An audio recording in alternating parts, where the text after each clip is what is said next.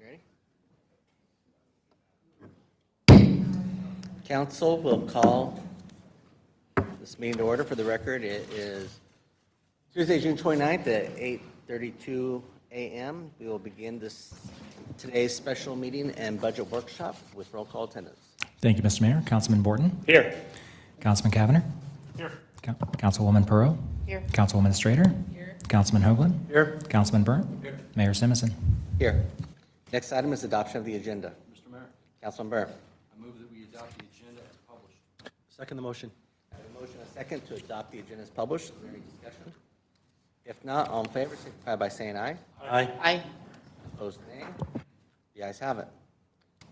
First item up is the consent agenda. Mr. Mayor, Councilman Burnt. I move that we adopt the consent agenda for the mayor to sign and for the clerk to attest. Mr. Mayor, second the motion. I have a motion and a second to adopt the consent agenda. Is there any discussion? If not, all in favor signify by saying aye. Aye. Aye. Opposed, nay. The ayes have it, and the consent agenda is adopted. There were no items moved to the consent agenda, or from the consent agenda, so we will move on to Department Commission reports. And the first item is number 10, which is the Fire Department fiscal year 2021 budget amendment in the amount of $10,000 for public education. And ask Pam to come forward.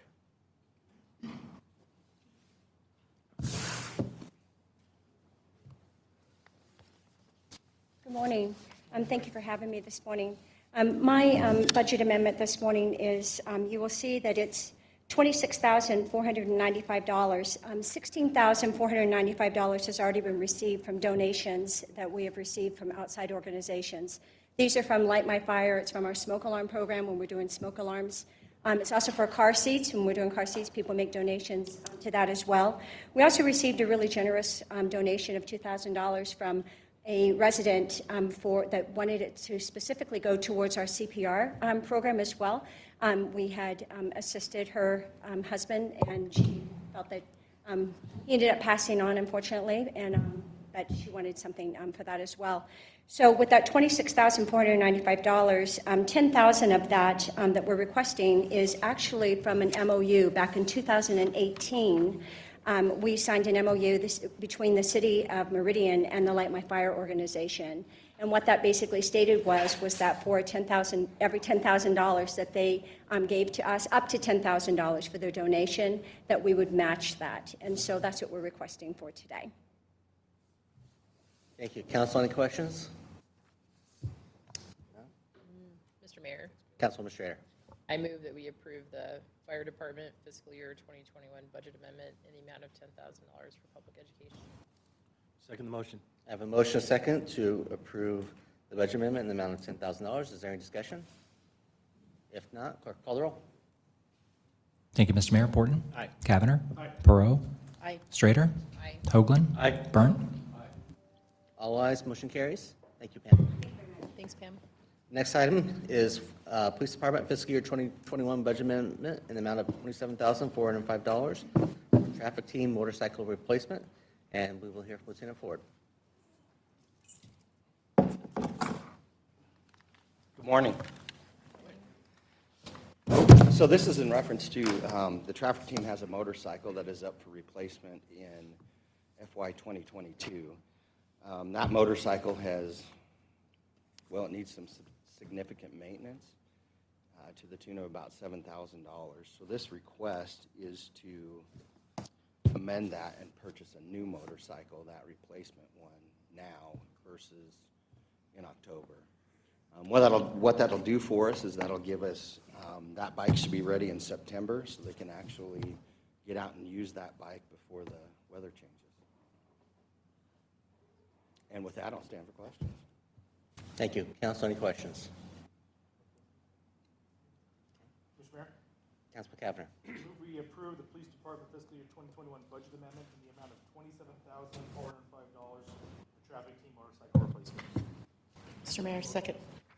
I have a motion and a second to approve item 11 in the amount of $27,405. Is there any discussion? If not, clerk will call the roll. Thank you, Mr. Mayor. Borton? Aye. Cavanagh? Aye. Perot? Aye. Strader? Aye. Hoagland? Aye. Burnt? Aye. All ayes, motion carries, and the item is agreed to. Thank you, Lieutenant. Next up, we have Parks and Recreation Department fiscal year 2021 budget amendment an amount of $13,360 for home court. Mr. Wyatt. Mr. Mayor and Council, thank you for having me this morning. On May 11th, there we go. Can everybody hear me now? On May 11th, council approved the conversion of 2 part-time positions to 1 full-time position at home court. At that time, we said we'd like to come back and do a second set of the conversion of 2 part-timers to a full-timer. Also, during the May 11th meeting, we noted that we had hired in the last 4 years 17 people in those positions. Between May 11th and now, we actually lost 2 more part-timers to full-time work, and now we have 2 positions that are open, and we're asking that that be converted over to a full-time position at this point. So with that, I will stand for questions. Council, any questions? Mr. Mayor, Councilman Pearl. I move that we approve the Parks and Recreation Department fiscal year 2021 budget amendment in the amount of $13,360 for home court staffing. Second the motion. I have a motion and a second. Is there any discussion? If not, clerk will call the roll. Thank you, Mr. Mayor. Borton? Aye. Cavanagh? Aye. Perot? Aye. Strater? Aye. Hoagland? Aye. Burnt?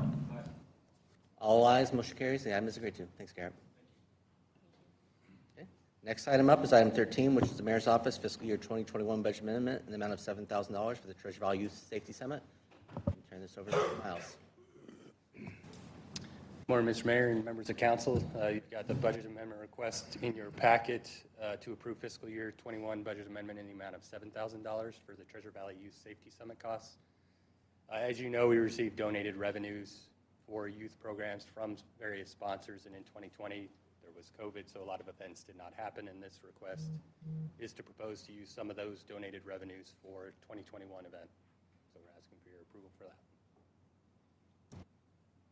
Council, any questions? Mr. Mayor, Councilman Borden. just one.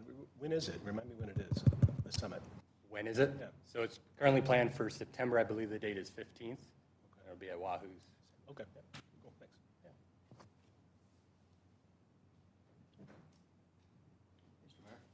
Councilman Burnt. I move that we approve fiscal year 2021 budget amendment in the amount of $7,000 for the Treasure Valley Youth Safety Summit. Second the motion. I have a motion and a second to approve item 14, the amount of $7,000. Is there any discussion? If not, clerk call the roll. Thank you, Mr. Mayor. Borton? Aye. Cavanagh? Aye. Perot? Aye. Strater? Aye. Hoagland? Aye. Burnt? All ayes, motion carries, and the item is agreed to. See how much fun these are when we just pull up these budget stuff and just keep voting aye on all of them? Let's keep going then.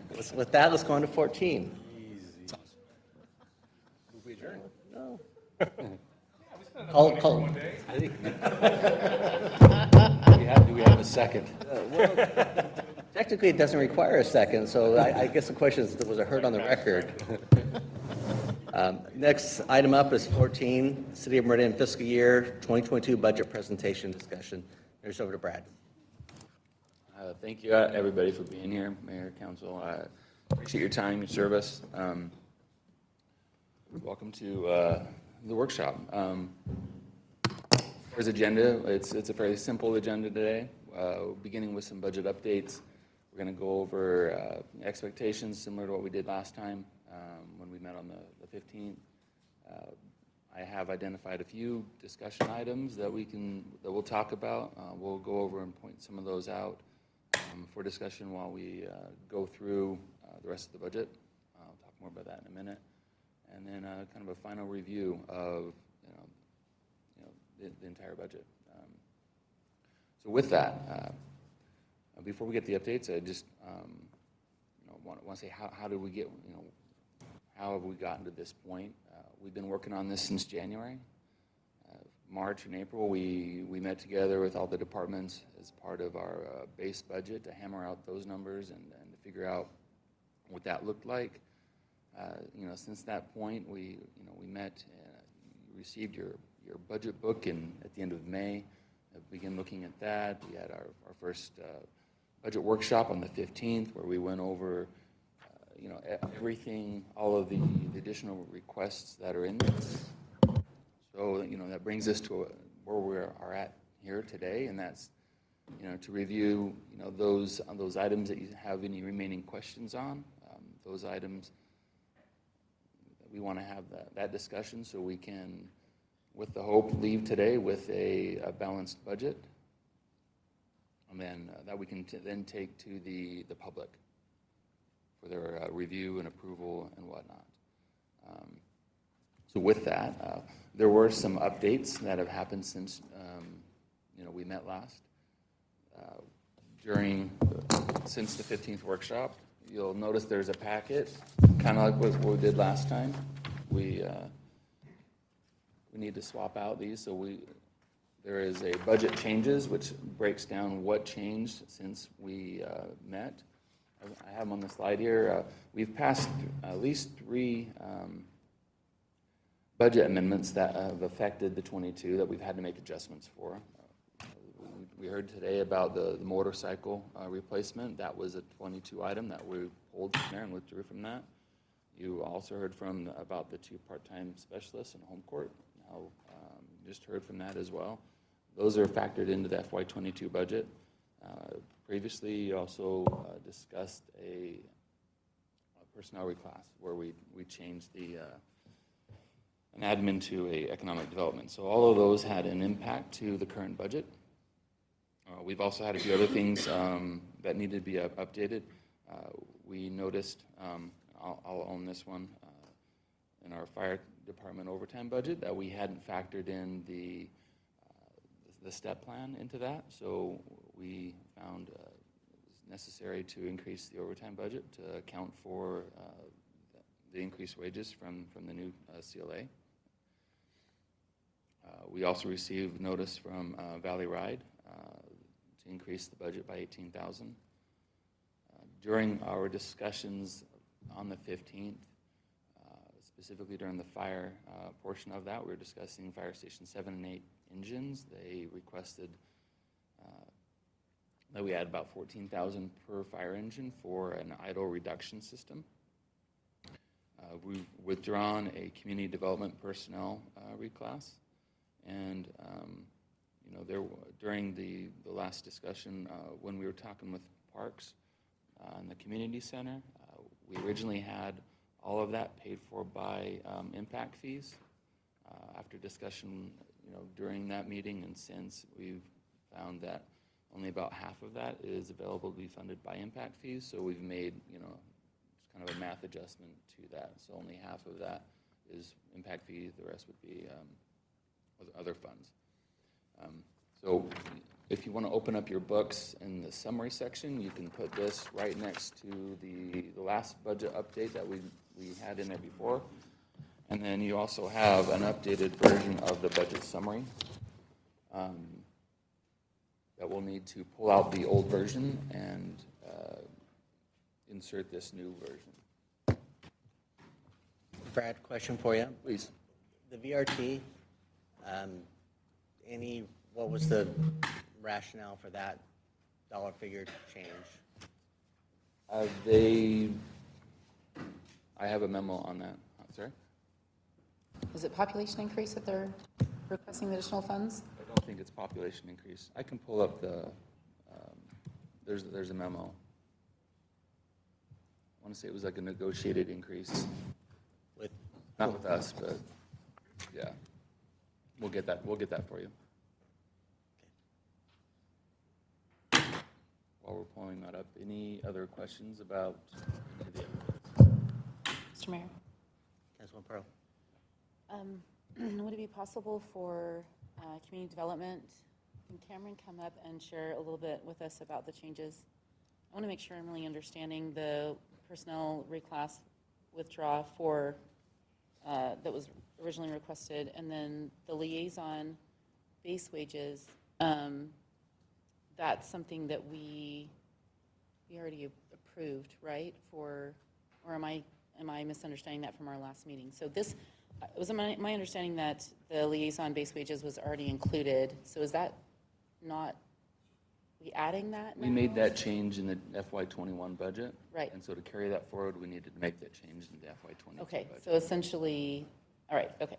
That's And what I the wanted to. personnel reclass, It's I not mean, in addition to what Right. we've already done. yeah, I mean, we passed it, but that did, passing it in 21 did have an impact on 22. So we had to reflect, the increased wages of that there.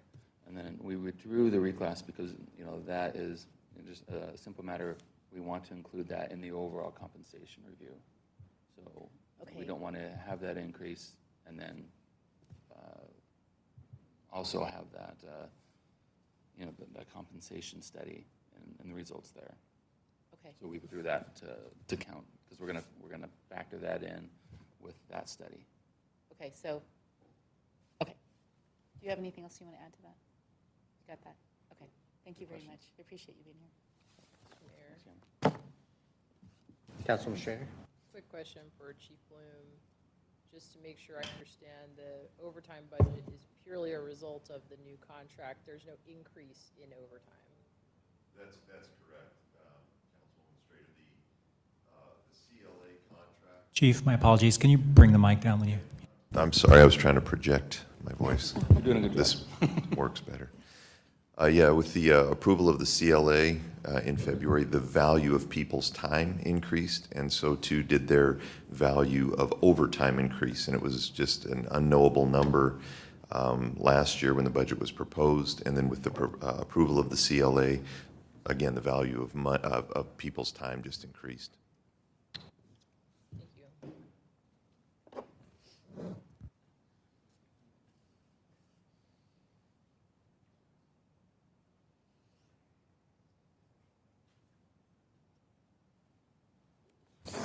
Mr. Mayor, Councilman Burnt? before we start, I meant to send an email with regard to this, but I forgot. So, but just wanted to give just a friendly reminder to council that in this budget process, especially today, that we can add stuff to the budget, all right? But when it's presented to the public, we can't add any more to it. Is that true? Yeah, you're setting the limit today. You're in question about anything, leave it in and take it out in August, let the community hear it, as compared to if you think the community wants it later, you're gonna take it out, you can't add it back in. Unless you do a budget amendment in the start of the next year. Good question, Councilman Byrne. Mayor, in answer to your question about VRT and that increase, basically, we received a memo where Valley Ride detailed the fact that COVID-19 had reduced the expected revenue they were anticipating to receive as a result of COVID-19, and which caused them to relook at the assessments with all the municipalities, and our portion of that change was $18,000. So do we, I guess, just from a pure feels, if they receive more revenue than they anticipate, do they rebate us back money? Sorry, I'm just. No, it's a good question. It's just a really random thing where when we talk about negotiations, I don't know that we have an agreement with Treasure Valley Partnership that says we will cover these costs. Is that anticipated? Just trying to get a good understanding. If I send a memo, can I get some more money? Does that help? Right. But just, we can leave that for now, but I would love before the end of the day to understand how we just get memos and increase budget line items Sure. from our partners. Mr. Mayor? Yeah. I'm opposed to not approving that as part of this budget, waiting to get some more information and then bringing that back later in front of council if that's, any thoughts by my fellow council members? Robert, just I would recommend, again, we put that as a consideration. The only reason I want to bring this as a consideration is Robert and Trey were talking about, you set your budget, and if you start pulling things out now, we can't add it back into our August presentation to the citizens. So if we leave it in there on public hearing night, you can say, let's have discussions for the next month. Todd, please remove it. I can easily remove it, and we don't have to renotice for 4 weeks.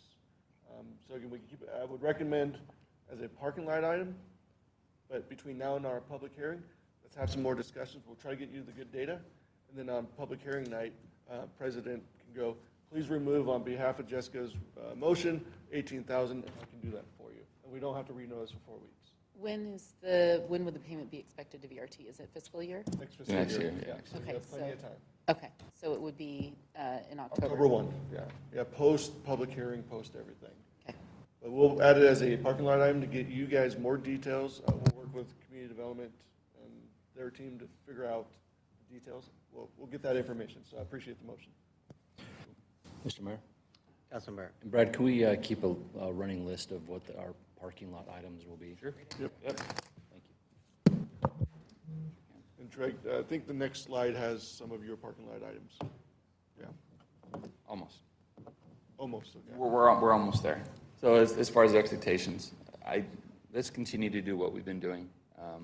We've pretty much covered everything that I wanted to say as far as, keeping things in and pulling it out, and having those discussions. But continue to engage us and engage, the departments, engage each other. Our end goal here today is to come out with a balanced FY21 budget, or 22 budget, sorry. And during that, I've highlighted there are at least 3. This isn't an all-inclusive list, and we'll address each of these items as we go through each of the funds. So, if there are more, like we said, the VRT, we'll add that as a discussion item to what we have here. But also, we've received emails since the 15th. There's been some discussion about at least these 3 items.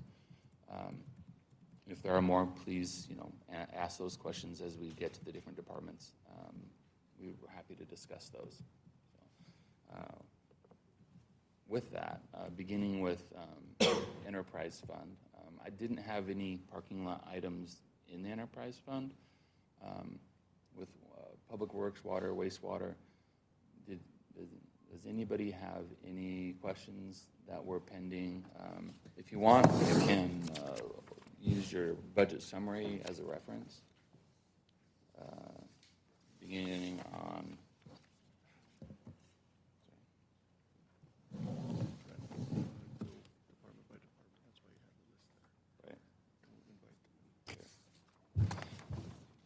beginning with Public Works. Are there any items in the Public Works that you have question on?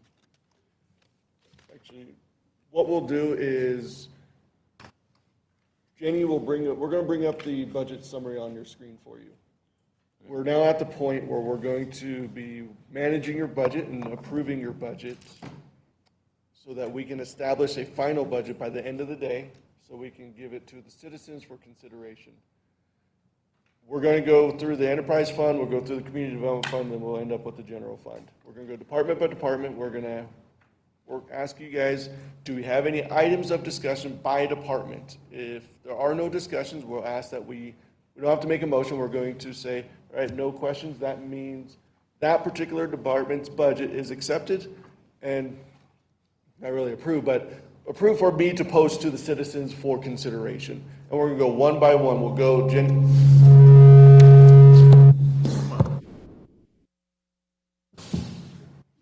Sorry. So we'll go one by one. Again, we've put the spreadsheet on the screen. Brad passed out your printed documents of the document up here. We're going to make the one on the screen a live change. So if there's any discussions, you need us to make changes live, we'll do that. We do have some parking lot items for the general fund, so we'll bring those up as we get to those departments.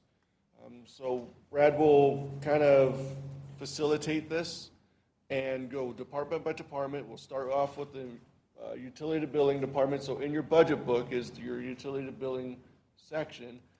Brad's going to work with you by department and go, what and if are there any questions for the utility billing department? If not, we move on to the next one and we consider that budget done, and we won't be touching that budget until our public hearing.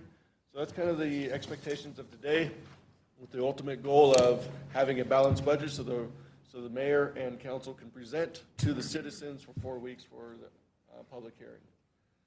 So again, with that, we'll hand it back over to Brad. Brad will walk you through each department by department and ask for dialogue, questions, and changes. Yes, Brad. A question real quick, since thought about it when we got to Public Works, but future funds that come in from ARPA, and once we know the rules and everything else that comes into play, is everything going to be dealt with as a budget amendment for those issues down the next fiscal year? Yes, Brad. We'll go ahead and deal with ARPA as a one-time budget amendment. They are one-time dollars, so they're not ongoing. So we'll handle those as budget amendments present it to you. We'll have many discussions with you guys to make sure that the projects that we are presenting to you in a budget form are the projects that you as a city want to do for the citizens. Thank you. Yeah, so no, great question, Randy. There's no ARPA money in here. We'll present that separately. Thank you, Brad. All right, so, beginning with utility billing. Do you have any questions? Any discussion items with that? Moving on to Public Works. Are there any discussion items to be brought up for the Public Works budget?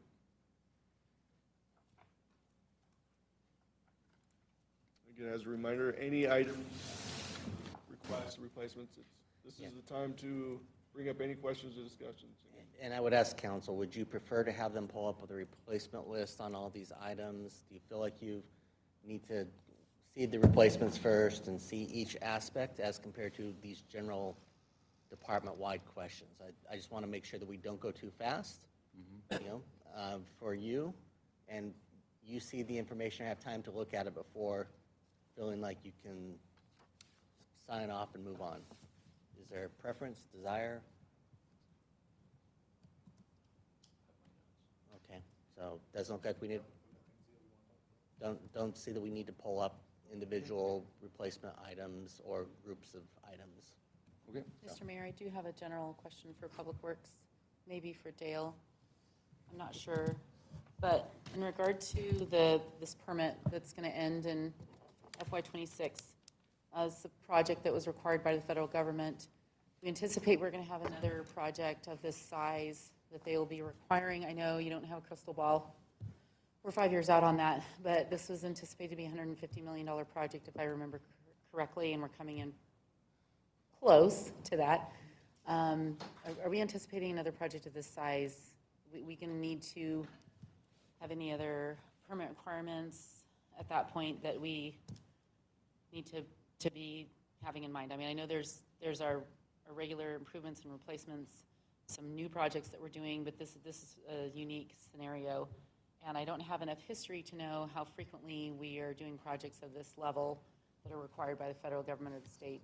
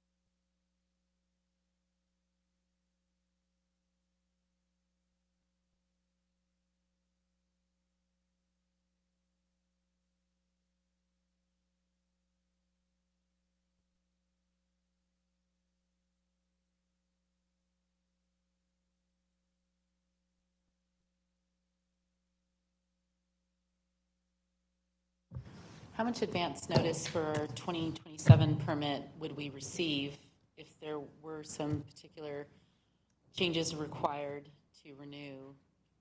Do we get a few years, or how does that?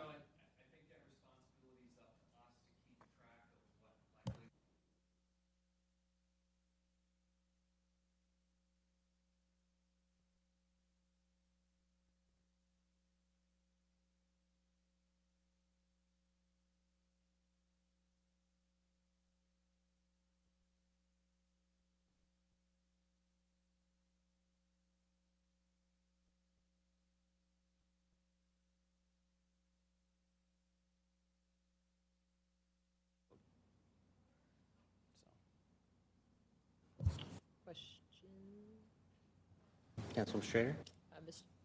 I think this may be for the mayor's office, but just was curious, so we're hearing a lot more from citizens around Meridian about water just as a concern, availability of water. I know speaking with Dale, we had done a report in the past about water availability, and was just curious, do you guys anticipate that being a potential use of ARPA funds, like a water conservation plan, or at least updating the study of how much water we have available? Is that something that you guys think could come as a budget amendment during the year? Is it a topic at this point? Just curious about that subject in general.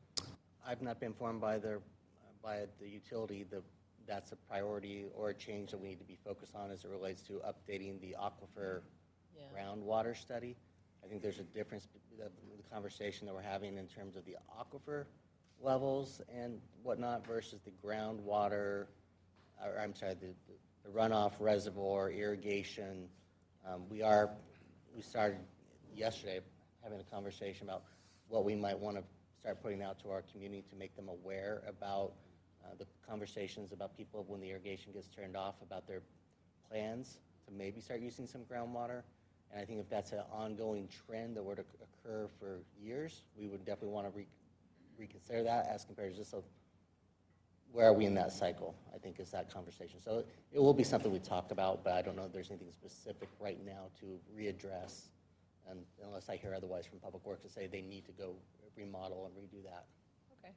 Yeah, thank you. I just appreciate the commentary. It's been kind of a hot topic, and seems like with the record-breaking drought in the West, that'll become something that people are concerned about. So there could be different ways to address that don't involve the budget, but I appreciate the feedback. Mr. Mayor. Councilman Pro. Along those lines, I believe it was in 2017, 2018, irrigation water was shut off in August pretty much all the districts shut it off. Are we able to gather any data from that about what the domestic water use was during those last 2 months of the summer that might help make that decision? I'm sure we have the ability to go and poll if we saw an increase in data of water consumption. Yeah, Mr. Mayor, Council, we watch that very closely. Meridian and the Valley here is very fortunate that we have a very good water supply. And a lot of what you're hearing is indeed surface water irrigation, reservoir storage and things that creates a concern. I believe we're about a week and a half away from kind of the first good projection on when irrigation companies may be challenged in the year. And it's anticipated that some will likely lose water before the October 15th traditional shutoff date. So we have had some experience with that. It's been somewhat limited. We do have a water conservation plan. We have a communication effort. It's aged but still appropriate. And we would look to conversations with our community regarding smart voluntary conservation efforts. The tendency for the majority of our customers, 85% are on surface irrigation supplied water for their lawn watering and things. And so hose draggers will be the first effort. There's a number of folks that'll be looking to permanently connect or attempt to connect to potable water. We don't allow that to the individual homes. That constitutes a cross-connection kind of problem and risk to our system. But we'll deal with those as they come on. But as I mentioned, we're very fortunate. We have a great water supply, and we're not approaching any concerns from the supply standpoint at this time. I think it's also good to point out, we have a unique water supply that not the rest of the Treasure Valley draws from. And at least what I see on Nextdoor, a lot of things, it's actually in areas that are outside of our aquifer that we pull from, and at much different levels. And Mr. Mayor, I wanted to say too, Idaho has a very robust water rights system, and, primarily first in time, first in right. So if there's one irrigation company that's talking about, we're going to cut off, doesn't necessarily mean that applies to everyone else because of the different timings and mechanisms in their water rights storage and ability to pull. So I know it's hard for people to understand that because it is a complex system, but yeah, it doesn't necessarily mean if one's going to cut off, then everybody's going to cut off then. As the director said, the Idaho Department of Water Resources is going to come out next week or so and talk about what they're seeing and have some data that will give us a much better idea. An interesting fact, our annual water consumption in the city of Meridian is equal to less than 3 days of the New York Canal flow. Surface water and irrigation and things, is a very significant water use compared to potable water. And this is a fact, we could probably have many interesting conversations about the real impacts of urbanization on irrigation water and how much potentially less water is actually needed for these purposes, but at the same time, water rights sometimes outplay other issues. I think those are for another day in a much larger context. Councilwoman Schrader. Yeah, I guess just one person's feedback, but I think it is a really important topic people are starting to worry about. We're starting to get feedback from people, so I know you guys are all over it, Dale, and it sounds like we're in a great position, but maybe a good topic for another day. But if in the future there's a need, if we're not resourced appropriately enough to tackle that, I know you guys could come back to us. I think we all share the view of how important our water supplies are, not just for us, but even for we have neighboring county properties that are running into some issues and stuff too. So I just thought it was worth bringing up while the Public Works team was here. Appreciate it. I agree, and I've not seen any Meridian resident make comments, but I've seen Ada County residents in unincorporated pockets in the primary conversation topic, but yes. Great conversation. Any other thoughts, questions on Public Works? Mr. Mayor? Councilman Pro. No questions. I just wanted to say thank you for getting all the information to us since the last hearing. Lots of emails that came through, lots of information that came through. Really appreciate that. That was exceptionally helpful. Moving on to water. I know we've just been discussing that. Is there any lingering or any further discussion on the water department?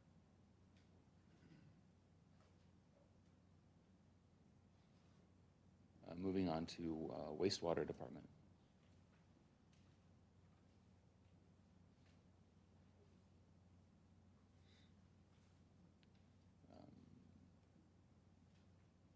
That would be the entire enterprise fund. Okay, moving forward to our community development. Let's shift over there. Thank you to Public Works. I guess you're welcome to stick around if you'd like to, if there's other things coming up.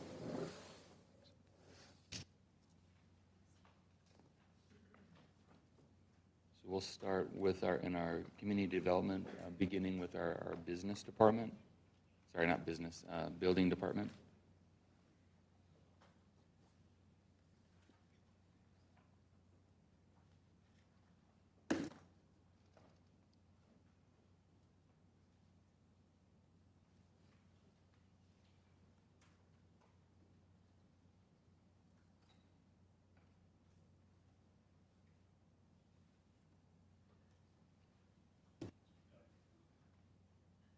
Mr. Mayor, Councilman Borton? to the theme of the tentatively adopted budget from today is the max, and at the public hearing, we may vet things and remove things or not down the road. If it changes the ultimate number, I would ask that the personnel reclassification be included and not withdrawn, understanding it might be withdrawn at the final budget hearing. So add that back to include it, so it's included? Would you be comfortable the number just added to the market study number at the front of the budget?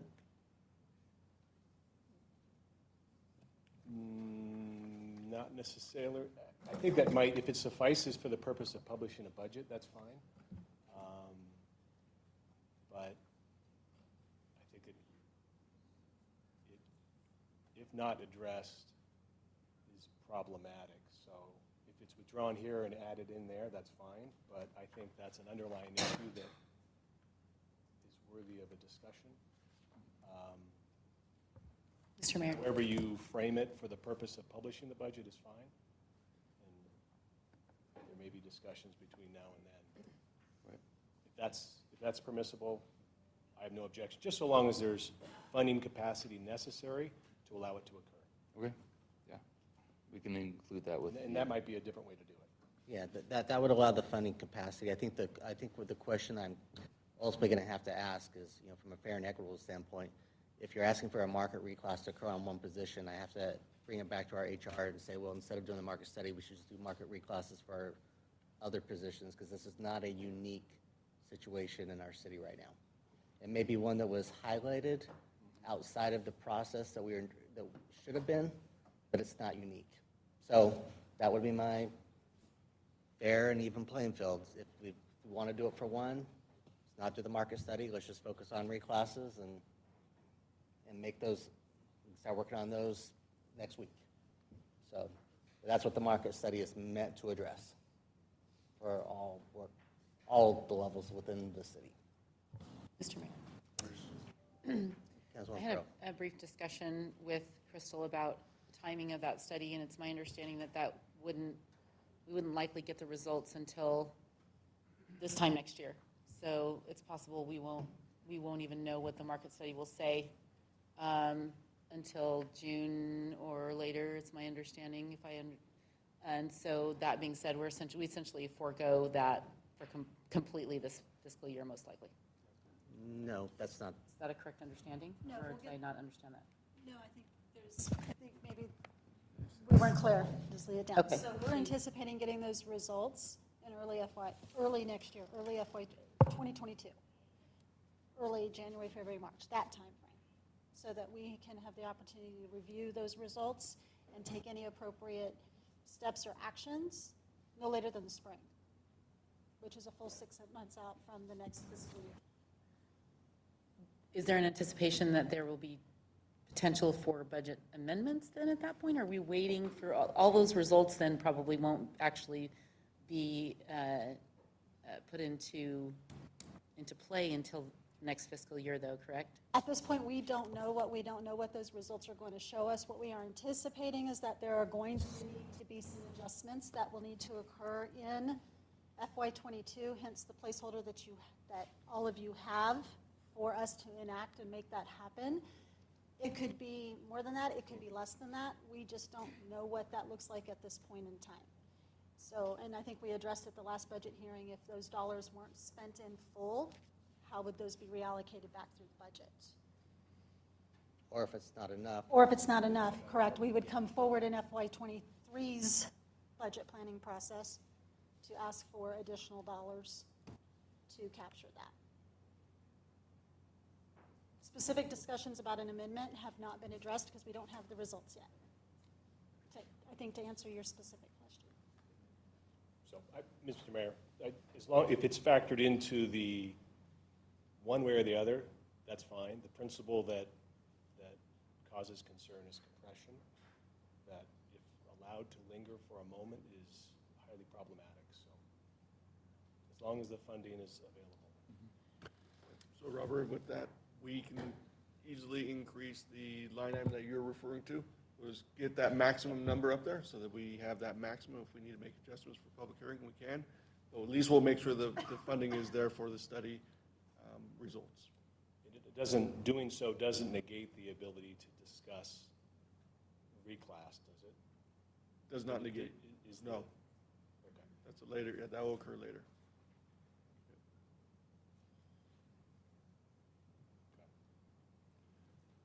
So with that, we'll go ahead and increase the line item on the screen by the, was it 7,000 something?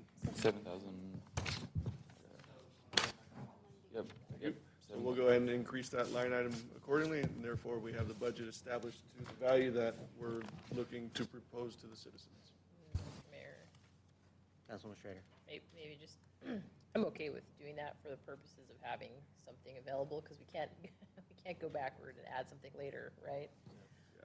But I guess I will just say, to sort of make some exceptional reclassification outside of our normal process, I would need to hear really strong justification from both the director, which I don't feel that I've heard, and from the head of HR, which I don't think I'm hearing that message yet. So I just want to say that would be my concern at the next I hearing. think it's, from my standpoint, I won't do it for one unless we have a valid reason to do it for all the other ones that are out there.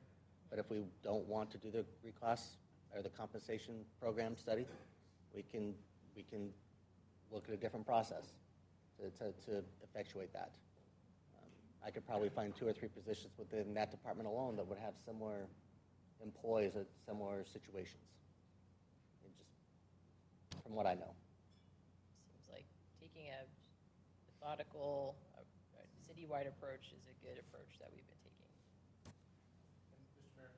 Yes, McCaffrey. Councilman Strader's point, that's the direction council has previously provided. We're doing the compensation study because that's the direction the council said we want us to go.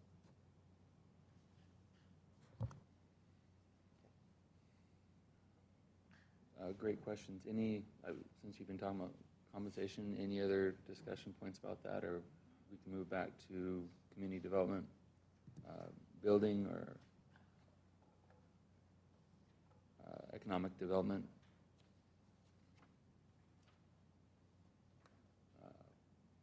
Planning, or our administration, thank you, Crystal, department? Or as a whole, or community development, any other further discussions on community development?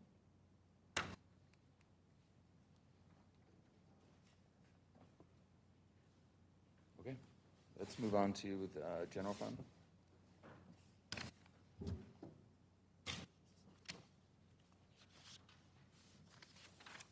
And we'll just go department by department as we've done. And if you have any discussion items when we get that department, please bring it up, engage us so we can have those, continued discussions. Beginning with city clerks.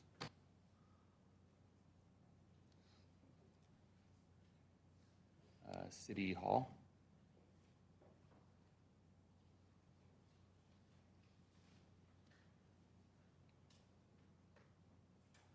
City Council. Give it just another. I'll give you some more time.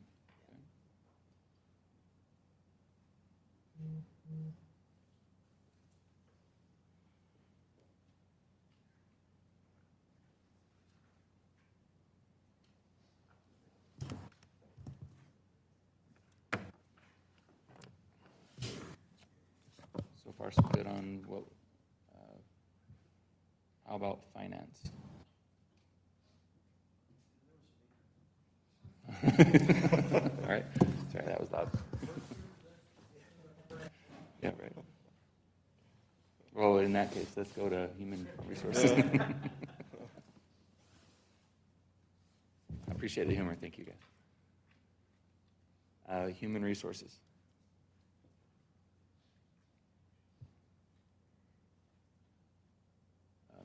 Our IT department budget.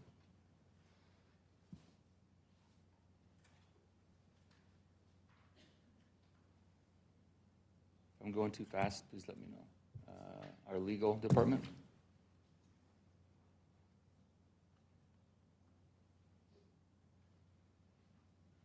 How about the mayor's office? Mr. Capper. I did have one question in the mayor's office budget. It looks like we've got about $11,000 for MIAC to go to DC as part of National League of Cities. I know at one point historically they were raising money to cover that trip, and I don't know if that's there as a placeholder, and the intention is that MIAC's gonna fundraise for that, or if it's the council or the city that's gonna be covering those travel and NLC-related expenses. I'll ask Dave to come forward. I was under the impression that was taken out of the budget, but if it's not, then we'll figure it out. I may, and Mr. Mayor, I may very well have misread this.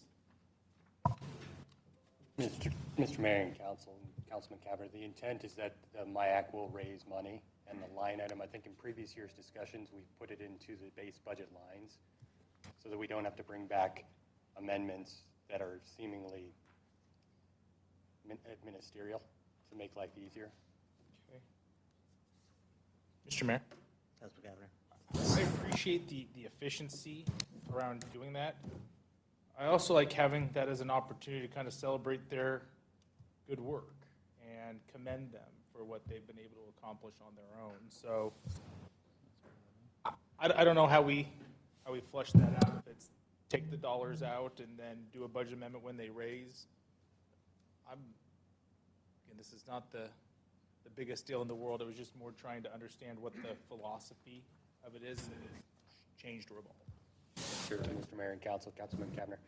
Happy to do it either way. I think we've heard in the past conversation about why are we bringing smaller amendments to council to try and save some efficiencies, but we can also bring it through amendments if that's the preference. We can also make sure that we celebrate and find ways to bring MIAC, regardless of whether or not it's through an amendment, bring them forward and give annual, semi-annual reports, and I know those are things that we're working on through program improvements. Okay.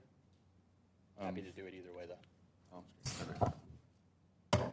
You'll see that the total amount for that is about $10,000. Mr. Mayor? Councilman Schrader.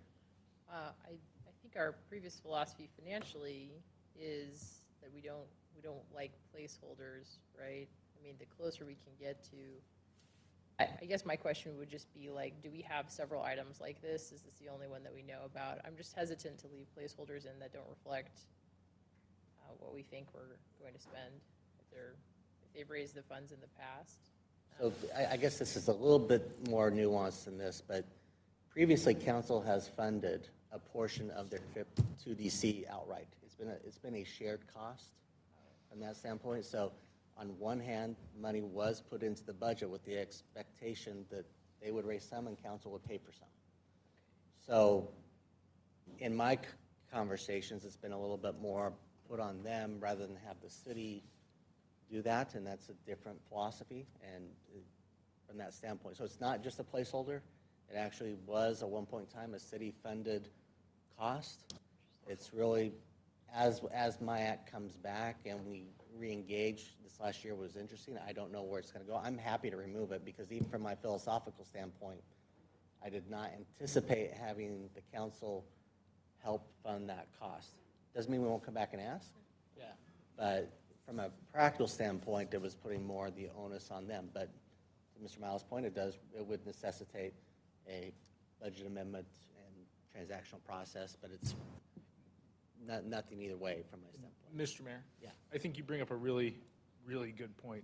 Even if the funds are removed, that's not the council saying we're not interested in helping to support those financial endeavors.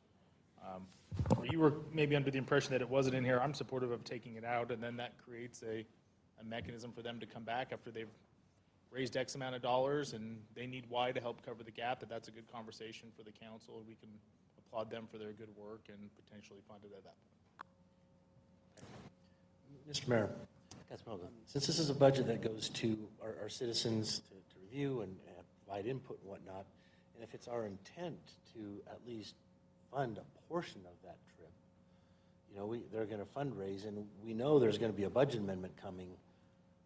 Should we not at least show half of it in there? I mean, to take it completely out, though, you know, does that lead to less transparency? You know, so that's my only struggle with it is, I get the point of not having it in there, but if we're going to do a budget amendment, because it related to this, do we have some item in there to show that we are funding a portion of it? If you were to do that, I would say you remove the students and you leave in the chaperone and the other costs. I mean, that's really, the chaperone and those costs are stuff that the city is paid for from that standpoint.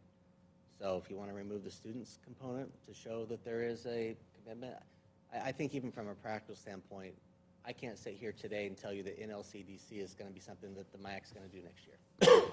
I can't commit that we'll have the time, energy, interest, that that's what we will do, how we will invest our time in them and their program. But again, COVID really put some different challenges around things, and when you come back, you have to redefine sometimes what you do and why. So, happy if you want to leave in the chaperone and those costs, because those would be costs that would be incurred by the city. We would, you know, that has, but if you want to remove the student portion, that's fine. Mayor? To that point, it might be even more transparent having a budget amendment. An individual request coming back, agendized, this gets lost perhaps in a big binder, but if they come back, you know, at a date in the future and make an ask, that's really public.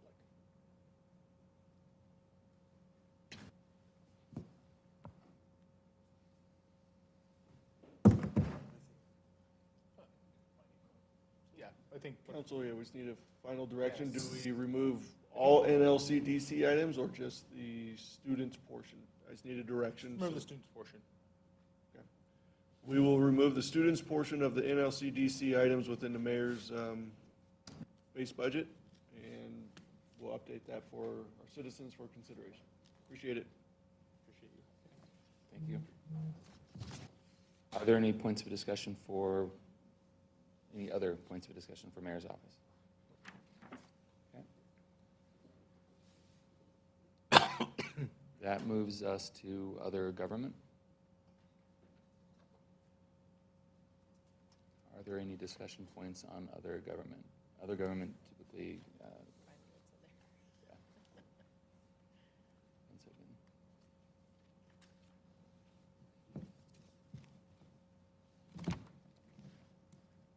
If you have the budget summary open, you can, you know, there are some items that are listed as other government.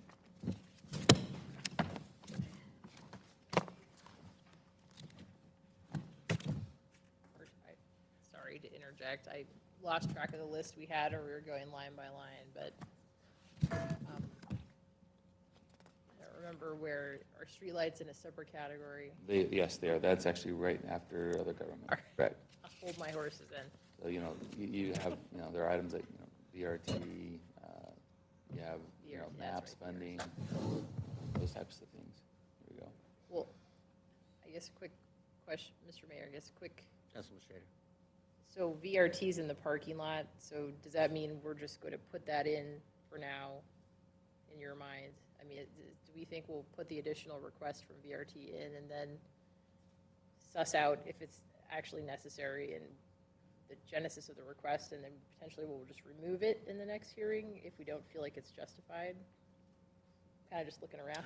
Mr. Mayor, at least how I understood is that we've got, looks like maybe 4 or 5 parking lot items already that I think maybe we will invest some greater time in this hearing to kind of discuss and noodle through. It may still stay on and it may come out later, but there were, I think for the sake of efficiency, rather than jumping in the weeds on each particular thing, putting those on the parking lot list that we discussed maybe a little bit later on this morning or this afternoon. Yeah.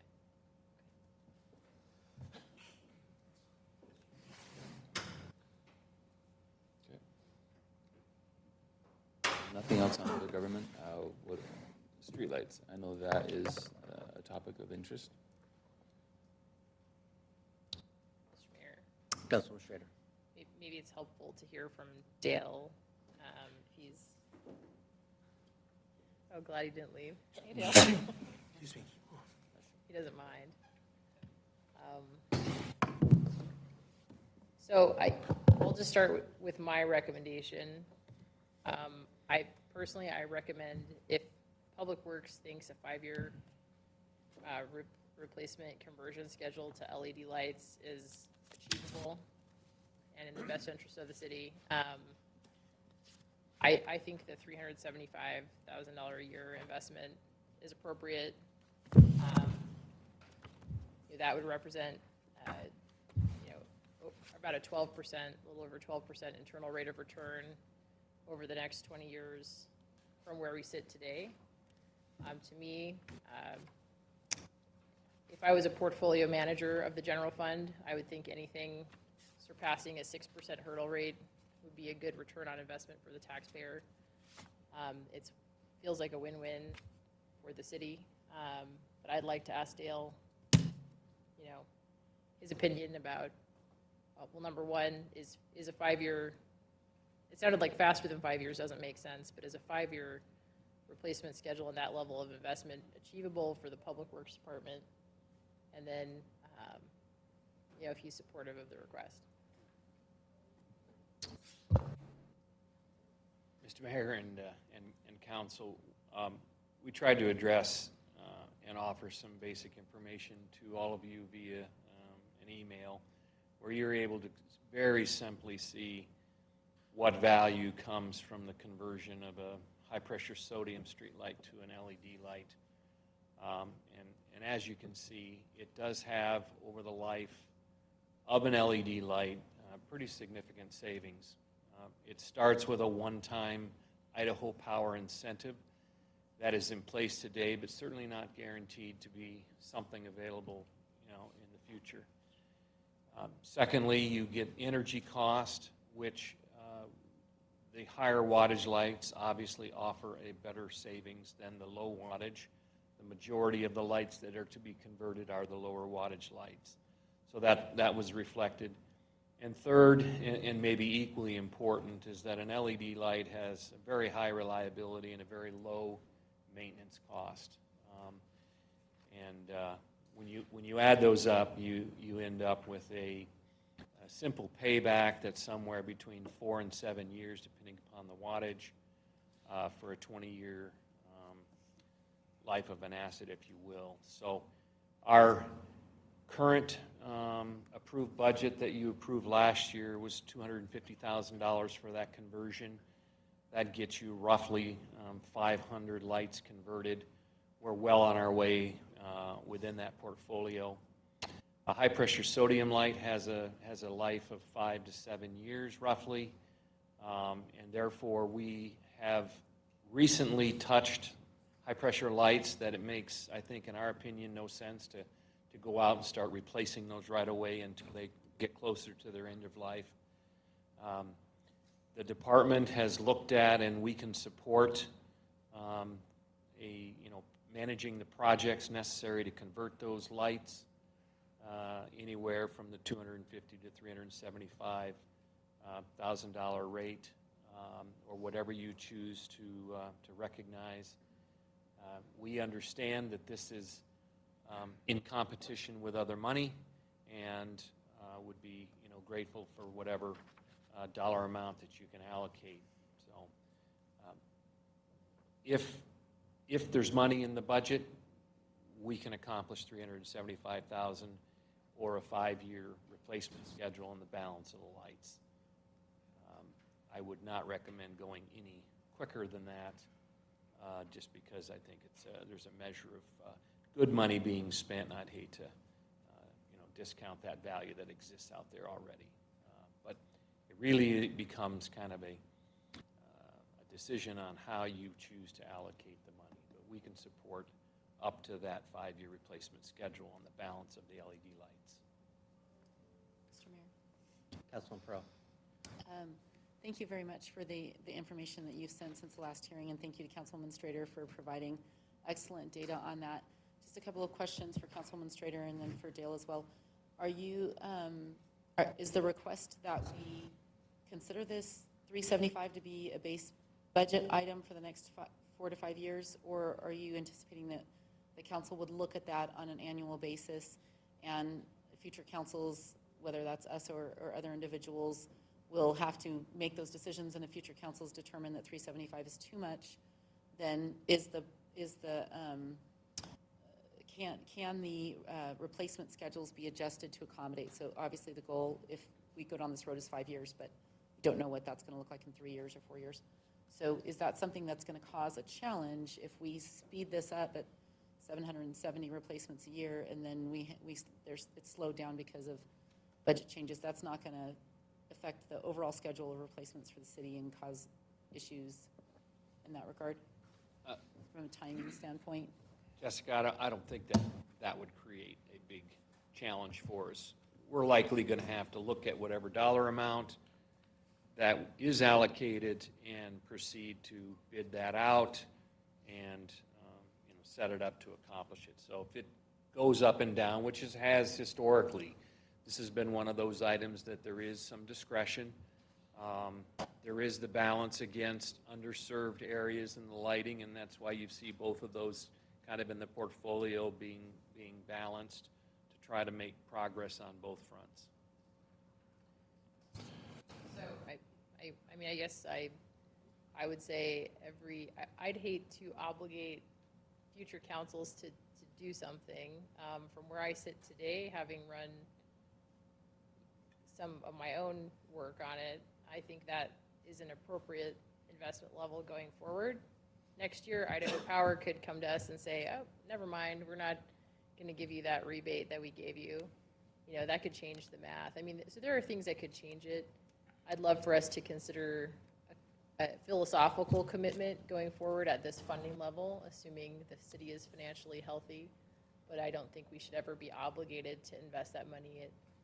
We should consider each investment, I think, at the time, if it's appropriate and still makes sense for us. But from where we sit today, that investment level, I would think, would be a very appropriate investment level for the city, in my opinion.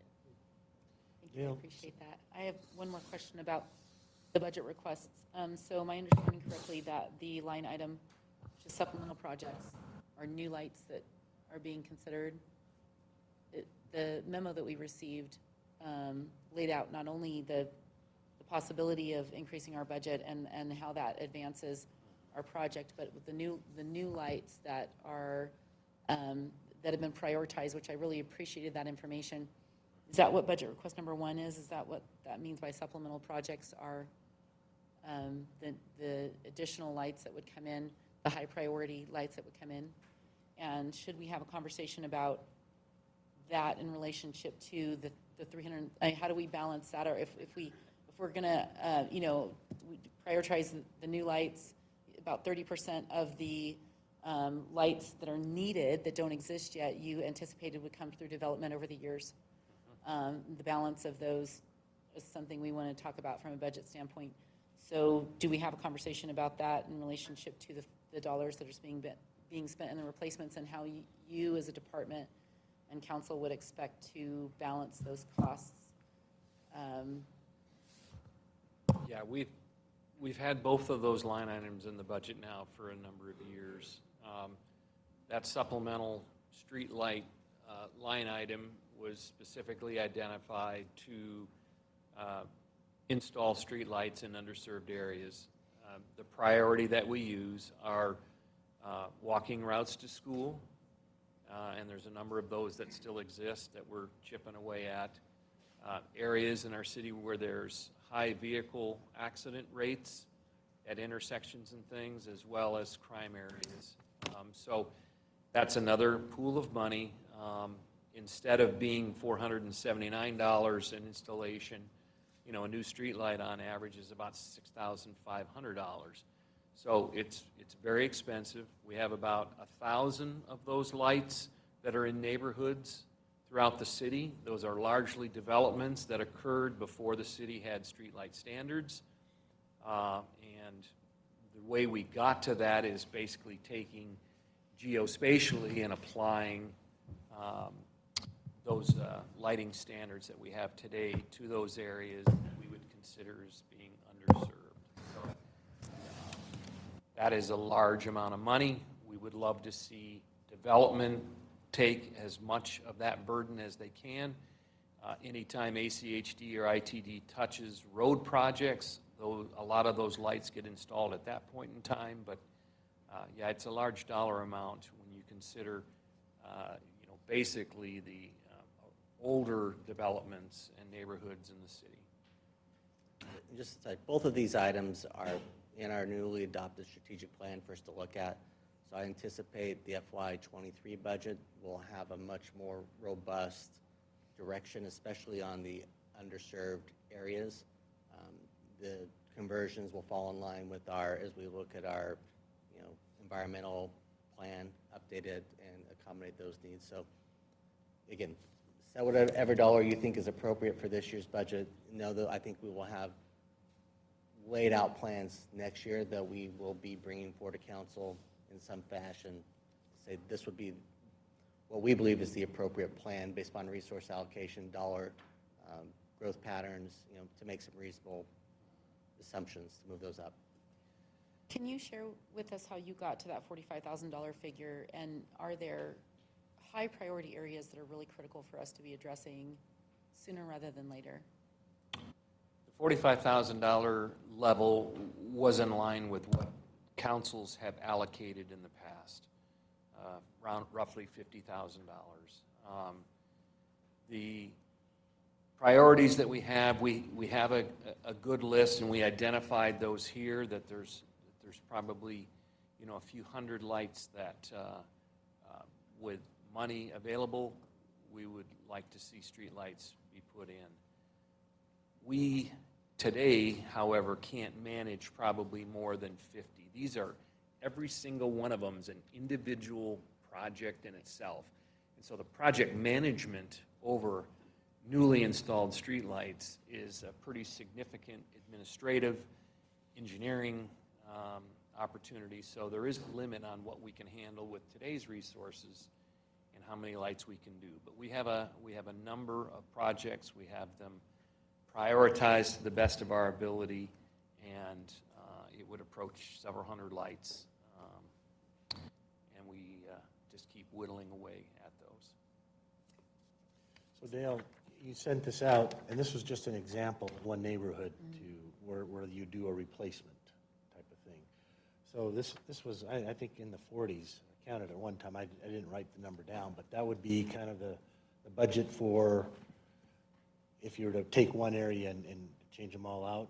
So do you take it by area, or are there other higher priorities that you follow, like Franklin Road and Cherry or whatever? At this point in time, we're not taking them by necessarily areas, but rather those definitions. So if we have walking routes to school that are not adequately illuminated, those are the highest priorities. Our utility coordinator, Al Christie, he works and gets information and statistics from the highway safety and find out where we have accidents. We're talking to our police department to determine where we have high crime areas where a better illumination could improve that situation. So from those, then we generate our priority list. That happened to be an example, Brad, because we have an older neighborhood which is under-illuminated compared to today's standards. It also had arterial roads that are going to be redone, Linder, and so that's an example of how we're going to look to highway organizations to bring lighting in there, as well as had underdeveloped or non-developed properties where the developer, at the time they do get developed, will be asked to and requested to put in street lights. So that was just a kind of snapshot of an example. Yeah, and it was a good example. I wanted to go back to the chart you'd sent out with the light conversion and the number of lights and the different scenarios and the annual investment. And when I looked at $250,000 and compared that to $375,000 annual investment, and in our budget we have $75,000. And the years to complete and how many lights per year, 20-year cost, 20-year savings. It got interesting, where the difference between the 250 and the 375 were down to about 390,000 in savings. The delta was very close, just under $400,000. And then you talked to me one time about the ability to do all the work. We add more. And in my mind too, I'm also thinking as we grow their LEDs, the percentage of, high-pressure sodium is shrinking as a percentage within the city, and we do the replacements. To me, I thought a good balance would be the $250,000, just based on savings and return. And is the 375 doing 770 lights per year? Do we have that capability based on the contract, and as opposed to 481 a year if we went 250? Well, first off, Brad, we don't do any of this work in-house. We do the project management aspects and the planning, and these are subcontracted efforts. So if you're asking me, do we feel like we have the ability to subcontract and bid the work out for either of those levels of work, I would say yes, we do. There's a number of organizations that do this kind of work, and we have our traditional maintenance contract with Berry Electric. They do a lot of this work, but even today we're forced to go out and get other bids and get other contractors involved. So we have that capability to bid that out and secure whatever level of work we want to get done. Good. Brad, maybe a question, or it's part of how I wrap my head around it too, right? So the savings is close, but what you do also have though is that sort of time value of money aspect of you have a good investment today, and if you accelerate those savings and pull them forward, that's why the kind of return to the city is higher. I was curious, what do we get as a return in general on our general fund dollars that we have today? I imagine it's. Are you referring to our investments? Yeah. So right now, I think it's 1.52 on our state bond fund. And then the pool is not very much. As with everybody, the interest rate on that is very low because it's a much more liquid account as opposed to our long-term bond investment. So that's kind of what we're getting right now is I think it's 1.52 or something. Last month was 1.7, I believe. Yeah. So because Councilwoman Streeter's or Perot's point, there's a pool of money and there are multiple priorities, but it's a marketplace of ideas. If we have other alternative investments that would return more, to the taxpayer, I'd be all ears. I think if you have an investment that stands alone that gives you that kind of a return to the taxpayer, and that's the kind of hurdle you're getting in your general fund dollar investments, to me, it would make sense if it's to your point, if it can be accomplished, and it sounds like it can be, because they look close, but I think it does make a big difference. Yeah, and my only concern on this, I completely understand the return on investment in that. I mean, the numbers are there.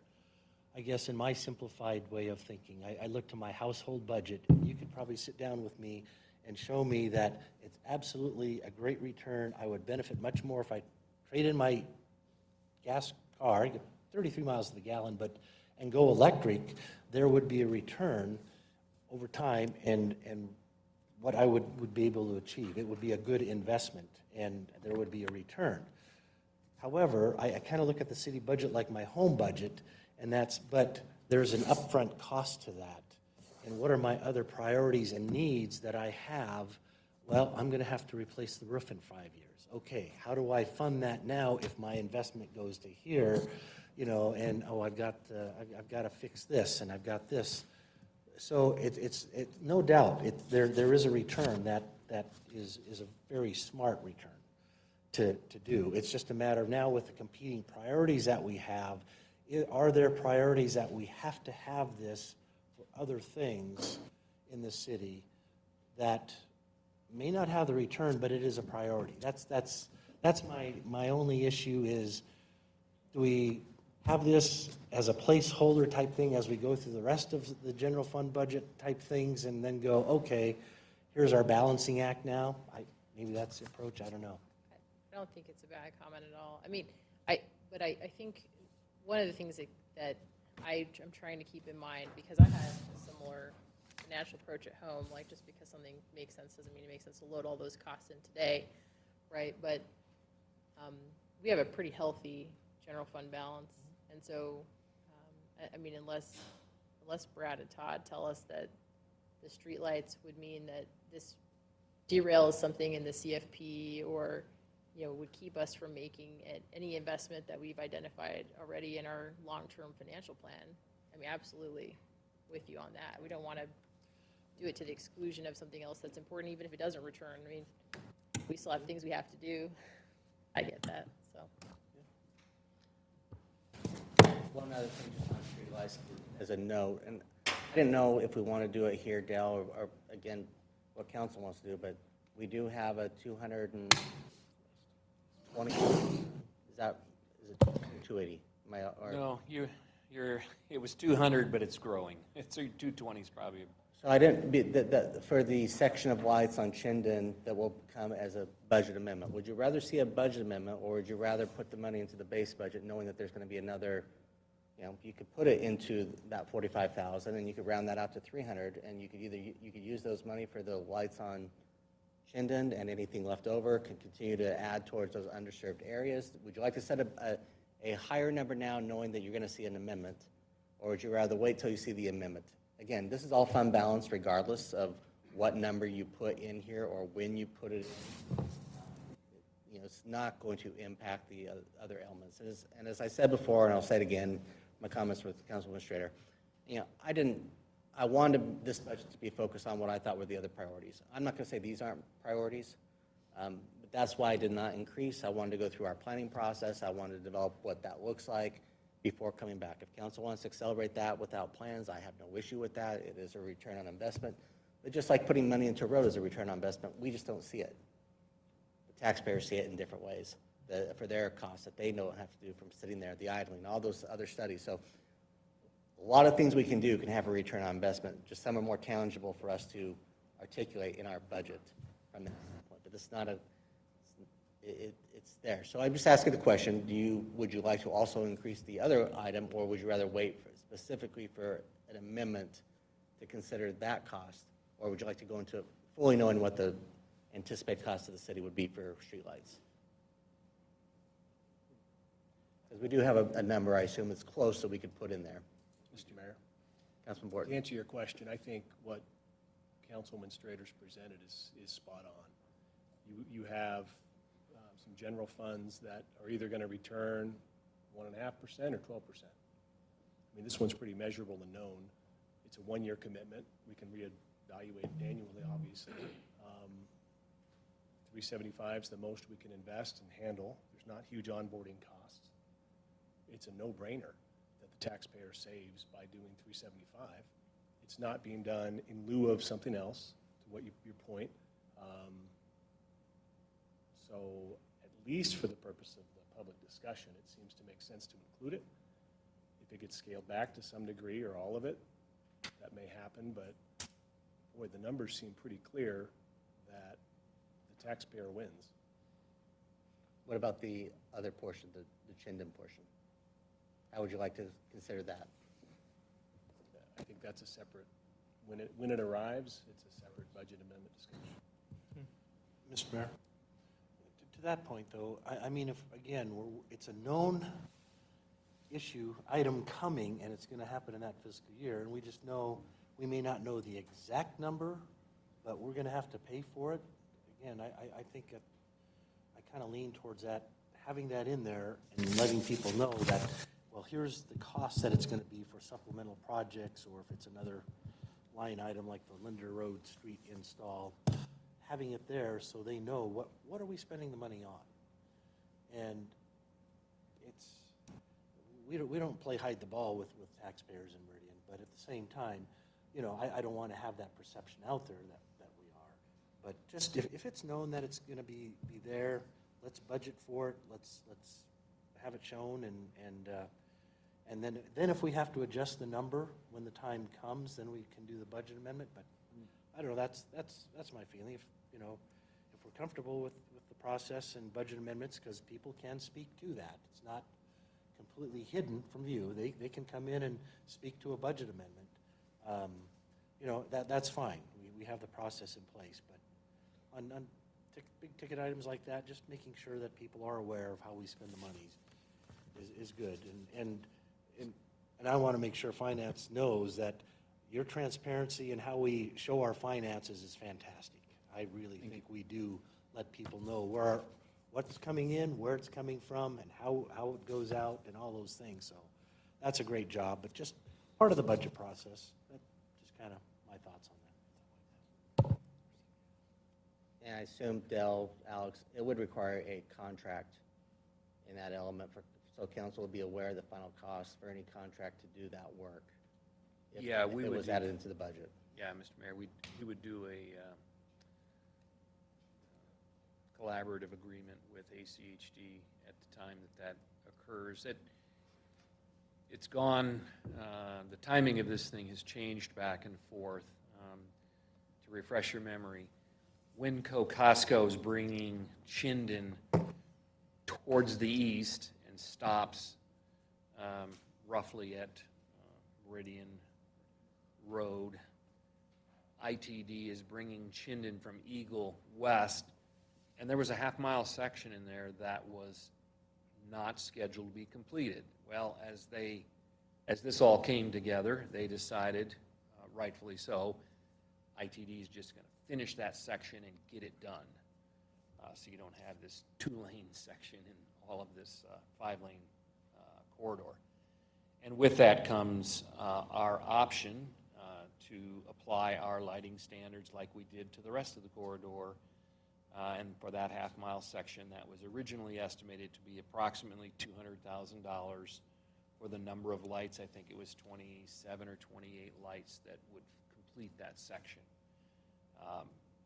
We're seeing some cost inflation on that, and I would probably plug in a $220,000 estimate as a placeholder if that's what you were going to do. I think it's as close as, when the time comes, which now looks like it'll be sometime next fall, to sign that agreement and make that commitment, we would bring forward an amendment for your consideration to where you could either agree to that or agree to hold.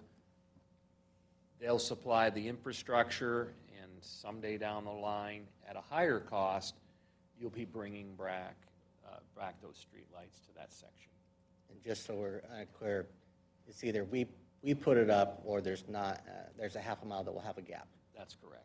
So I guess if there's a conversation about whether or not we are going to do it, I guess we could have that conversation, but it's really, where do you want the money? Do you want it now? Do you want it later? What do you think is the most appropriate place for the money to exist?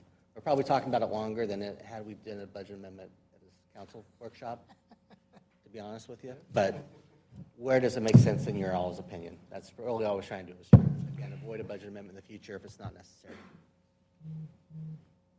Mr. Mayor, Councilman Perot. I appreciate both of the perspectives from my fellow council members and can understand the benefits of both processes. I think I'm leaning more towards Councilman Hoagland's thoughts regarding just being upfront and having that as a placeholder that's there. Public can reference it. We do have an estimated amount. I don't see necessarily a downside in us doing that. So that would be my thoughts on it. Mr. Mayor, Councilman Scher. just so I understand, maybe hopefully I'm tracking. So, I guess my view would be that 375 is a separate and strong reason to do it on its own. These additional lights likely make a ton of sense to do. I guess my only question, and maybe what lends it more to a budget amendment than putting it in, and I'm not sure I have a huge preference either way, but I guess my question would be, is this all subject to like ITD's timing and things in their control, because they do have a tendency to take their time? Yeah. does it make sense to put it in as a separate line item here, or does it make more sense as a budget amendment because the amount might change, the timing could change dramatically, and it's not really within our control, some of those aspects? This whole project has been accelerated, so the fact that we're talking about it as a potential of this year's amendment or an early amendment next year represents an acceleration of the time frame. We believe ITD is committed and progressing. They're in design, and I believe it's going to happen. It's just whether or not when this agreement would come to place in likely October, November, as opposed to right now. Would that be October, November of the next fiscal year? 2022. Okay. This fall. 2021 this fall. Fiscal year 2022. Yeah, yes. October of 2021. October 2021. So this year for practical purposes, calendar. not the next year thing threw me for a loop. Okay. 2 months after I retire.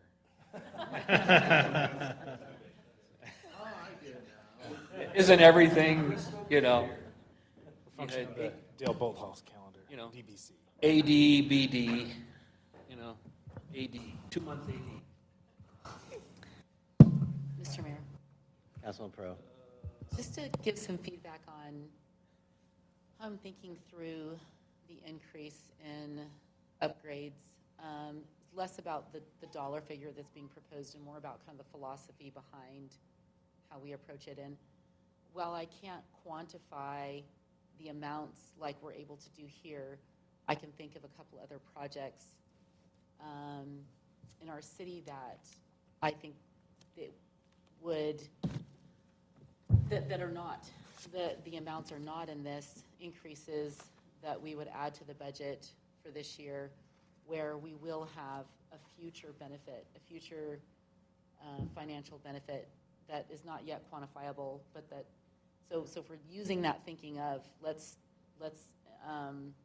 move up the cost contribution to this line item with the anticipation that there's going to be a return, a quantifiable return. Can we use that same thinking in other departments? Are we using that same thinking in other departments? And I think that's a conversation that I'd like to have. And as an example, as the Parks liaison, I feel like the speed at which we invest in our capital projects in the golf course is a significantly important conversation because that there will be quicker returns. We'll have anticipated that we'll have increased rounds, increased season pass sales, increased sales in the restaurant. So if we're going to use this manner of thinking about this particular item, I want to have that same manner of thinking about some of the other items that we're considering. So while we can't yet quantify how that will look for the golf course because we're not far enough along yet, I just want to make sure that we're thinking that way about other items that we have in this budget. So. Mayor, council members, thank you for your comments, everybody. Just for some direction on at least the streetlights topic, are you seeking to increase the LED upgrade from 75 to 375, or are we allocating something to like Chinden, an amount? So that my request, and unclear, I don't know if we're gonna vote on it, how we need to do it, but my request would be to increase the future upgrade to LED line item from 75,000 to 375,000. Okay. Is the request. And Chinden, I think, is a separate amendment that could come at that time, or we could put it in here as a separate item. I don't have a ton of energy either way. In a perfect world, I look at all of these decisions that way. That's just me. I mean, it's just because of, my professional background, but there are some things you can't quantify, and that, so we have to always strike that balance. But I don't think that that's a discussion that we couldn't or shouldn't have, personally. I mean, I think if the Parks Department, comes before us with, like, Plan A is invest this in irrigation, and here's the payback period for the city, and Plan B is we dribble this money out over 5 years, and here's what that investment looks like. Like, I love it when things can be scoped out like that. I mean, I'd love to have that discussion. Mr. Mayor. And I'll just say, I think when it comes to that, I think those are conversations I've had with the director about, they've got to make those determinations, working with the impacts. We could shut down the golf course for a year and just do it all. But is that what we want to do? Or do you want to close 3 holes at a time? I mean, those are all those kind of conversations that will, I think, help determine that factor. But it's not a matter of whether or not we can afford it. It's about what's the appropriate way to do the improvements and the investment in that conversation. So for the purpose of this budget, though, that's why we just left what was in the CFP at this point in time. But as they do more work, I'm absolutely open to those modifications if they make sense. No reason not to consider them, would be my estimation, because there's nothing that is going to be, we don't have to delay anything to make those conversations right now. Mr. Mayor, let's Councilman make a Burke. quick decision. Let's make a real quick decision, like 2-second decision. Are we going to increase the budget to 375,000, or are we going to? Just do that one first. Okay, so let's make that quick decision real quick. Yes. Thank you. And Dale, Yes. It's in. There we go, 375. 375. Next decision. we're line 2, correct? Line 2. Line 190. So change the upgrade to LED from 75 to 375, correct? Yeah. Okay. 300,000 increase. Yeah. My That's question. the same as your 75, though. Right? 75 goes to 375. Just put a 3 on top of that. Just a 3 in front of it. Perfect. Real small number. Dale, my question for the Chinden project, because I think Councilman Strader brought up a good point, is, yes, they're going to start the process this fall. Will we need that funding in fiscal year '22, or we may need it? Because if it's a may, maybe the budget amendment process is the right way to go for that. We may have needed it in fiscal year '21. I believe we're quite confident we will need it in fiscal year '22. Okay. And what I would just, from my philosophy, put the money in so we get it off our books, for the lack of a better term, so we know it's going to be spent, rather than, because this is not a CFP item. It's not hanging out in the CFP saying, oh, we're going to spend 200,000. It's just one of those things that comes in. This at least identifies what it is, and we can take it off of our. Mayor, do you want it in? I think it's cleaner for us to help do it that way. What's the figure you want it? 220, if that's what Public Works says. 220? Are we comfortable as a group to add it 220? Okay, then, yes. Yes. Perfect. Any other streetlights items? Are we good with that? All right. Brad, let's keep this 375 street like as a parking lot item, not necessarily for today, but maybe. Is a parking, stay a parking Yeah. lot. Okay. Parking lot item for when? For later? So we have 2 items in a month or 2. Cool. All right. Mr. Mayor, can we take a break? Yeah, I think we're at a good breaking point. Yeah. Yep. Tomorrow? Midnight? You can come back tomorrow. Midnight? We're all good. You said I'd come back. Yeah, you got some clients? Yeah, you're gone.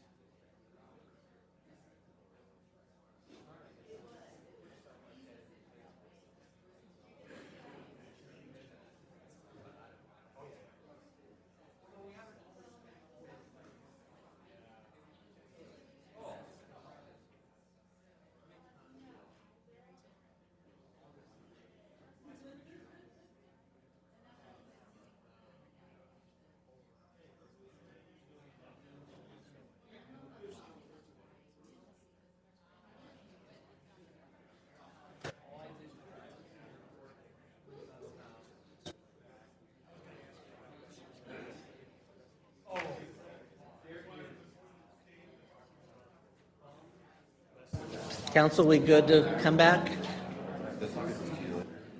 Yep. Moving on, fire department, any questions? No questions? It stays in the budget. Oh, can't hear. Got some questions.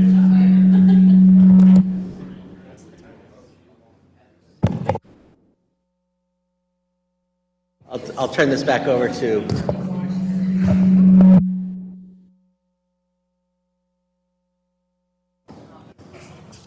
Turn this back over to. I don't think it's the phone. We're figuring it out.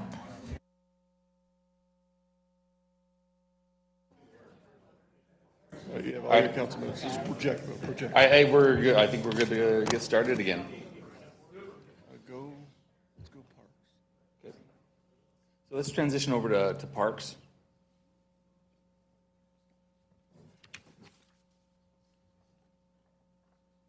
Whether you use the budget summary or in the parks section. Do we have any questions, discussion items that we need to bring up for any of the parks related budget?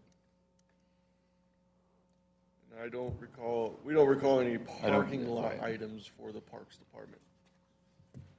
Just to confirm, from what I remember, the second phase of Discovery Park was a 2-year funding commitment.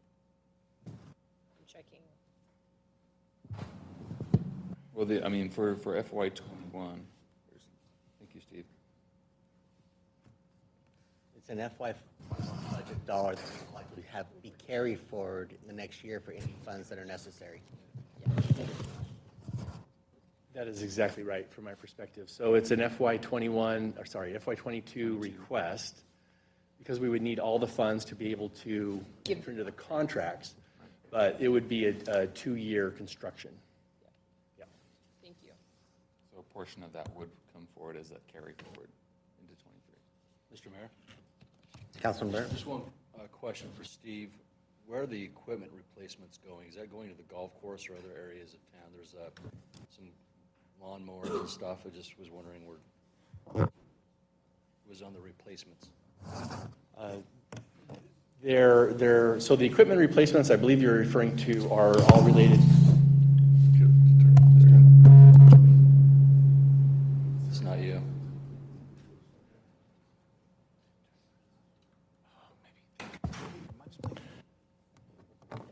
These are for the Parks Department, not for the golf course. The golf course does have equipment replacement items, but they are separate. Got it. That's my question. You nailed it. You read my mind. Councilman Cavanagh? Maybe for Todd or Brad, just want to make sure I'm doing my math right. When we look at the replacements and the budget requests that are non-impact fee related, my number comes to about 1.3 million, and that's all general fund revenue. Am I doing my math right? I will have to we can do the math real quick to confirm that, but I did not add that up quickly. Yeah, Mr. Mayor, Councilmember Pro is asking for me to repeat my question, just that I just want to make sure when I'm doing my math right. When we look at the replacements, that's easy, $517,000 in replacement costs. And then when I look at the budget requests that are non-impact fee eligible, I think I get another $825,000. Which means about $1.34 million. And again, if I'm tracking that all right, I believe that all will come from the general fund. We can confirm that for you. Right. Thank you. We'll do the math.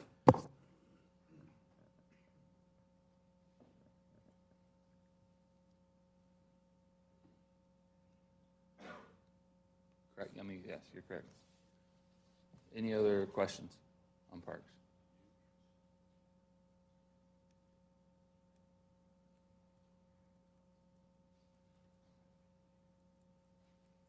Okay.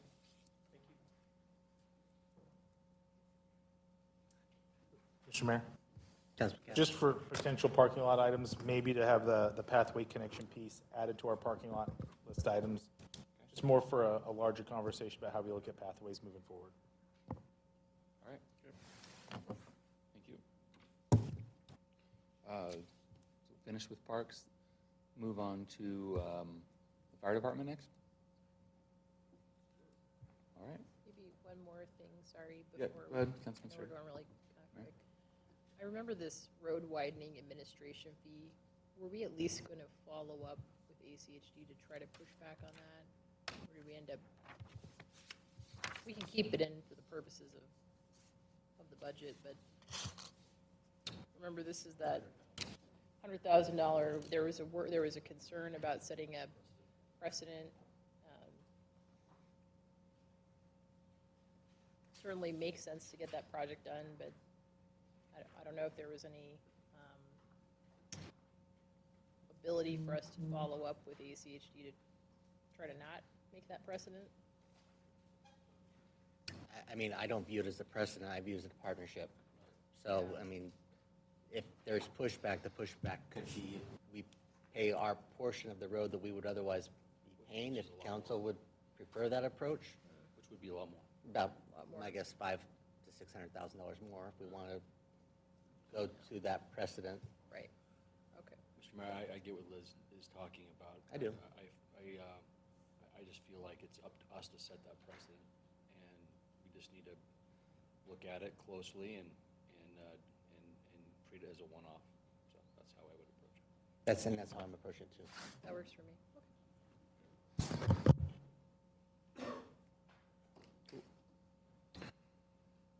All right, fire department then, unless there's any other questions on parks. Okay. What discussion items do you guys want to discuss on fire? We had the parking lot items for fire station 7 and 8. Is that something you want to discuss? I'll let you go. Is there anything before Station 7A? Let's start with that. Because after that, I think the chief might have some information he wanted to share.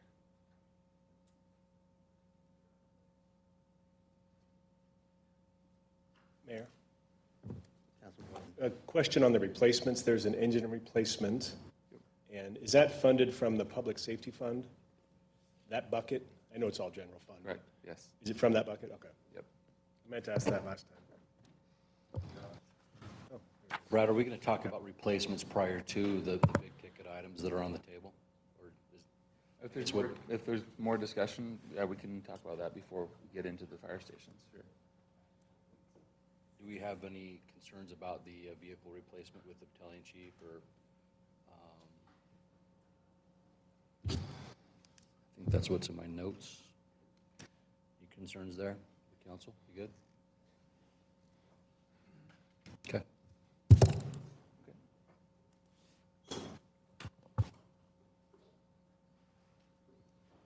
Chief, turn it over to you for 7 and 8 information. Yeah, is there any, thank you, Mr. Mayor and council, do you guys have any questions regarding the 7 and 8? Were you going to share? Or what, and I absolutely can, if that's going to, well, again, I don't want to waste, if you guys feel like that your questions are answered, I don't want to waste the council's time, but we can absolutely have a discussion regarding the response times, the entitlements that have been approved and are in planning or through planning in those areas of station impact, proposed stations impact. Chief, question for you.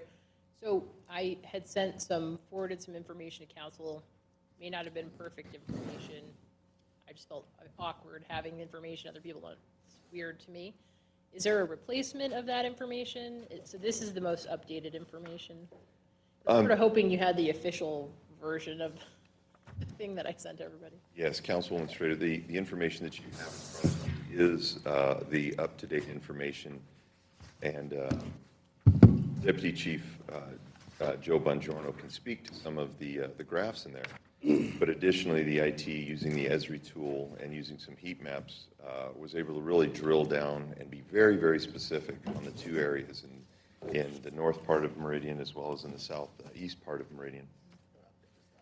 And I'm sorry, Chris, would you be able to please pull those two maps up? These two maps were presented or given to me yesterday afternoon.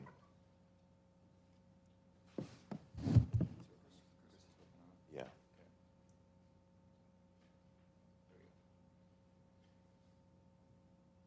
Okay, and so working with the mayor, just to try and get a very, very clear and specific, that's not convoluted and doesn't develop a false narrative. It shows those existing entitlements in the development outside of the 5-minute response area and very clearly illustrates those homes, residential homes that have been approved or are in planning in those areas that would be adversely impacted by our current response time. And so, sorry, it's just, if you don't mind, I just want to help people as I'm also, this is a new version, I think, that I haven't seen. So, okay, so this is entitled, just so I understand, this is entitled development, already approved, so they have, as of right, they can build now, or have built both. So this is development that exists now, and entitled development, I'm assuming it's color-coded, but I can't see. I can't see that far away. Which color is which? Chris, are we able to zoom into that legend in the top left of that? Yeah, thank you.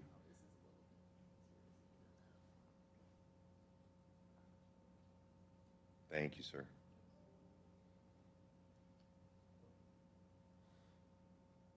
This is a little confusing. So 680, maybe we had a little hiccup there. It doesn't make sense. 686 units existing, but it doesn't say any planned, so I'm assuming that's just, is 686 the total from running the info, or? Joe, do you? Yeah, I mean, I don't, sorry, Mr. Mayor and Council, I don't think that is These aren't correct.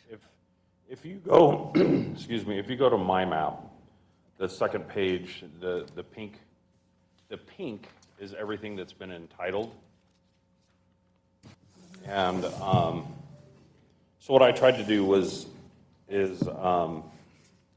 so everything in pink, this is the development map that you have, and the pink on that one shows everything that's been entitled. That's stuff that's already been through the city, like Apex, some of the other developments that have been through the city already. And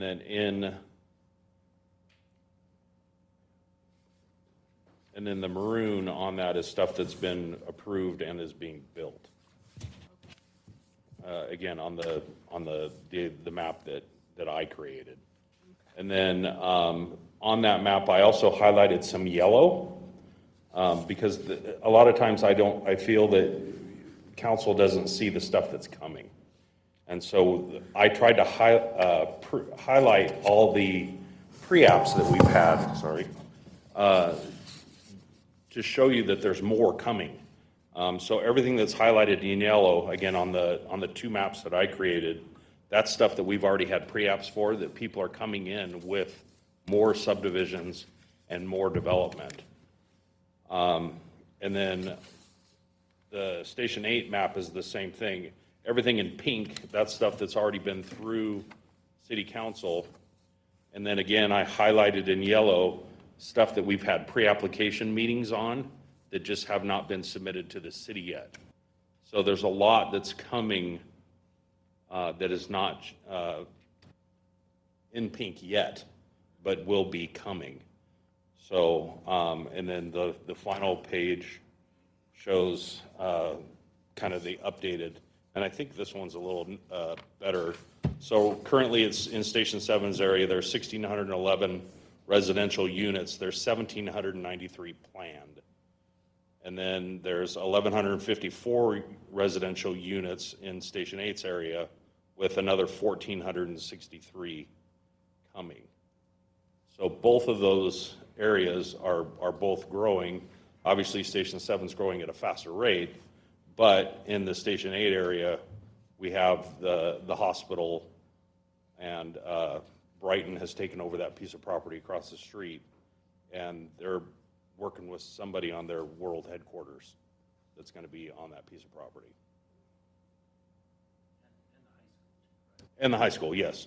That was the other big thing, is currently right now that the whole high school, my subdivision, the Oaks, all of that is outside of our response time. So anything, and that's what we're working with right now, is all the developers trying to develop around the high school to get their stuff in. You know, the LDS Church wants to put their seminary building in. There's a bunch of apartments that we've pre-apped on. We've met with Matt Adams, and he's working with that whole east side of the school that they're trying to develop. And then I know for a fact that Coal Valley Christian has bought 20 or 40 acres. Mark Bottles bought a bunch of land. So there's going to be another school coming in the future as well. So, oh, thank you, Chris. So that's the pink is everything that's been entitled. The yellow is the stuff that I could think of that we've pre-apped on. And then the green shows where our response times are currently.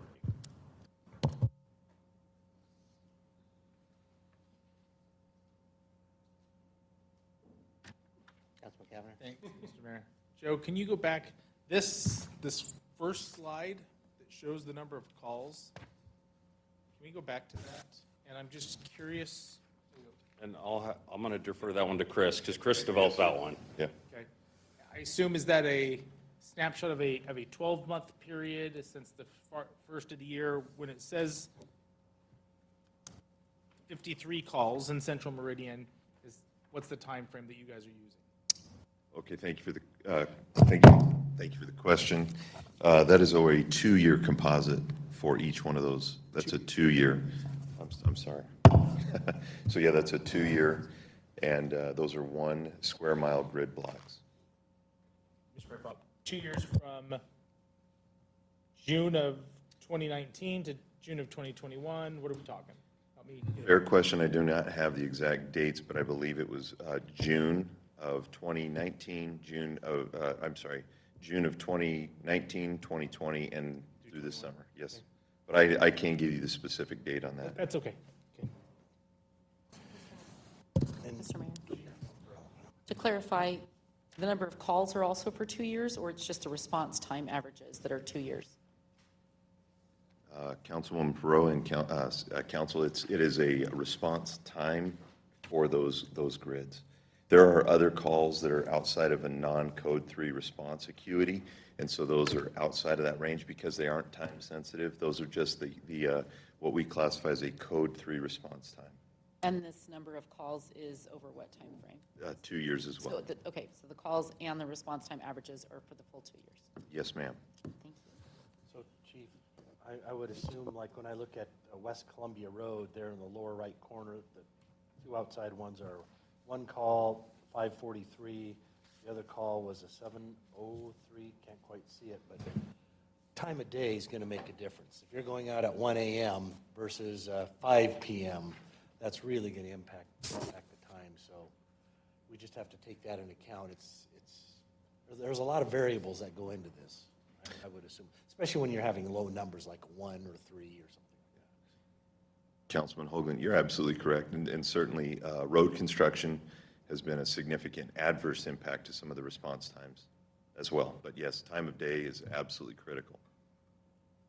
Chief, does this include, some of the properties on the east side, if Boise Fire Department or another station is closed and they also show up, is this the response time for our side? Because we've heard of those safety situations where you have to have two vehicles there or enough personnel. Councilwoman Strader and Council, yes, that's absolutely correct. Because of the Joint Powers Agreement and with automatic aid that exists in the valley, this is only for the city of Meridian's units that have responded, but absolutely if a Boise fire apparatus was closer, they would have responded into our area or in any of the other areas in the periphery. Mr. Mayor. Councilman Pro. Mr. Bongiorno, would you go over those numbers again for each of the slides, starting with page 2? Could you share with us, you had the completed units and anticipated or entitled units. Can you give us those numbers again? Page 2 and page 3, or slide 2 and slide 3. As far as, I don't have numbers, I just have the areas that have been entitled. You want to know how many are in each area? Yes, you read off some numbers. Oh, that was on the last slide, Chris? Yeah, you read off some numbers that specified how many. Yeah, that was on the last slide. Properties were right there. So currently in those areas, and this was just updated, this is updated information from Brian McClure in Community Development and with our GIS people. So it's 1,671 residential units that reside currently in Station 7's area. There's another 1,793 planned. That would be the pink entitled that are shown on the other maps.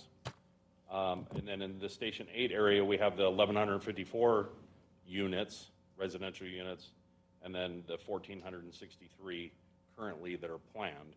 And then that's why I highlighted some of that other stuff to show that there's more coming that we've pre-apped on that just haven't hit the city yet as an application.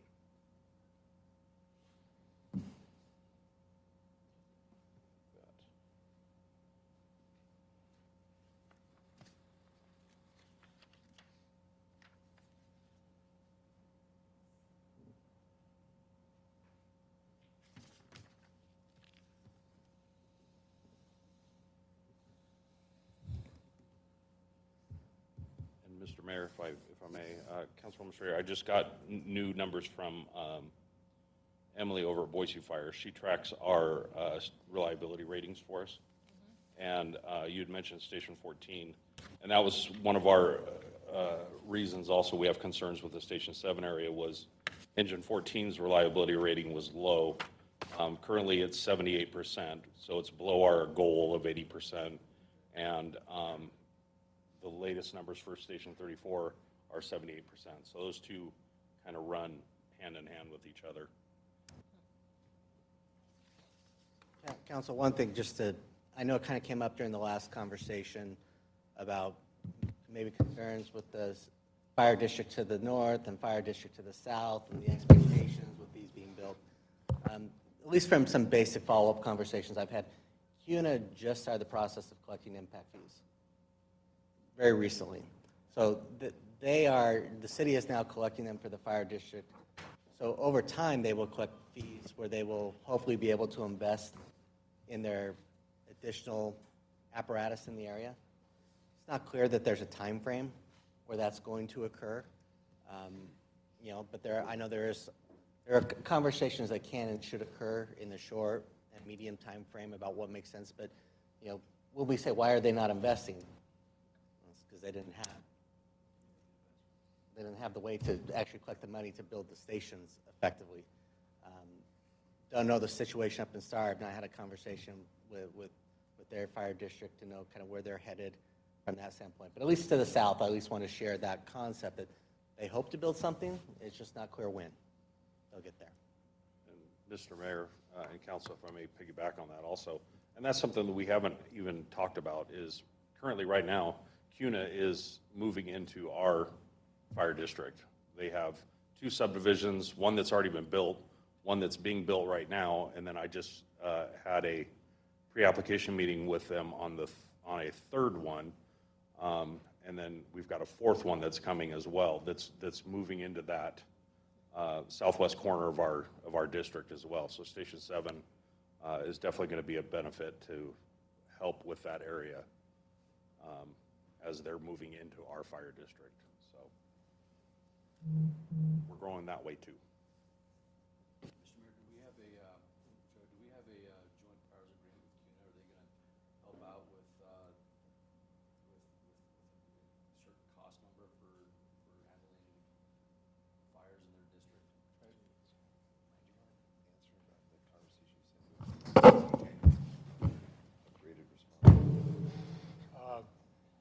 Mayor, Councilman Burnt,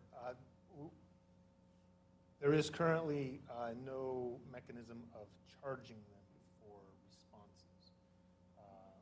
They are currently looking at modifying their response capabilities and moving away from providing ambulance service and allowing Ada County paramedics to do that.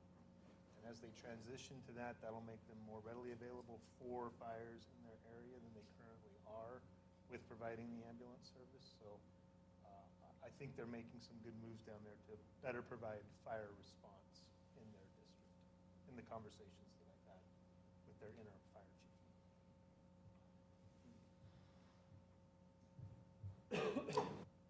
My concern is that we're going to spend a lot of time in CUNA. a lot of time in CUNA. And I know that we have joint powers agreements. I mean, we help Boise, they help us. But, and I don't want to sound like I'm ungrateful for the help that we receive from our partners, and don't want to seem like I'm upset with when one of our guys go help other cities. But our situation in CUNA is going to be severely lopsided. We're going to spend a lot of time over there, and I think it would only be fair, if we're spending that much time over in CUNA, building this fire station on the periphery of our city, that there's something there, at least a conversation on what that looks like. And we will have those conversations, I think, regardless of whatever decision is made here today. But it is occurring anyways already, with or without these stations. Councilman Cavanagh. Mr. Mayor, I think what Council President's saying is clearly fire, you guys go help. You don't care about where the border is. From a council standpoint, we don't want to build fire stations to subsidize other jurisdictions that aren't moving forward in the same manner. That's their responsibility to serve their citizens. We know when there's a fire, you will go wherever. No matter what. But we need to be mindful to not build stations solely to meet the needs of those other jurisdictions.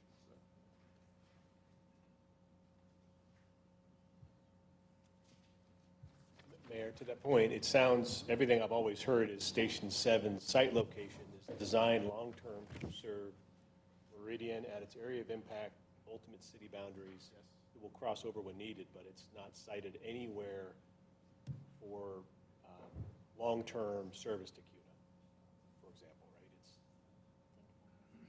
It might do that in the short term, certainly, but certainly.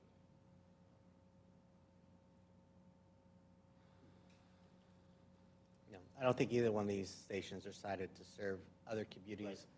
But currently, Station 4 and Station 5 are currently serving other communities by their own rights. They're all probably serving another community, but those two might go north and south more currently.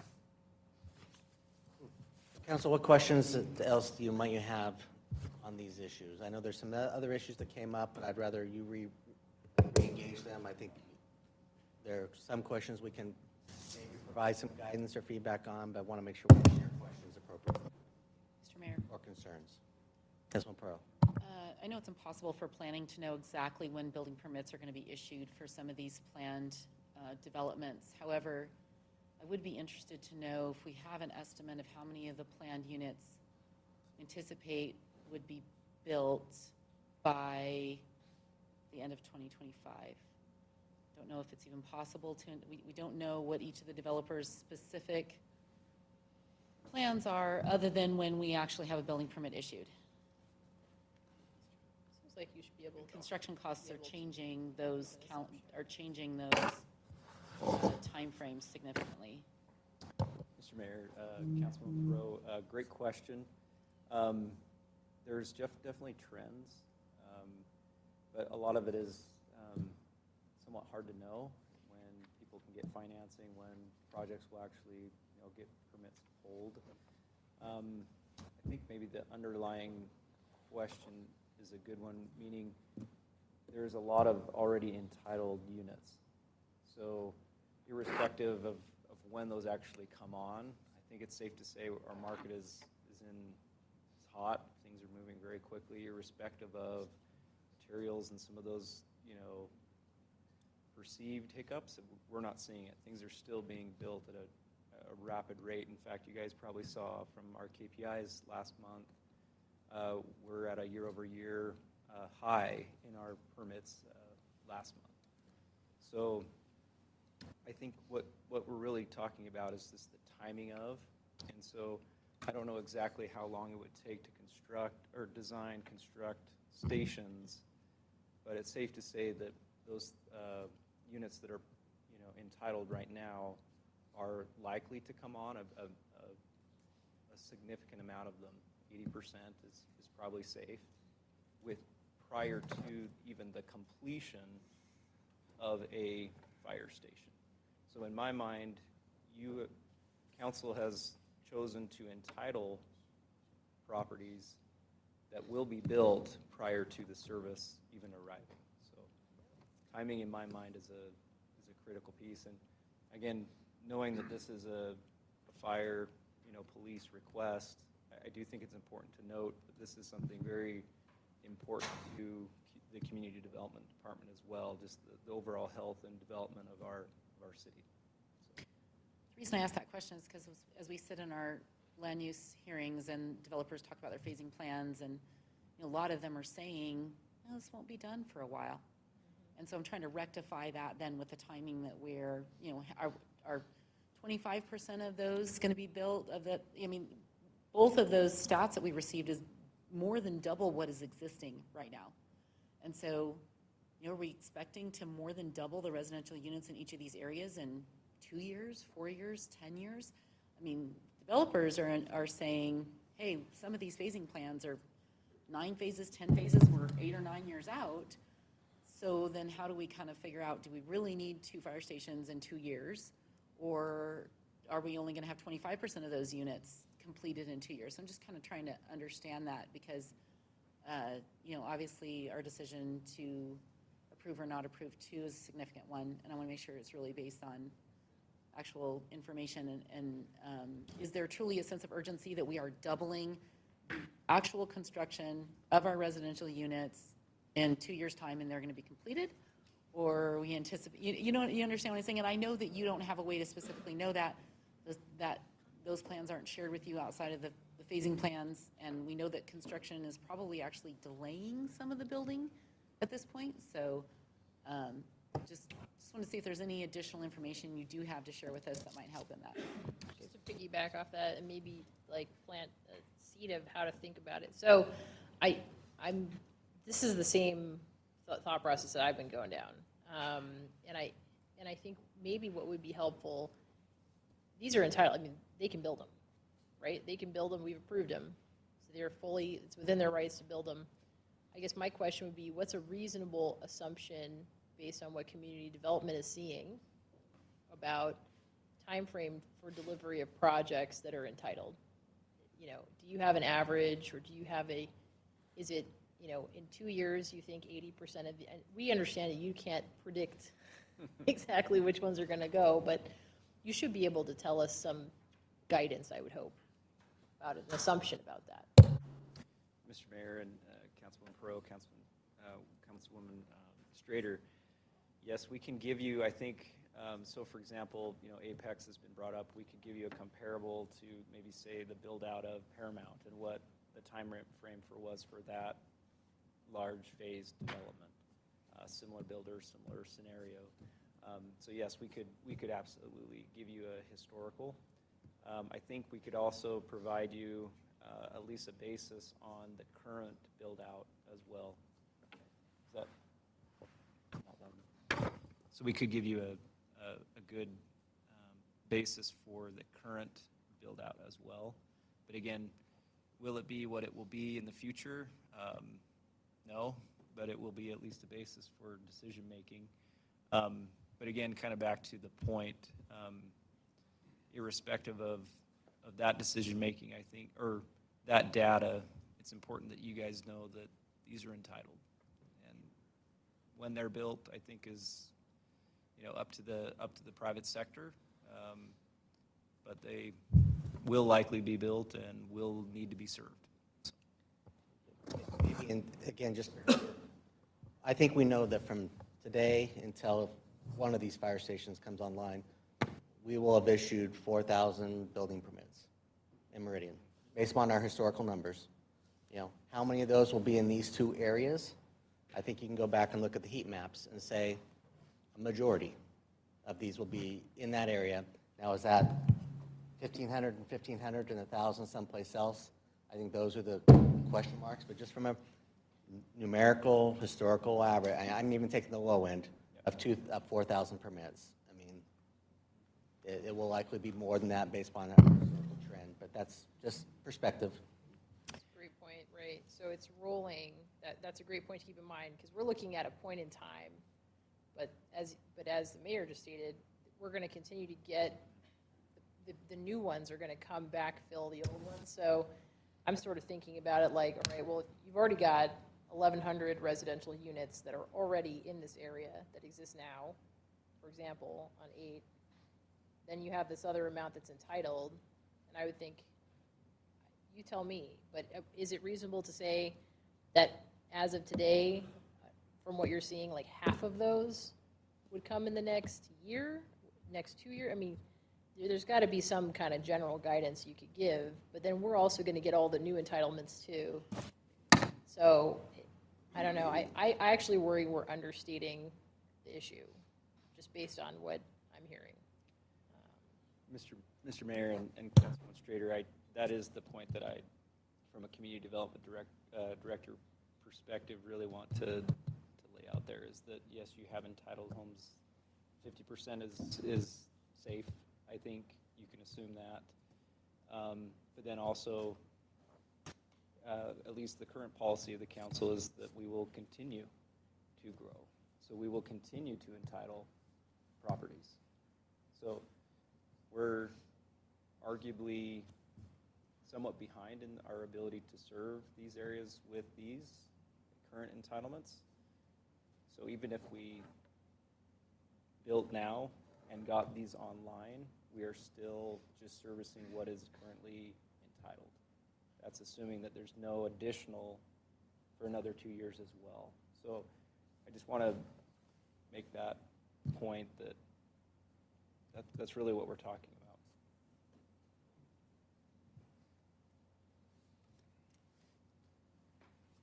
Mayor?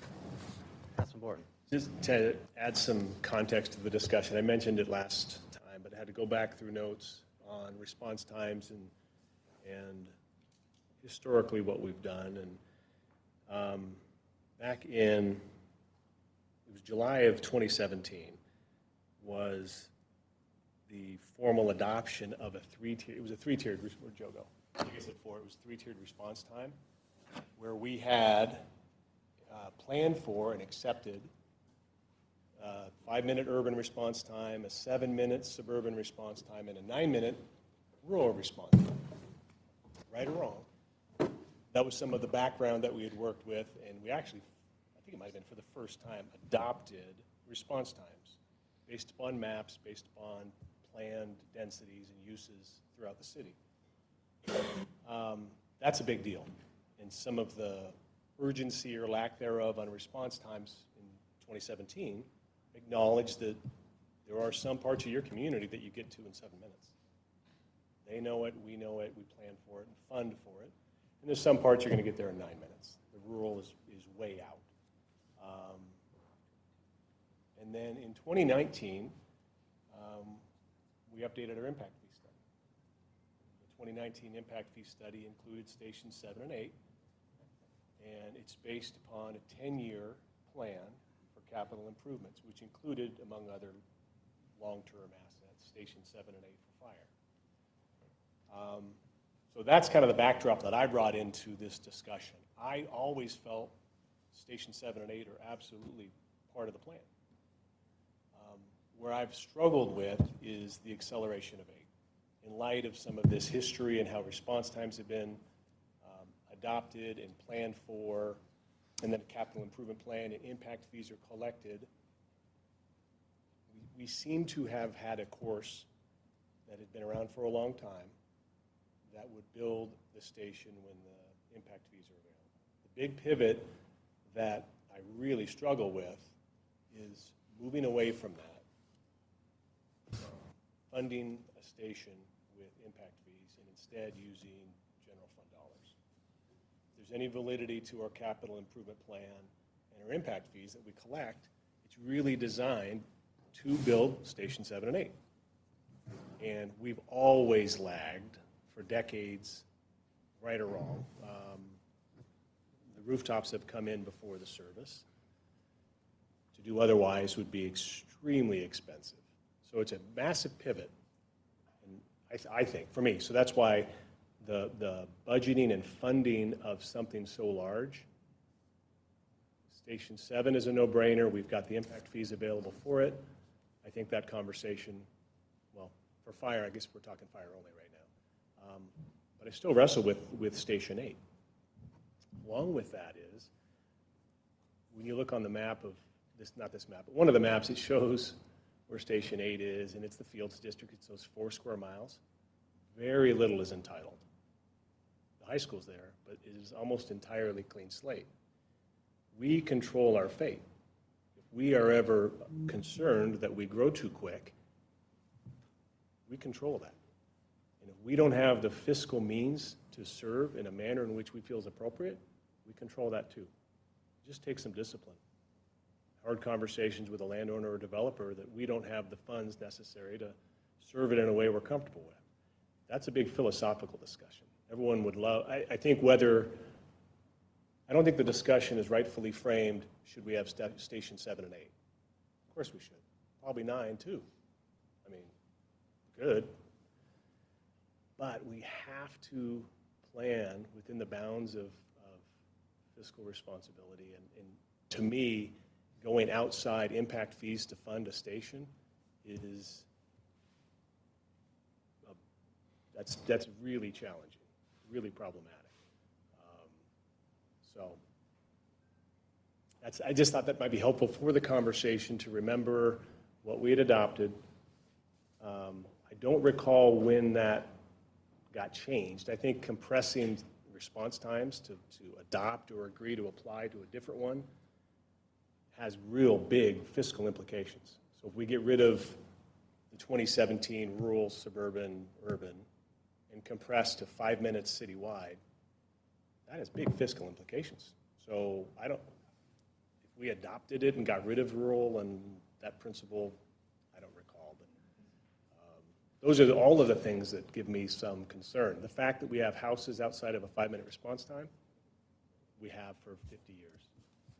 Always have. It's not the end of the world, quite frankly. It historically has been how we funded these things, and it'll continue to be that case that way. So I still wrestle with Station 8 being necessary as funded. I think 7's a goal. Councilman Borton, I think if we didn't have the funding to do that, you'd be 100% correct and accurate. But the fact that we do, and whether or not this council or future council wants to apply the impact fees, that's the policy debate in the future. I know that there's concern about, but we know we have the ability to fund it. But yeah, policy debate about on the appropriateness. The question I have, and I didn't look at the maps, but as you grow, your maps change, right? Right. What do you consider to be the appropriate area that gets the 5-minute? What do you consider to be the area that gets the 7-minute? From a, is it okay for this part of our community to get the 5 and this part to get the 7, even though they're all taxpayers? You can make the same argument with parks. Those that live closer to the park get the benefit because they can walk where those that live further away got and get their car and drive to it. End of the day, they both get the park, but you could argue that maybe it's not the same value. So I guess from a practical standpoint, again, not want to go too far down the rabbit hole, but as the community grows and evolves, how do these numbers grow and evolve with the community in a way that council and the fire department knows, well, actually, it's okay that we don't get to them in 5 minutes. Where is that line or standard, or should that be updated every year and everyone comes back and says, yep, it's okay? I'm just asking that question, especially since we have half the council and a mayor that weren't here in 2017 conversation about what is acceptable levels outside of a generally accepted viewpoint of 5 minutes that we're going to strive to. Understanding that's a striving, it's never a guarantee. So what we did, right or wrong, Chief Niemeyer had in 2017, when this was adopted, the metric, right or wrong, was if there's over 2,000 people per square mile land, it was 5 minutes.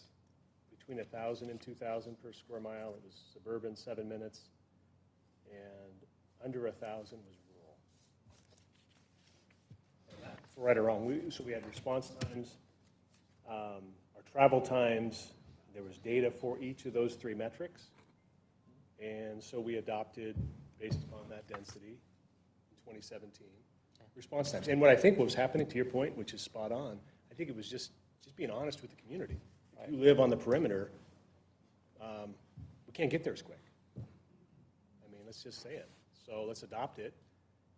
If we go back to the chief and say, doggone it, your response time citywide is 7 minutes or 8 minutes, you're able to say, well, no, wait a second, because I got to serve, 17% of my calls are on the perimeter.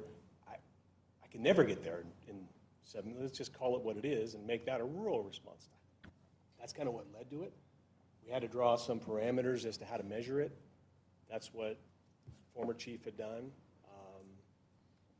Just historical context, to be honest about the discussions, because we cannot fund everything everywhere unless we want to pivot away from a capital improvement plan that collects impact fees designed specifically to fund a station, and then not use that revenue source to fund the station and use something else, which we can do because it's in the general fund reserves. I don't disagree, but it's a big philosophical shift to do so. I'd asked a question of the community development folks. I mean, do we have approximate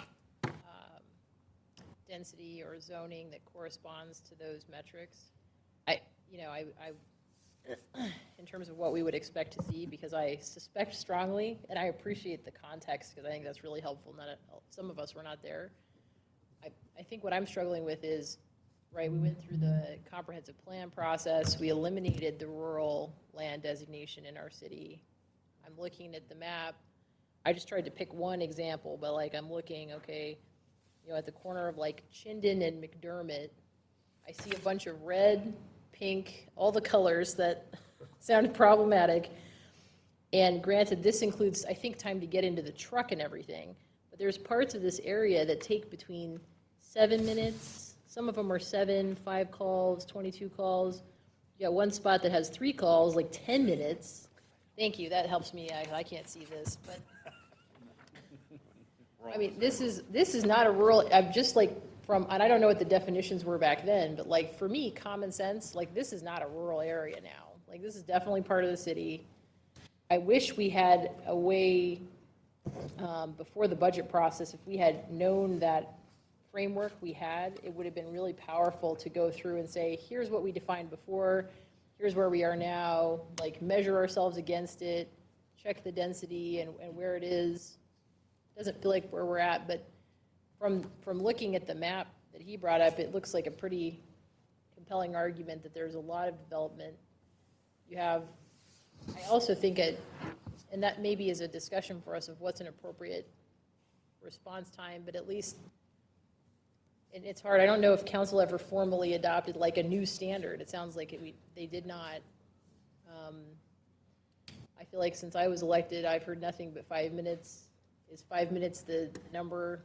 Maybe not, but 10 minutes seems totally inappropriate.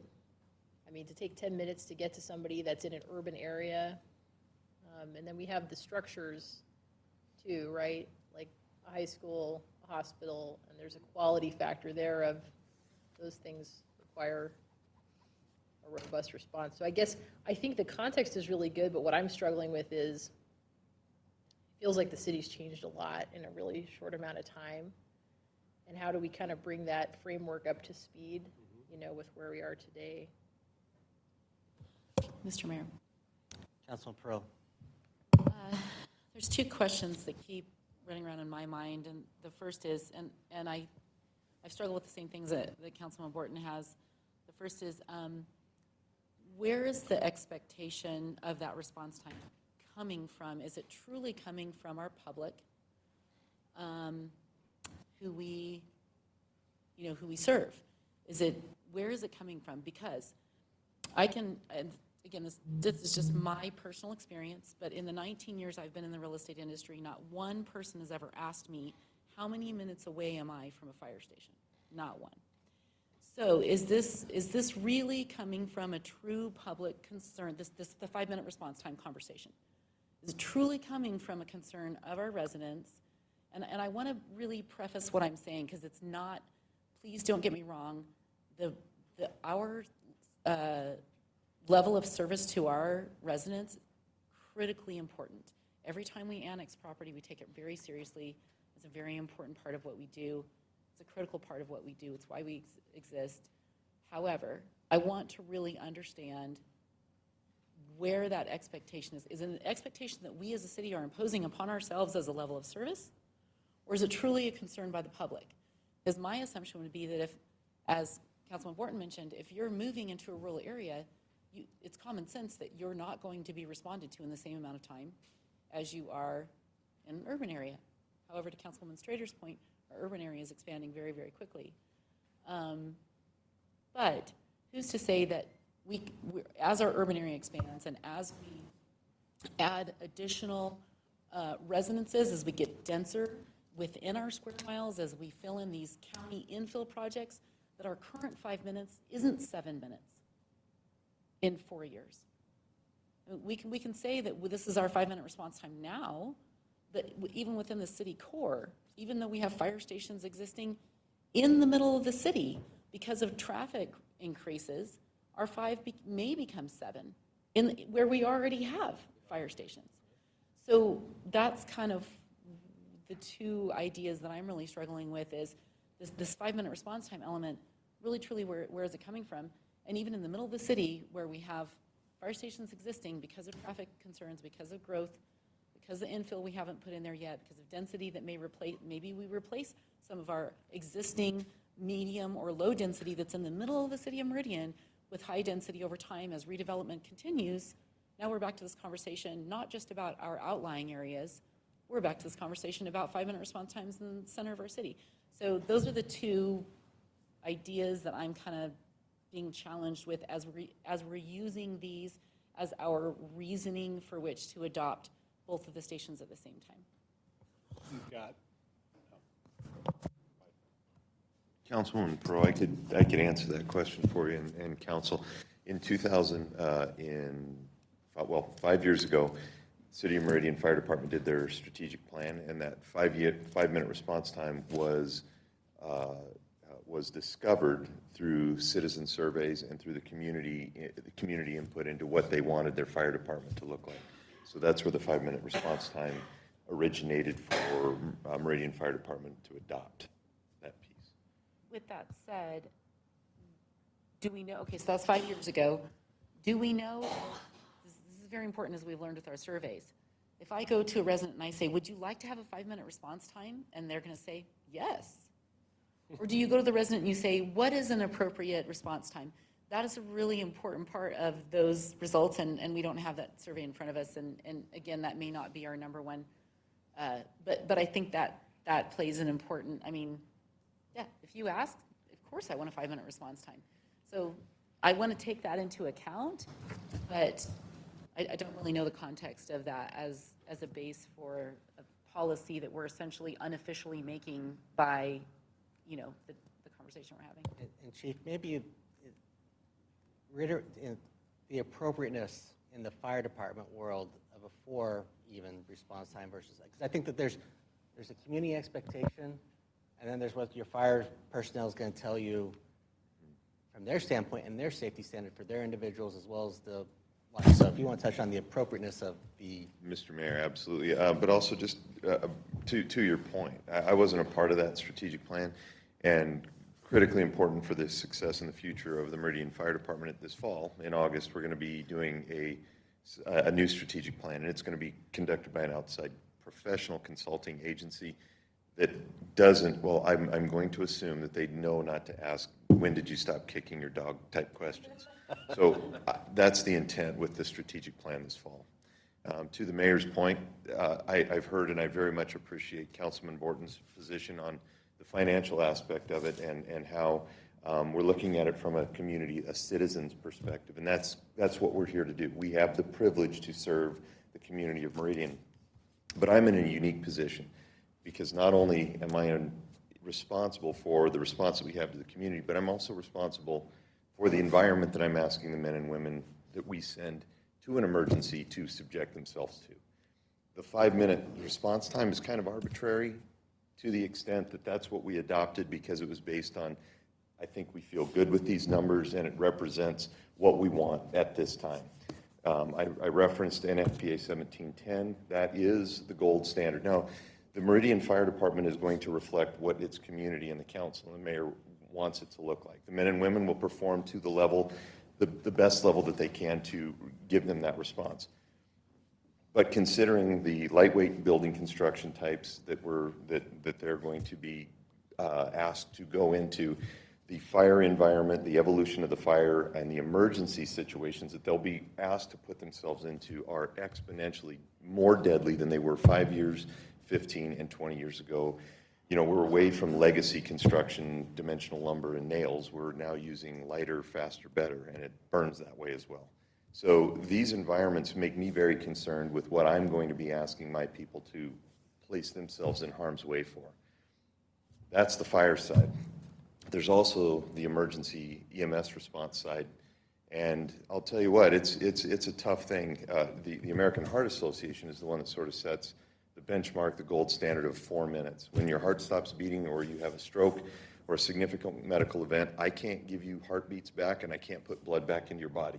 And so the sooner we're able to put hands on patients, get in front of them, the more positive the outcome is for them to walk out of the hospital. So 4 minutes is a benchmark. It's a gold standard. That's the gold plan. Maybe Meridian would like to be the gold plan. Maybe they're okay with the silver, the bronze, the tin. I don't know. But that's my that's my goal, is to give the Meridian community a gold plan. And so that's what I'm here. I mean, that's absolutely what I'm fighting for, if I'll use that word, but as appropriate as that may be. And Chief, if I can tag on to that, sorry, Mr. Mayor. One other thing that we haven't discussed also is it also impacts our IRSB rating as well. So if we can improve that ISRB rating, then that also helps our community as well with lower insurance rates also. So, so Chief talks about the big overall operations part of it. Me as the liaison to community development and the developers out in the city, that's the hard part, is when you look at Station 8's area, and I live in the Oaks, and you can drive out there and see, I mean, the dirt. Really, if someone asked, how can you tell just drive the city, and you'll see all the dirt that's being pushed. And there's a lot of it out there. And it's the sheer amount of rooftops that are being put up out there. So for me, trying to look at the developer and say, yeah, we build it, but I don't know what our response time is going to look like. That's the hard part for me. So amongst the discussion, looking at the Northwest Station 8 location, why not have a developer build it and they can be reimbursed by impact fees? Build the fire station? Sure. Amongst the discussion, that's clearly appropriate, and that's done elsewhere. That funds it with impact fees. Gets it earlier than we anticipated. Well, and I guess take back to some of this basic conversation at one point in time. We can do that ourselves. There's nothing that prevents us from taking that same posture. I mean, at least from finance and legal standpoint, whether council feels appropriate in doing that, but to me, we are not changing our strategy. We are still collecting impact fees. We are still paying for these buildings, all with impact fees. But what to me, the conversation is, we have an opportunity to provide the service sooner to our residents at no cost difference because of our partnership with the rural to bring on that 18 months of salary. You know, that is, to me, the basic question. Because you're right, if we didn't have that partnership, would we be talking about building this and providing that service a little sooner? I don't know that we would, even though we may say we need it. But when we have a partnership with someone else that we can look at our CFP and say the construction, whether we can agree or not agree on the savings for the construction cost, but this is really about our ability to provide service to our residents 18 months sooner minimum than we had already planned. To me, that's a good thing. And that's where I'm like, I'm struggling with I understand policy changes and response time changes, but if our plan is to do this in 2025, maybe we have all the impact fees collected, maybe we don't, or we delay it if we don't do it. But the fact that we're in the financial position as a city and through our partnership to provide service to our residents that's not going to go wasted. I mean, that's where I go back. It's like, this is not wasted dollars on our taxpayers. This is investment to provide them services 2 years beforehand, and that's a beautiful thing. It's like a developer coming in and building us a Kleiner Park. Yeah, we have costs that we had to do to take care of it and upkeep, but There's no way that happens if someone doesn't come forward and do that in advance. And that's why I'm like, I just want to hopefully focus on the fact that we are providing service to our residents 2 years before we had planned on doing it, and understand why that's a bad thing. Why is providing that service for the same basic costs and personnel a bad thing for the residents? And if it's because our density's not there to justify it, the calls aren't there to justify it, the reliability's not there to justify it, I guess that's kind of where I'm coming at, is like, there are other ancillary benefits from costs from buying two things at once, so we get that. There's also looking at our policy differently, but it's not going to preclude us from using those impact fees for this purpose. So that's where I'm trying to focus on, is why we would not want to do it from a service level opportunity. And maybe it's at the end of the day, it's because you don't think the service is warranted in that area at this time. That's okay, if that's what the direction is. I will disagree with you on that recommendation or that viewpoint, but that's where the beauty is. We can all agree to disagree on what we think our residents who bought homes and built houses are applying to, what service expectation they should get. Mr. Mayor. Councilwoman Pearl. I don't want to speak for my fellow council members, but I'm going to. I don't think any of the council is questioning the need for both stations. I hope I'm not mishearing you, because I kind of get the sense that there's this sort of, there's no question that there is a need for both fire stations. For me, it is a timing issue, and the approach that we take to the funds and the decisions that have been made by prior councils about when those funds are spent and how they're spent. And so I just want to make sure I'm not misunderstanding, because what I'm hearing is that you are, I completely respect the desire to put that service out there and to take care of our citizens well. I don't know that any of us would not want that to be the case for our city. So I can say for myself, the questions that I'm asking are not they're not intended to communicate that both stations are not needed, not important.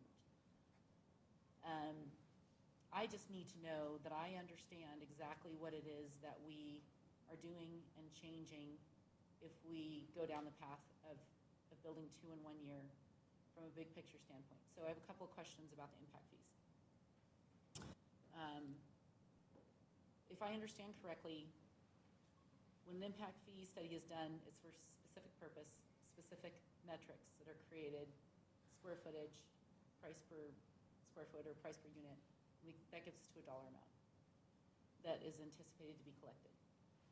If we change that purpose in any way, whether it's to add something or to change the process, a new impact fee study has to be done. And so it's my understanding that a new impact fee study would need to be done in order to then retroactively collect fees for a project that's already been built. Is that correct? I'll ask our CFO and attorney to answer those questions. Just getting correct, Joe. So we would have to reestablish a request to the future developers to fund the city for X, Y, and Z that we put in the study. In this case, it would be a repayment plan.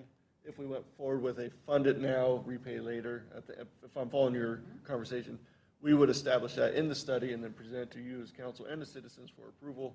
And if said so, then we would collect those funds as defined in the study over that 10-year period, or until we open the study again. So if future council decides they don't want to use those funds retroactively, what does that look like? I want to understand the big picture of this. I'll take it real quick. It's a general fund expenditure that's never reimbursed.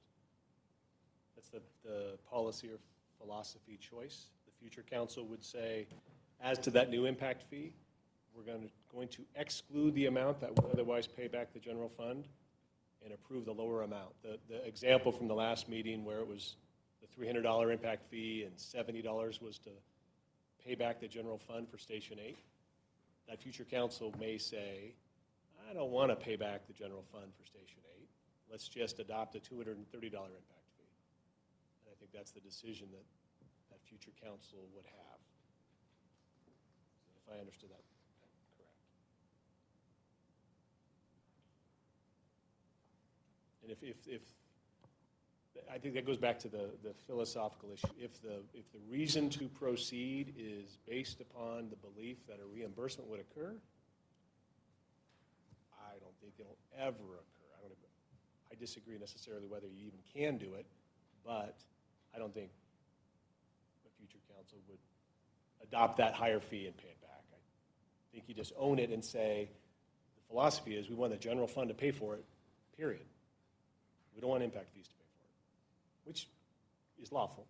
We can do. It's just different. Mr. Mayor? You mentioned service. It's about the service and the expectation of our citizens. And to your point, Joe, you know, it's, hey, if we're going to do it, then it takes general fund, we'll do it type of thing. And I think a little historical context might help us frame it a little differently. You know, I came here as a kid in 1970. We're a farm town. I don't even think it was 5,000 people. Quintessential small town America. Fire alarm goes off. You hear the siren. We jump on our bikes, come down here. The fire station is right next door. I don't remember what was here. This is all part of the co-op, the dairy, the creamery. But I think it had closed in 1970. It just closed. And see all the people come from the businesses, jump in the truck, and off they go. And if it was nearby, we were going to be following them.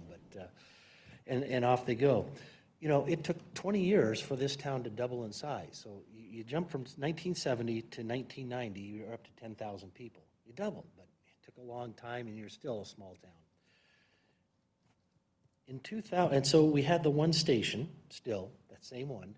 In 2000, we're around 35,000, roughly. These are kind of rounded figures. And that's when we opened Fire Station 1 on Franklin Road, the one that we have now. So we still had one station serving 35,000 people, but we're growing. And we know from that point on, Meridian started to grow because from 2000 to 2010, we went from 35 to 75,000 people. So we doubled in size, and that's a significant jump. So let me give you the context. So in context, in 2000, we opened Fire Station 1. 2001, Fire Station 2. 2003, Fire Station 3. 2004, it was in 2006, and that's the one out there on Eagle Road. And then 3 is on the Locust Grove and past just north of Eustic. And then in 2008, the Defenders of the Great Northwest was Fire Station 5. So within 8 years, we built 5 fire stations. That's a lot. 4 within 6. So talk about a compressed time frame and really getting after it. So that growth from 2000 to 2010 is about 40,000. We built 5 stations. Okay, so now, fast forward from 2010, 75 to 2020, we're approximating 120,000 roughly in a population. Okay, so that's 45,000 people in growth. What have we done in that time from 2010 to now? One station, Station 6, opened in 2020. Now, so with a 45,000 growth, where in that time frame we built 5 stations, now we've had 45,000 growth, and the surrounding area has grown more, so we have more traffic because, good news, bad news, we're in the center of the valley. We built 1 station, and we're talking about 2 more. So, and that's the discussion. So same, even a little bit more growth, more traffic, and I'm thinking it's about the service. It is providing the service to the people who are here already and who will be here within the next couple of years easily. It's just, to me, this isn't a discussion about do we or don't we or when. I guess I'm all in. We need 2 fire stations right now. We're not building in advance. We're building from behind. And we've had those discussions, whether it's schools or fire departments or even police precincts now, which I'm sure will be dominating the afternoon discussion. You know, this is the time. People have that expectation of service, and Meridian has always provided that service to our citizens. Police, fire, water, sewer, foundational to a government, and we have to do it right. And in Meridian, I even think Parks comes in pretty close to that foundational level. It's a luxury, but the way Meridian residents love their parks, I think we're pretty close to that. But that's just, I just wanted to give you that historical perspective of how we've grown and how we've provided that service, because I think that fits into the expectations our residents have. That is something we are going to provide, that within a timely frame. Is it 5 minutes? Is it 7 minutes? Everybody wants it there right now, but it will be there when you call. So just something that we have to keep in mind. I think that is expected of us in both areas of our city right now. I think we'll be at 150 by the time he's open, based upon our historical numbers, growing, et cetera. And again, I don't know that 150 is a magical number for 9 state, 30 to 30, I have no idea. I wish it was that clean to, like park acres per 1,000 determines how much you want to do, but it's not. Mr. Mayor. Yeah, Cameron. Just really quickly, Mr. Mayor. So in consultation with Dale and the Public Works Department, we've been adding 200 units per, or excuse me, 2,000 minimum per year, year over year. And I think it is important to note too that the type and density of those units is evolving in our community. So Brad alluded to this, where it's been traditionally residential, single family, detached homes. We're starting to see more sophisticated multi-story development, whether it be multifamily, residential, as well as commercial development. So just add that context. Yeah, I wasn't even going to talk about commercial, but that's a separate conversation, or a related conversation, but not the people. Mr. Mayor, I think that this discussion's been great. It's been thorough, very well done. I appreciate the information that we received from staff and the discussion we've had amongst our body. I think it's pretty evident that we need Station 7. I think that going forward, the decision isn't whether or not we should build 2 fire stations. I think we should have probably started building Station 7 months ago. So I don't think that the discussion going forward should be fire stations and maybe fire station. And so I would like to get a sense of council what Station 8 looks like, and just with the understanding that Station 7 is going to get built. So with that, I'll defer to council, and we'll have a little discussion before lunch. Council President Byrne, are you asking council where they're at on each one? I didn't understand what your question was. I'm sorry. Not necessarily a question, just more or less a comment. It's pretty evident, and I should have been more clear, we need Station 7. Yeah. I mean, again, should have been built. We should have started this process months ago. And I understand why this is sort of a package deal, understand the philosophy behind it. But I believe our discussion should be whether or not, we should be including a Station 8 and have the dialogue whether or not that is appropriate in this budget that we're discussing. I see. All right, thank you. Just real quick, just for clarification, we couldn't have moved 7 faster than we are. It's been delayed 2 weeks because of the process that we're going through. So I know there was a conversation earlier, like, why did we do a budget amendment? It's because the process is what it is. We couldn't get it moving before October anyways under our processes where we are. So it's really the items which are next on the agenda, 15, 16, 17, and 18. Those have been the only delays in Station 7 moving forward at all until we got to this point. But yes, after this conversation with the budget today, council will make a very clear determination on how quickly any of these move forward. Well, maybe just to put a bow on it where I'm at. I don't think anyone is surprised where I'm at. I think Brad put it like 100 times better than I ever could. I'm in the same mindset that he is. I think our community has evolved a lot since the original framework was put in place. I'm looking at, Station 8, we have over 1,000 people living there that to me are not receiving an adequate fire response time. And I feel like we have a huge number of properties entitled in that area.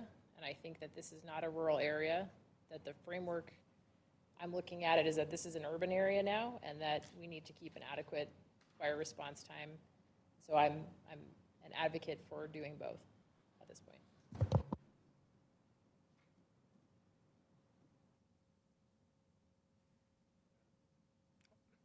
Mr. Mayor, appreciate Councilmember Borden putting a spotlight on me. Appreciate that. I feel like we've been having the conversation about 7 and 8 for like a year and change. It just seems to be kind of this perpetual topic that has been in the ether. And I have moved back and forth about where I stand on it.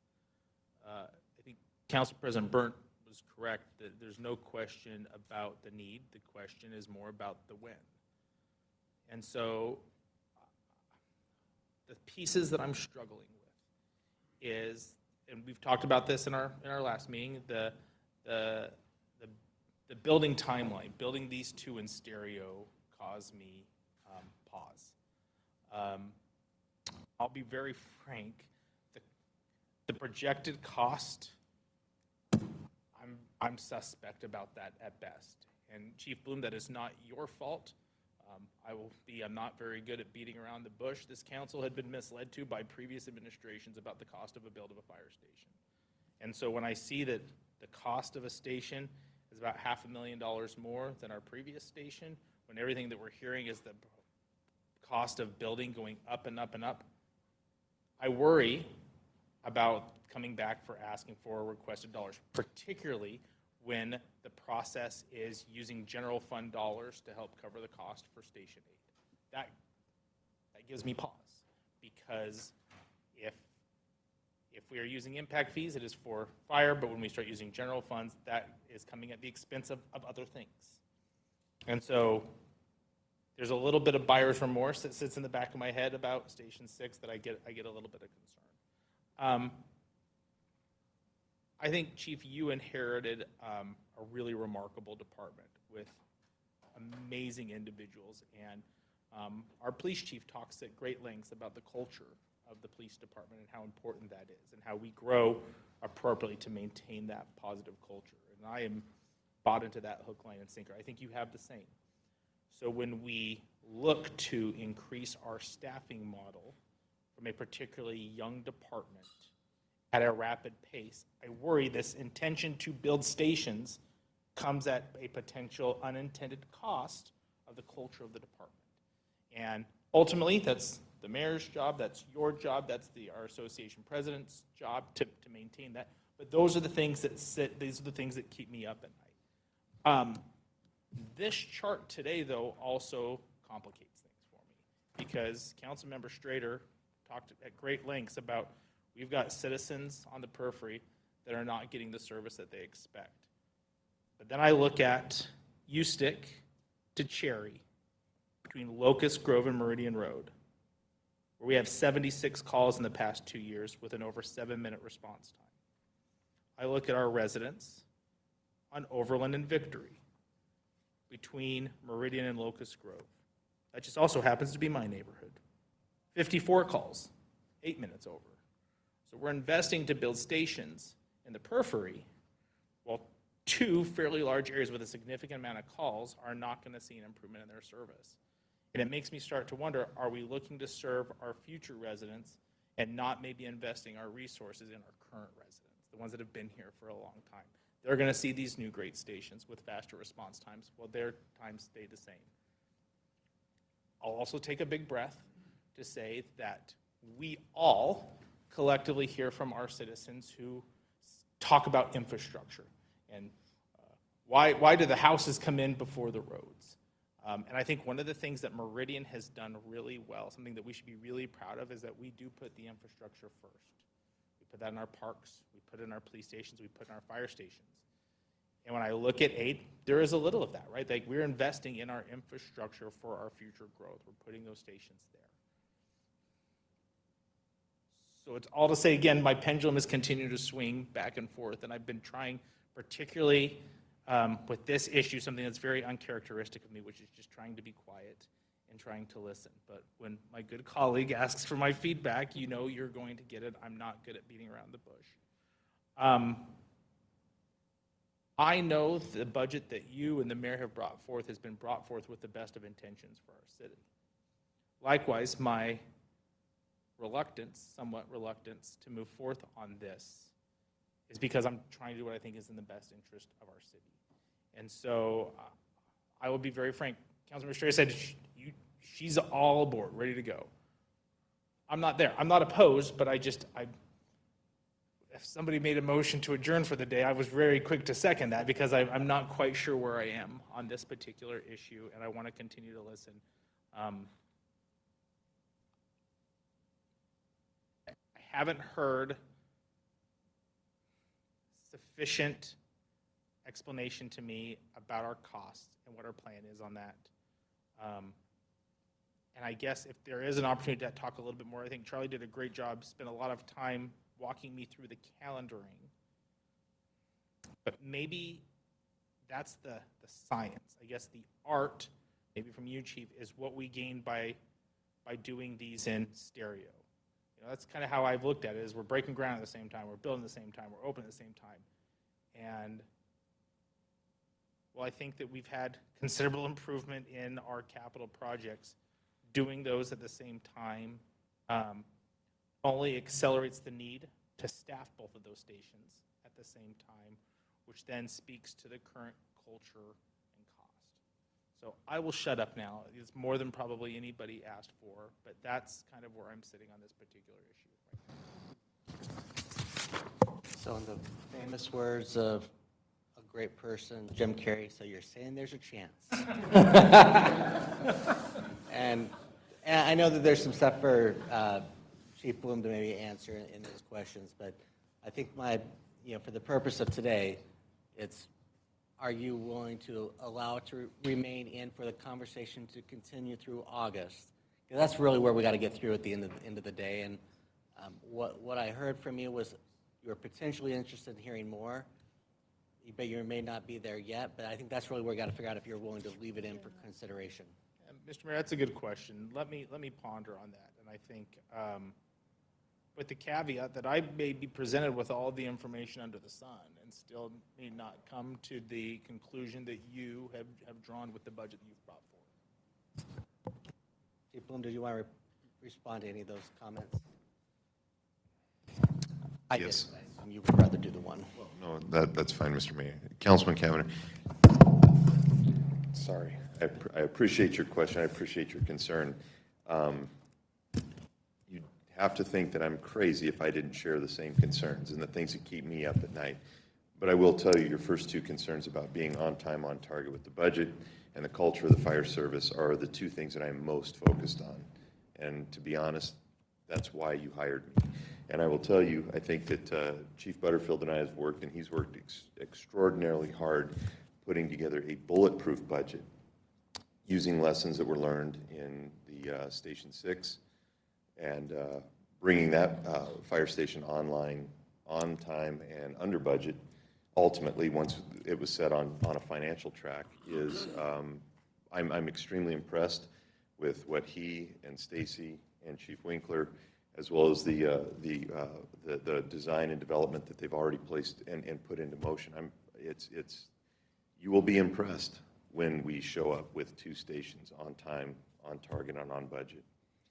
As far as the culture of the organization, that is something that I'm supremely aware of as far as having a young organization. But there is something really profoundly powerful with having a young organization. It's not entrenched in 200 years of tradition. And by that I mean they've been doing it this way because that's the way they've always done it.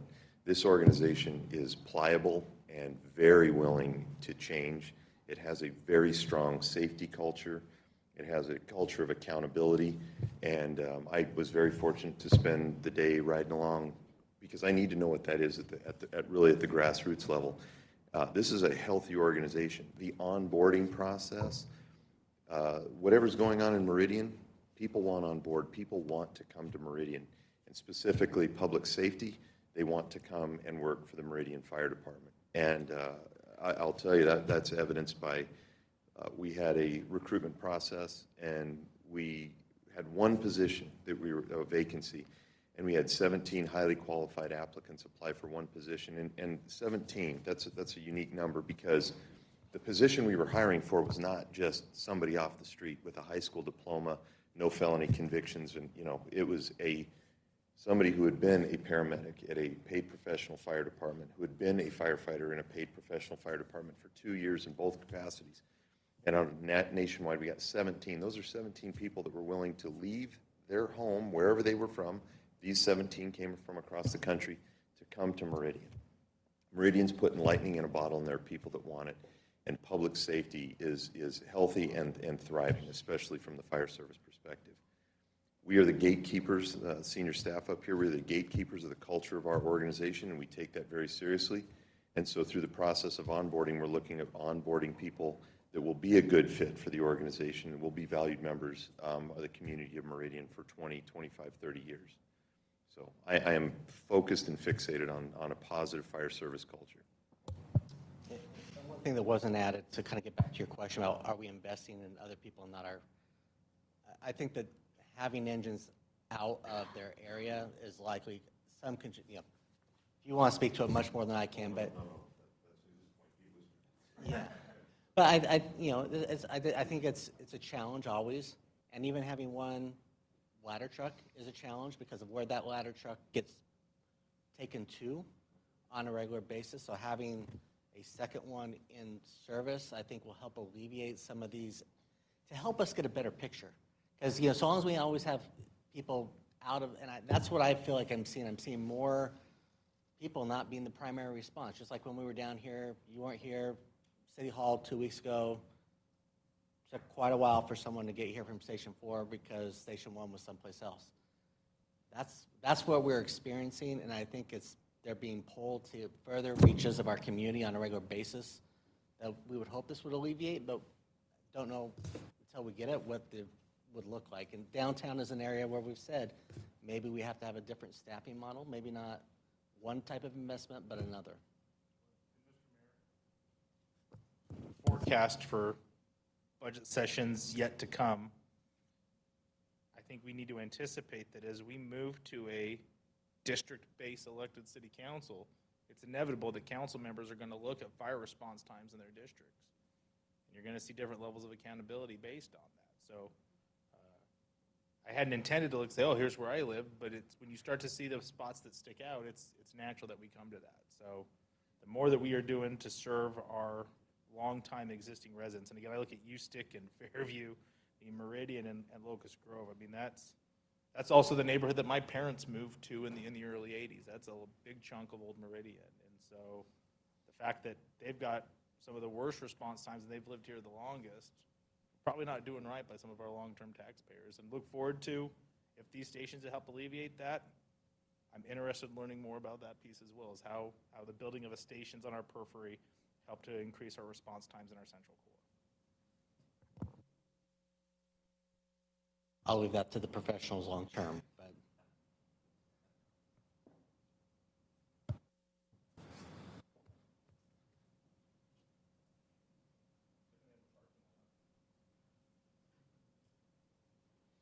Mr. Mayor? Councilman Burke. I remember sitting right there last year in Butterfield seat and saying that this was going to be a hot topic. I knew it was then, and didn't take a rocket scientist to figure that out. When we approved the design of 7 and 8, I knew there was going to be a full court press. Highly polarized political movement toward 2 fire stations, and here we are. And the thing that we spoke about last year is happening right now. I'm with Luke. I'm not quite there yet. I'm excited to see what the next month has to say, what we learn. I want to be open-minded. But I want to take a minute to speak to our citizens.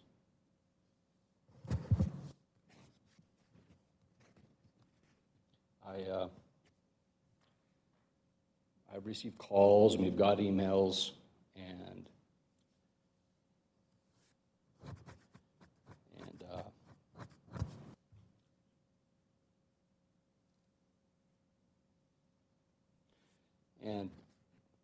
grateful that we have concerned citizens who care and who are interested in our growth.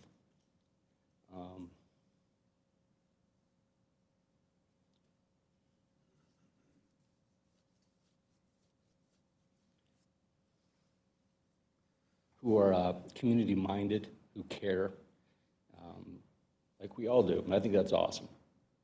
But I want them to know that the decisions that we make are somewhat through a different lens.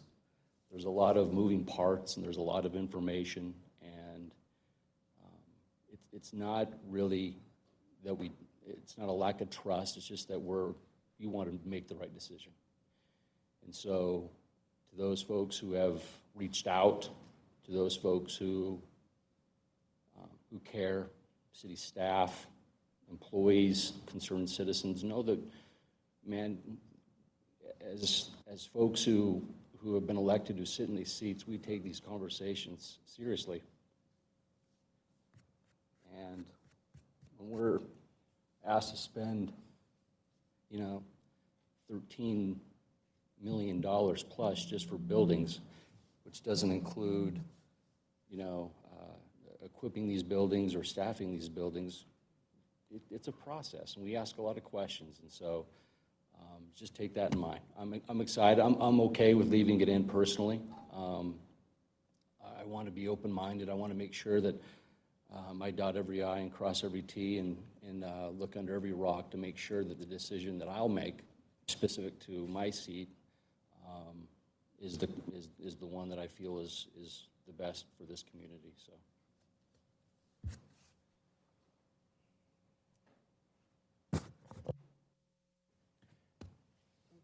Mayor, it sounds like you've got. Councilman Barton.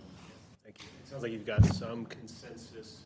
We've discussed the concerns and questions, the pros and cons of 8 inclusion or exclusion, but for the purpose of publishing the budget, for the public to provide additional feedback, Council President Burnt highlighted some of the feedback that we're getting.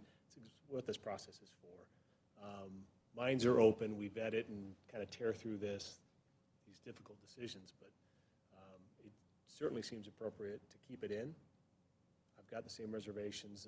I've expressed those, but by all means, let's have the public participate some more, and we'll gather more data from the professionals who can help us ultimately make the best decision come August.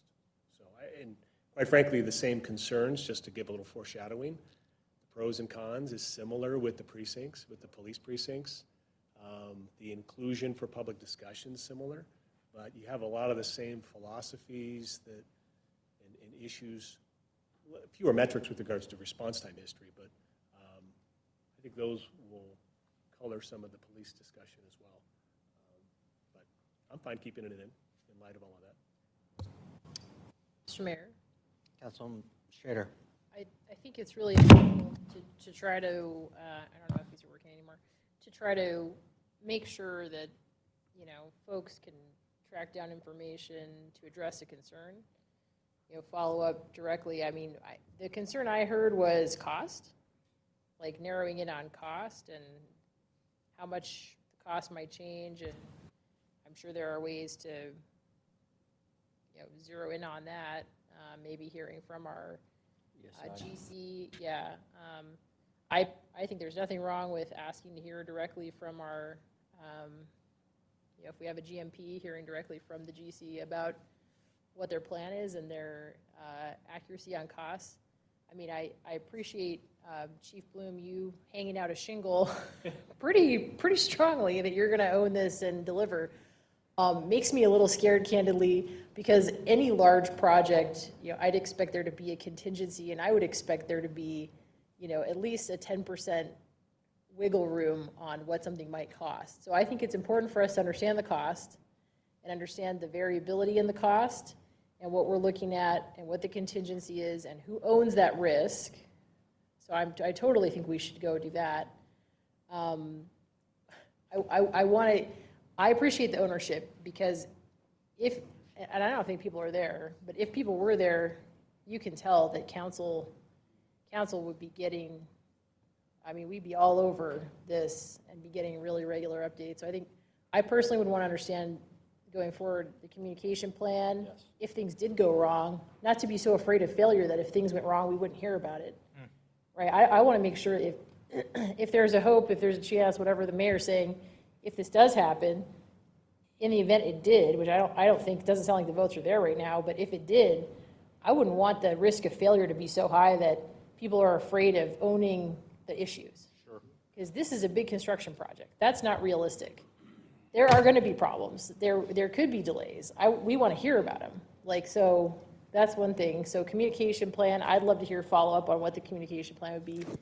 Maybe get ESI here, if that's possible. To understand that, understand the staffing model for overseeing it, because what I'm hearing is there's a need, but there's a concern about execution risk. Beautiful. And so that, we could address those. That could be some follow-up, maybe, Chief. Is there anything else? I just want to make sure he comes away with an idea of what, as his liaison, I don't know what else I would tell him, I guess is what I'm saying. Mr. Mayor? Council Cameron. A couple things, and one, recognize the precarious position that I put the department in with my comments, because Chief could bring all the ESI and everybody say the price is the price, and I'm still going to say, really? Because again, you've got that in the back of your mind, like, I've been down this road before. To add, though, I think, because you ask really good questions, Councilman Schrader, the other piece that I need some better understanding is why stereo? Why? I get from a budgetary standpoint in the same budget year, but why all at the same time, I think, is the other piece that a real specific. Charlie keeps raising his hand, I keep talking over him, so I don't mean to co-opt your meeting, but. Councilman Cabinet. So yes, I think these are certainly some questions. We can certainly have follow-up. I'd be happy to do that. We do have contingency about 10%. So I do have answers to those questions. There is the process that we're doing, similar to Station 6, there will be a guaranteed maximum price, a GMP, as was mentioned. But that becomes evident on bid day, when we do go out to bid, which right now is going to be scheduled for January, February. So we've correlated timeframes to get the best bidding period of time to break ground in spring, so we're not pouring concrete in the winter. All of the timelines and those. But yeah, right now we're working with our partners at ESI to develop a budget. That budget is the budget, but the guaranteed maximum price comes when we go out to bid. So they're doing their best, and they have very brilliant people that say right now, given the construction of where things are going, this is what we estimate the different packages, concrete, framing, steel, plumbing, electrical, to be at within the project. But we won't know guaranteed what those numbers are from those contractors until it does go out to bid in the proper GMP process. Maybe a follow-up. So at what point will those subcontracts be bought out? I would expect at some point in the process, we should be getting closer to a certainty of the cost, right? Yeah. So you've got a GMP, they own that. Then the subcontracts are going to be bought out. And you have two projects going on. So you have superstructure, foundation, excavation. That's going to happen with one project. But I'm assuming that the exact same things are not necessarily happening at the exact same time on both stations. So I can speak to that, Councilman Strader.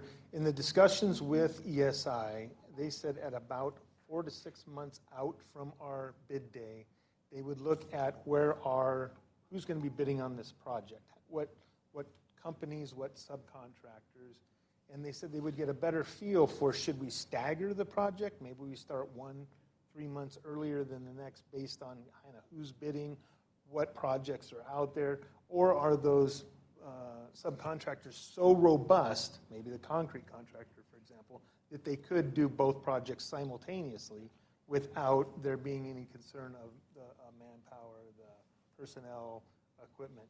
So we really have had a lot of these similar discussions with our CMGC about these very concerns. And that was Michael. Do we do both of them immediately stacked on top of each other? Do we stagger them a little bit? And they said, we really got to wait till we get closer to bids, closer to see what the construction subcontractors are doing within those future timeframes.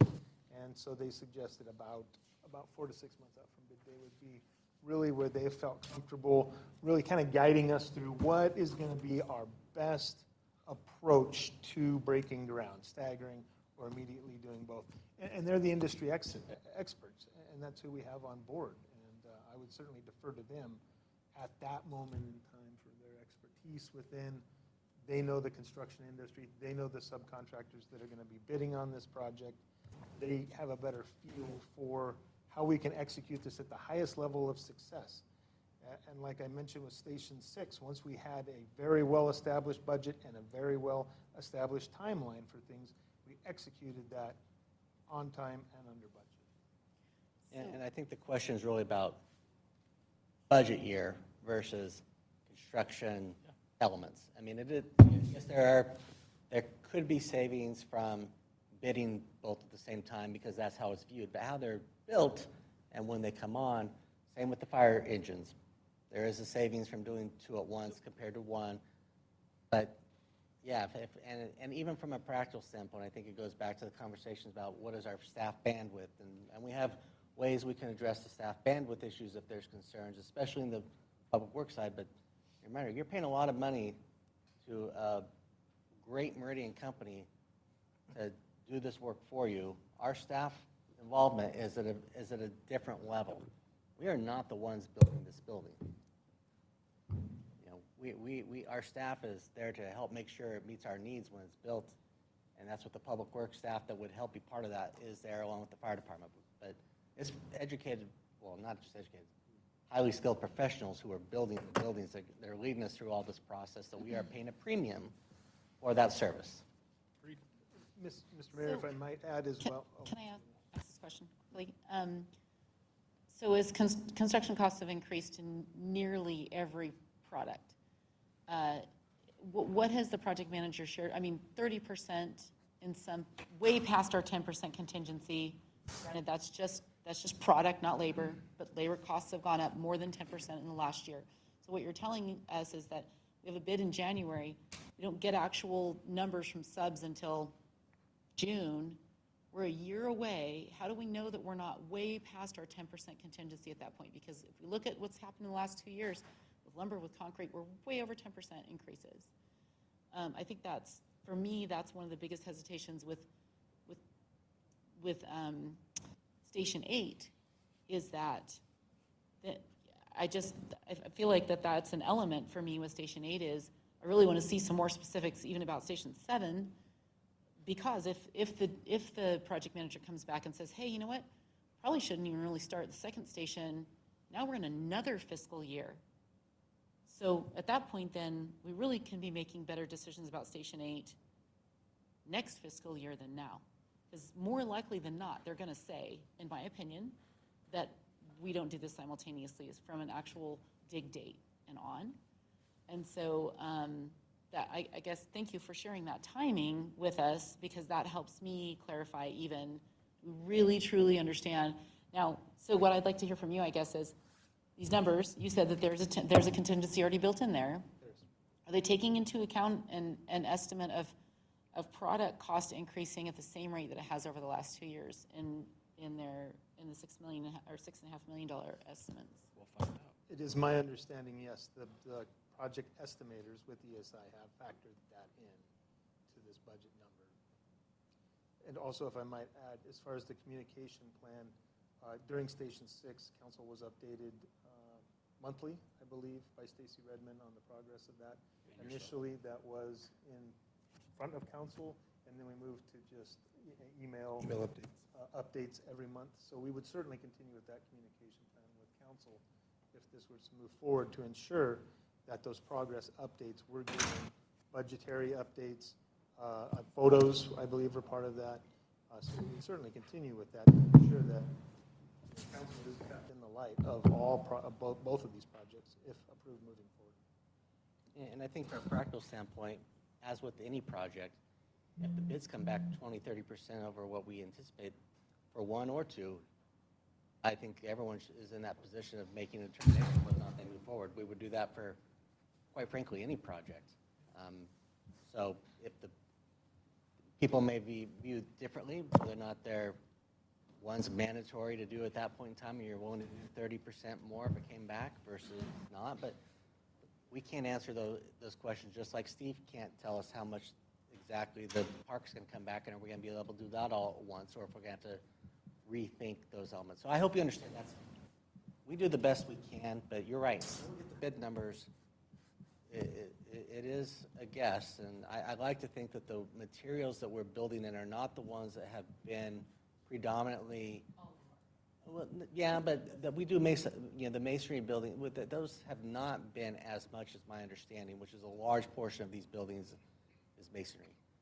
Not entire, but that's been one area of the construction area that, to my knowledge, has not gone up as much as the others. Concrete, yes, there's that element. Lumber, absolutely.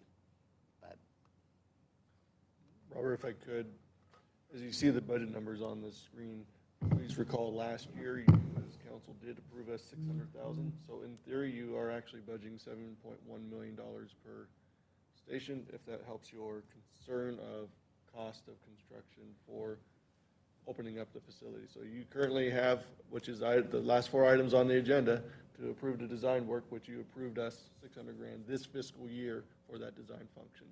So I'm not sure if that helps you at all on that, Jessica.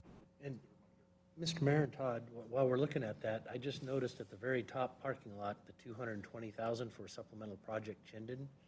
When I was talking about that, in favor of that, that was on top of the 45 for those other items that what you'd have for safe streets for schools and that sort of thing? yes. Okay, there we go. There we go. Thank you. I just wanted to make sure that was included in the parking lot now that we're paving paradise, so. So just to kind of bring it back, Councilwoman Sherry, you've asked some great questions.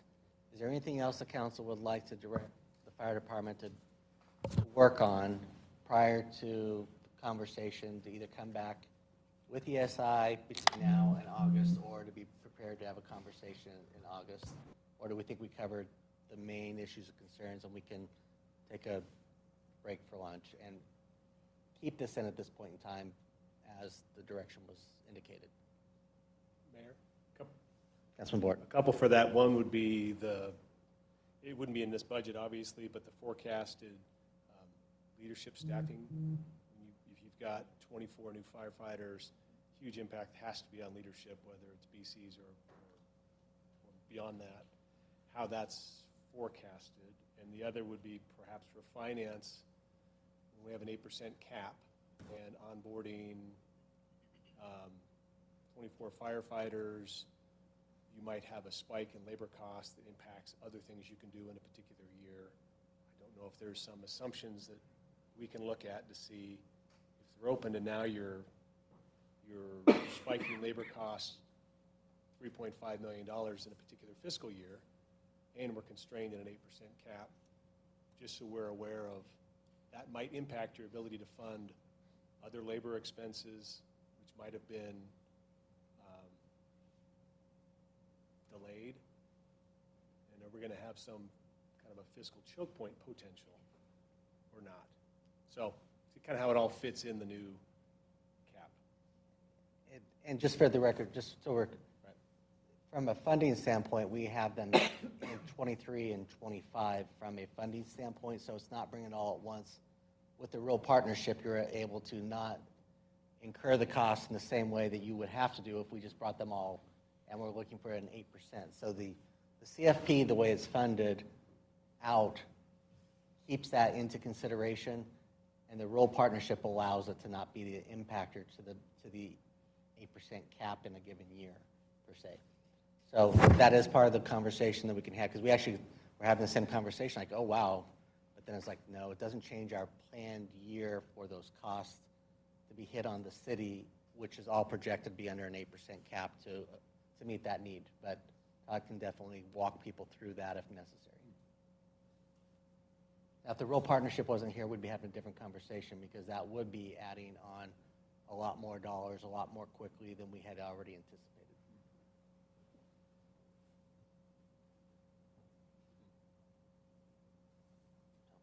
All right. Thank you all. We will go ahead and take do we need to do a lunch? Sure. So let's take a 15-minute, and then we'll come back at 12:30 with food if it's not done. Can we move up?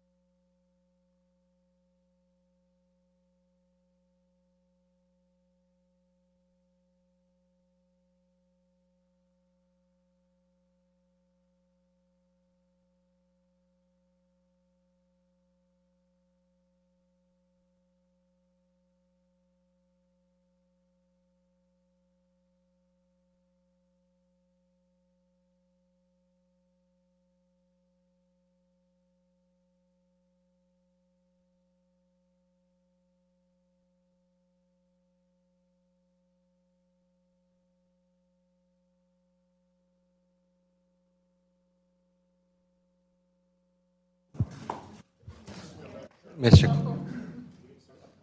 Clerk, how are we doing?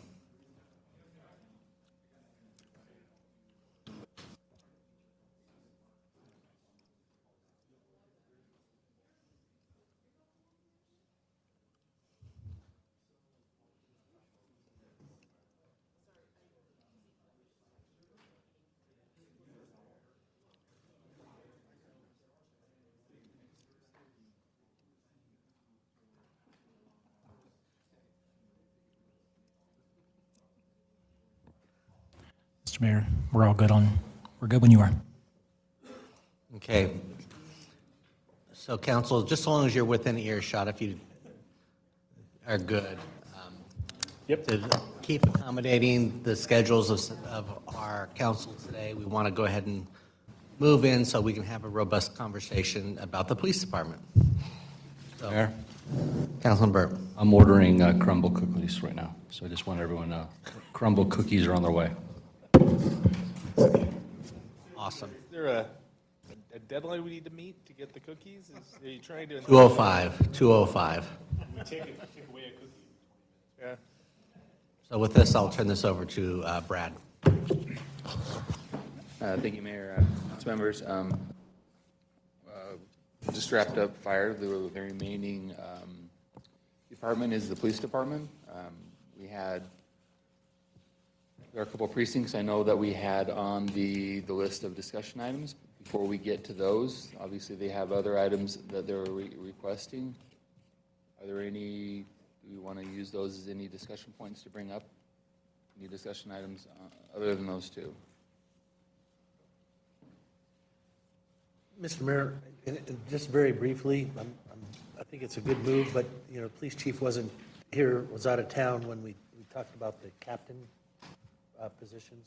Mm-hmm. Do you just mind briefly, chief, about just your thoughts on the need for that? Not that your staff didn't do a great job, it just...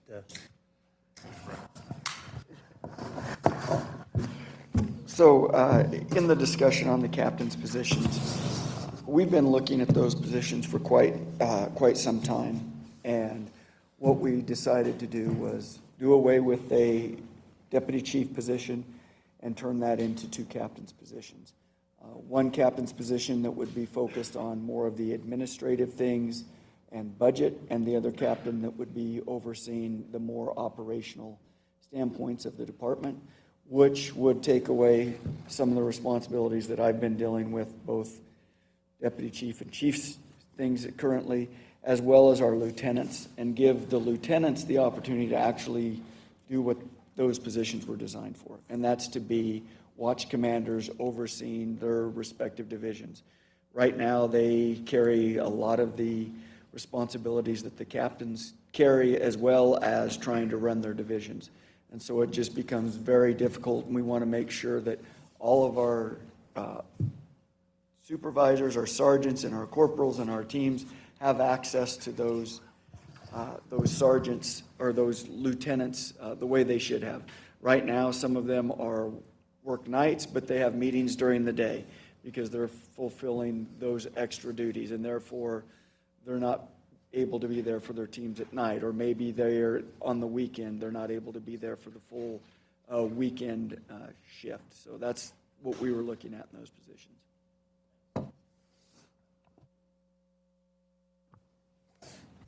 Any other questions about any other police items? With that, we'll see you guys in August. Well. Okay. Mr. Mayor? Councilman Burke. Before we get into the meat of what the discussion is going to be, I do have some questions on replacements like vehicles, and it's a struggle sometimes, not all the time, but sometimes it's a struggle to replace vehicles when we get an assessment back from Nesmith Brothers saying that they're in good condition. And so walk us through, or at least walk me through, the need for new vehicles when most of the vehicles that you put forth look like they were in pretty decent shape, maybe $200 to $300 to $400 maintenance, and they'd be good. I'll let Lieutenant Leslie speak. Yeah. He's more of the vehicle guy, but what I can tell you is, when it comes time to patrol vehicles, we're very, very cognizant of the number of not just miles and those things on the vehicles, but as well as the engine time on those vehicles. Because they are pursuit rated, they are vehicles that run pretty much 24 hours a day, 7 days a week between the shifts. So we try to rotate those out between 100,000 and 120,000 miles. Mayor, Councilman Byrne, I'm assuming those are probably our civilian vehicles that you're referring to, or they are fleet vehicles? I've not seen a fleet vehicle that didn't come back saying it needed to be replaced. So if you could clarify which one, car you're talking about. So it said, the numbers I wrote down, 14, 20, 40, 151, 122, 153, 155, 158, 161, and 165.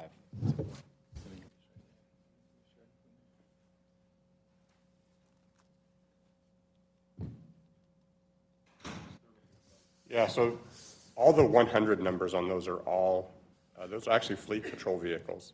Okay. I'd have to look at the replacement evaluation in order to give you the feedback on this. That's fine. Didn't do this form for. No, you can, yeah, if you don't have the information, Mr. Mayor, if you don't have that information right now, that's fine, you can get it to us later. I definitely can follow up with you and answer that question for you. Good deal. Perfect. But the patrol units, to the chief's point, the hour meters on those too, and the amount of time that they spend, we look at those and calculate what that actually turns out into be the miles. And that miles is, those vehicles run the majority of their shift. So the engine use on those is pretty high. And how we drive them and what we use them for, they're pretty beat up, to be honest with you. Mr. Mayor. Councilman Cameron. Maybe just for Brad, if we could throw vehicle replacements holistically on our parking lot issue, I think it'd be a good conversation for us towards the end of the meeting. Got it.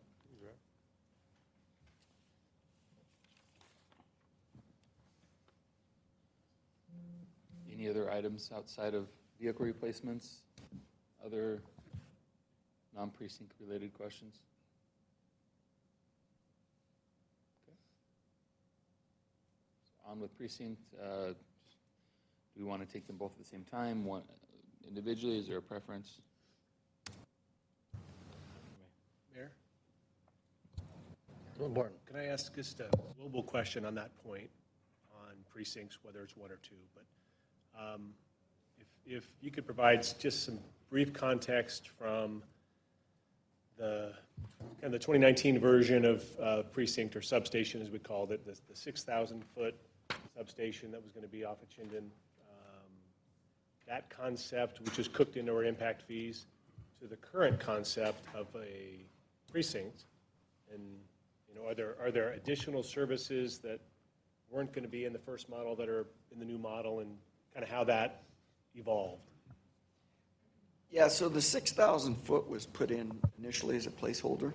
Once we got into actually studying the needs, it had moved to a 9,000 square foot facility.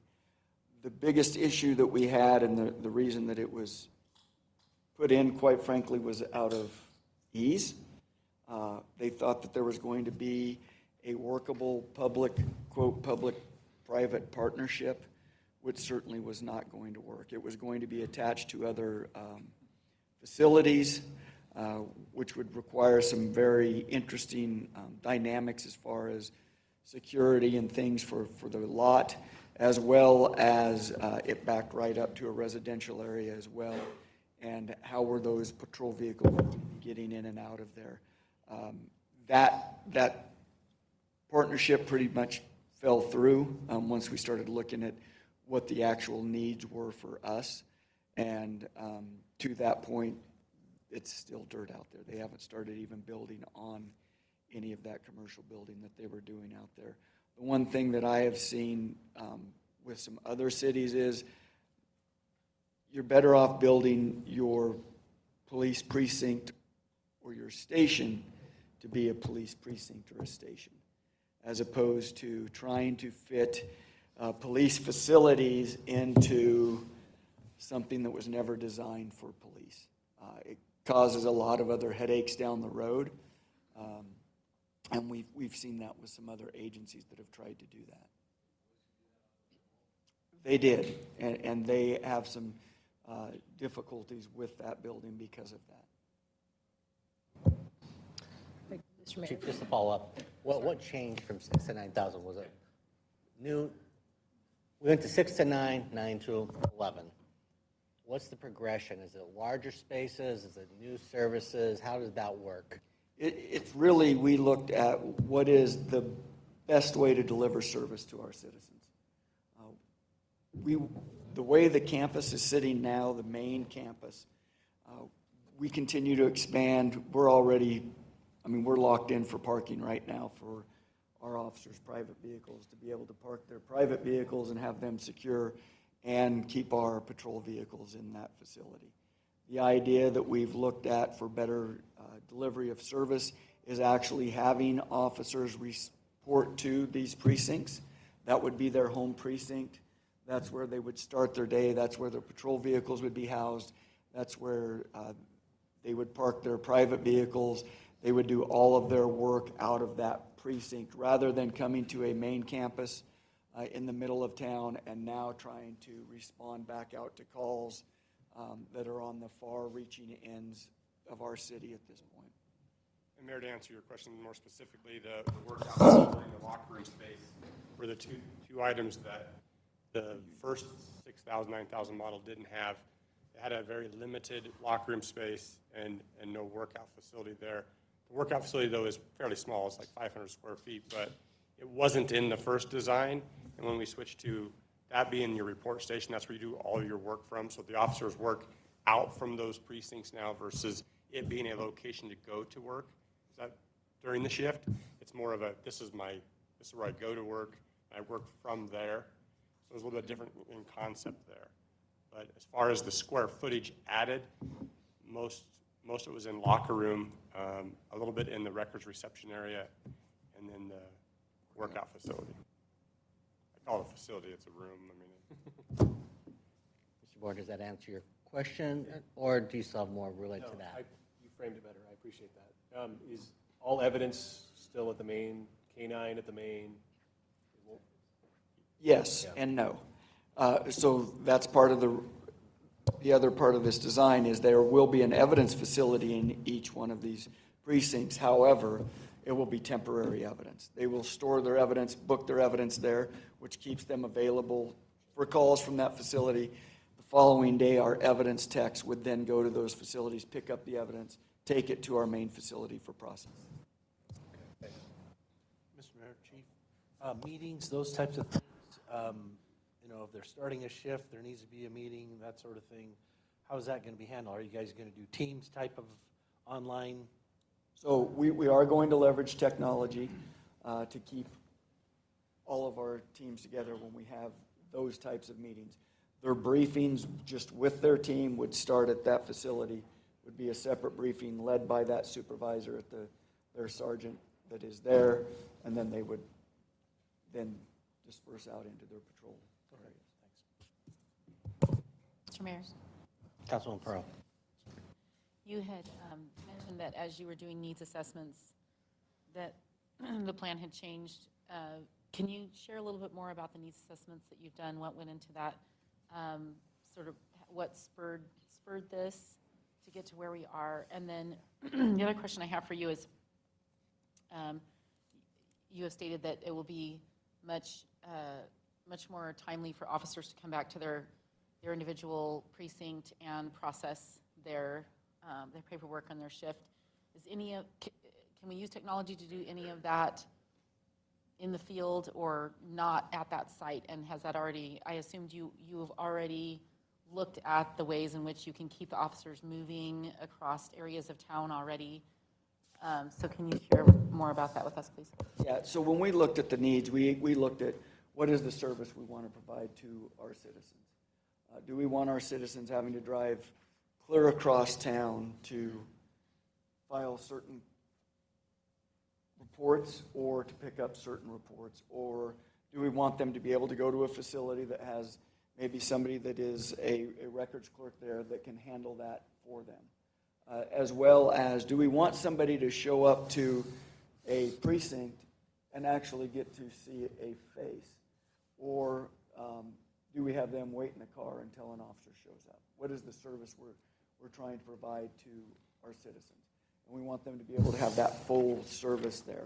As far as what can they do in the field, evidence processing they absolutely cannot do in the field. They have to do that in a secure facility for obvious reasons. Can they write reports in the field? Some reports, yes, if they're very quick. Other reports that are very detailed reports, a police officer does not want to be sitting out in a car trying to pay attention to their surroundings while they're trying to focus on writing a report. It just, as an officer safety issue, that does not work for them. Mr. Mayor. Councilwoman Schrader. I have a few questions. So one thing I wanted to understand was the true need to have records housed in these two precincts. Yeah, I understand there's an efficiency to having officers in the field closer to these locations. That kind of makes sense. But I'm thinking, I mean, downtown Meridian location's pretty centralized. I can't imagine someone in Meridian, even in the far reaches of Meridian, driving more than like 25 minutes to go file a report. So do we think that the wait time, or that there is a true issue with people commuting to the main station? And what kind of cost or how much of the additional square footage is the records and people filing reports, like the public showing up to them, attribute as part of the total square footage? Well, I think part of the issue is not just writing reports either. That is part of, or the getting reports. One of the things we want to make sure is if I have a victim of a crime show up at a precinct, I don't want to have to tell them, you've got to go to our main campus to now meet with a detective. I would prefer to have a detective or somebody that is there that is able to conduct that interview in a timely manner rather than sending them across town. Even if it's just 20 minutes, 20 minutes can be very traumatic for somebody that's been a victim of, depending on what the crime is and what they're showing up for. So we want to be able to provide that service. And when I say a records personnel, I mean, we're talking about one person behind the counter. So it's very limited at this point. I would say as the city continues to grow and the call loads continue to grow as well, we have to evaluate, do we need more records personnel at those facilities? I think right now we can leverage technology to reduce that, but it is something we have to evaluate every year. Yeah, so I'll be like candid. One of the struggles I'm having, so with the fire department, you know, I have a lot of response time data that to me, and information about building and entitlement that's grounding me in that decision, that there is a need to expand to maintain an adequate level of service. And I looked at the response time data for the police department, and I didn't see the same issue in terms of response time. So I get it that we want officers to spend their time well. That makes dollars and cents.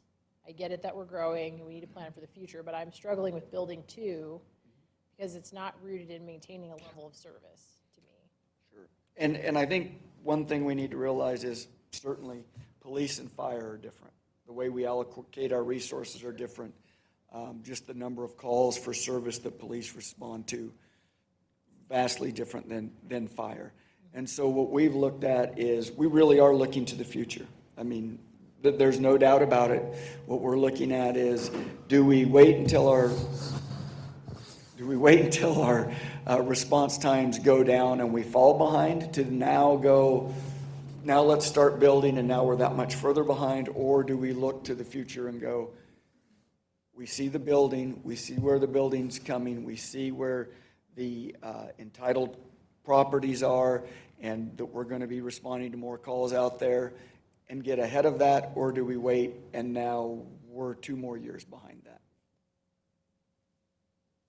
Maybe just a follow-up, I mean, can we get ahead of or maintain an adequate level of service 10, 15 years out, if we do some smaller substations where police officers write reports and don't provide this full level of service.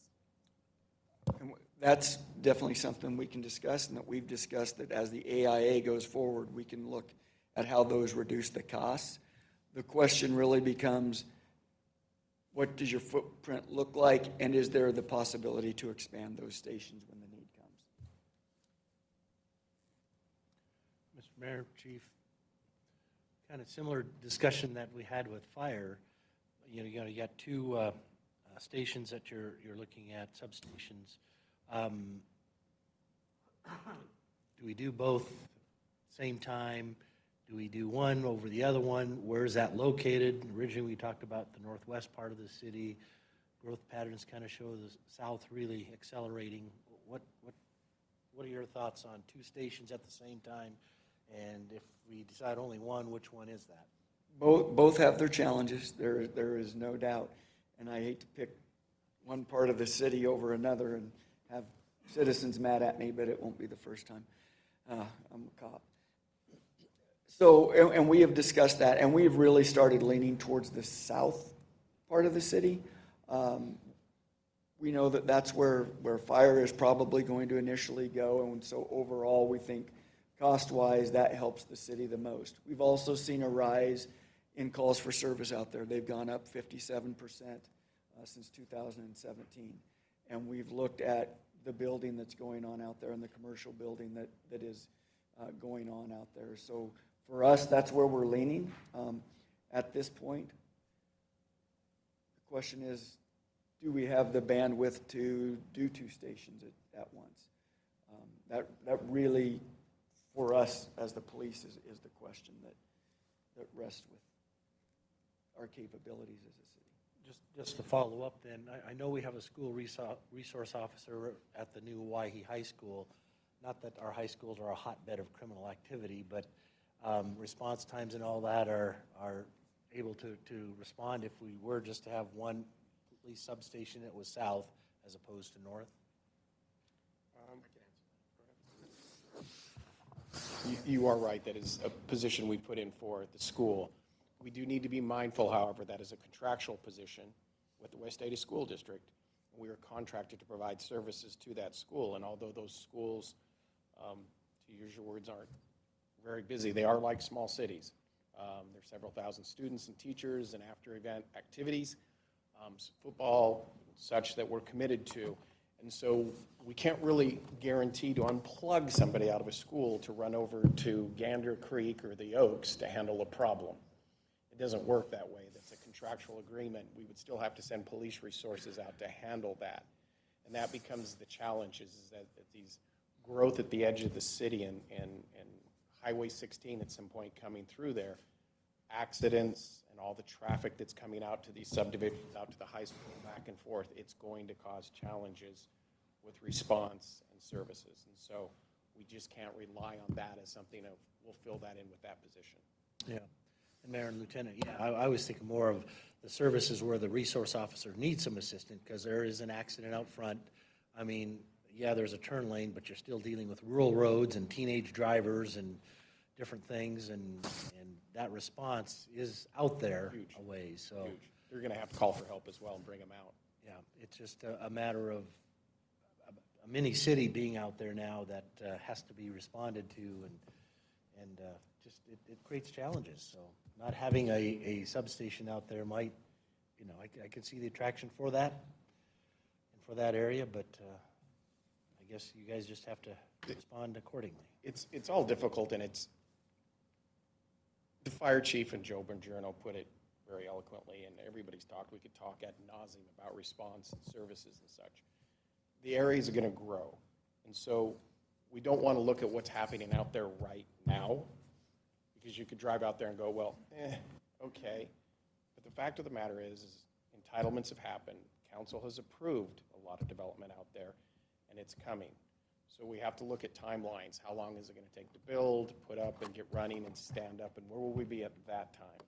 And by the time we get to that time, there'll be more stuff that's been approved, entitled out there and coming online, or Highway 16, whatever it is. We can speculate all day long, but it's going to happen. there was a time when I moved into this police department after being in the old station down here downtown, some of you remember that, and I thought, there's no way we'll ever outgrow this.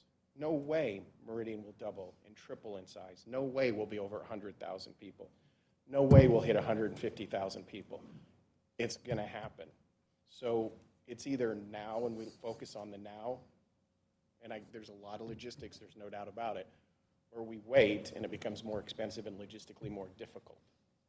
So they're not easy answers, but we need to understand not just a snapshot now, but give me what you see in 2 or 3 years, what's going to happen along that corridor in both of these sections. To put a little bit of that in perspective, we're starting our third remodel of the police station, so expanding it. And coming online with Scenario Village and the plans for one more facility on that, like I said, we're running out of space to house officers.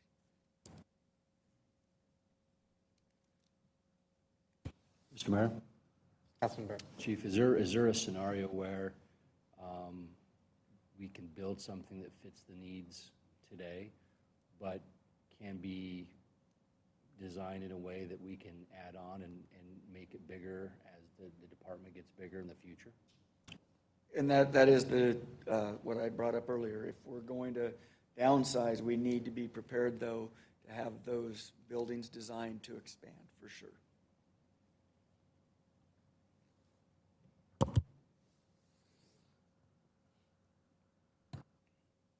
Second question. So is there, and this maybe is a question for Todd, if and when we do an expansion of an existing facility, would we be able to use impact fees for a new facility, even though it's connected, it would be, expanded from an existing facility? Trick, it all comes down to the study. Do we put that particular expansion in a future study to collect the funds for? So third expansion that they're referring to, we did put that into our study back in 2018 because we're anticipating it.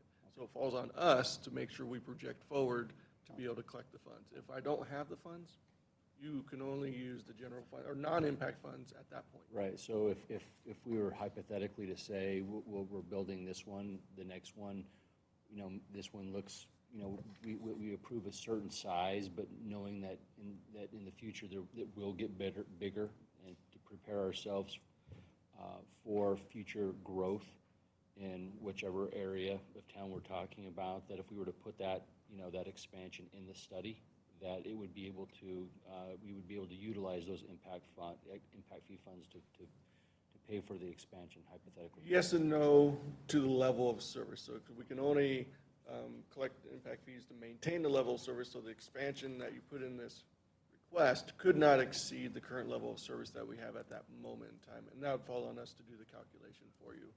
So the answer is yes and no to a certain level.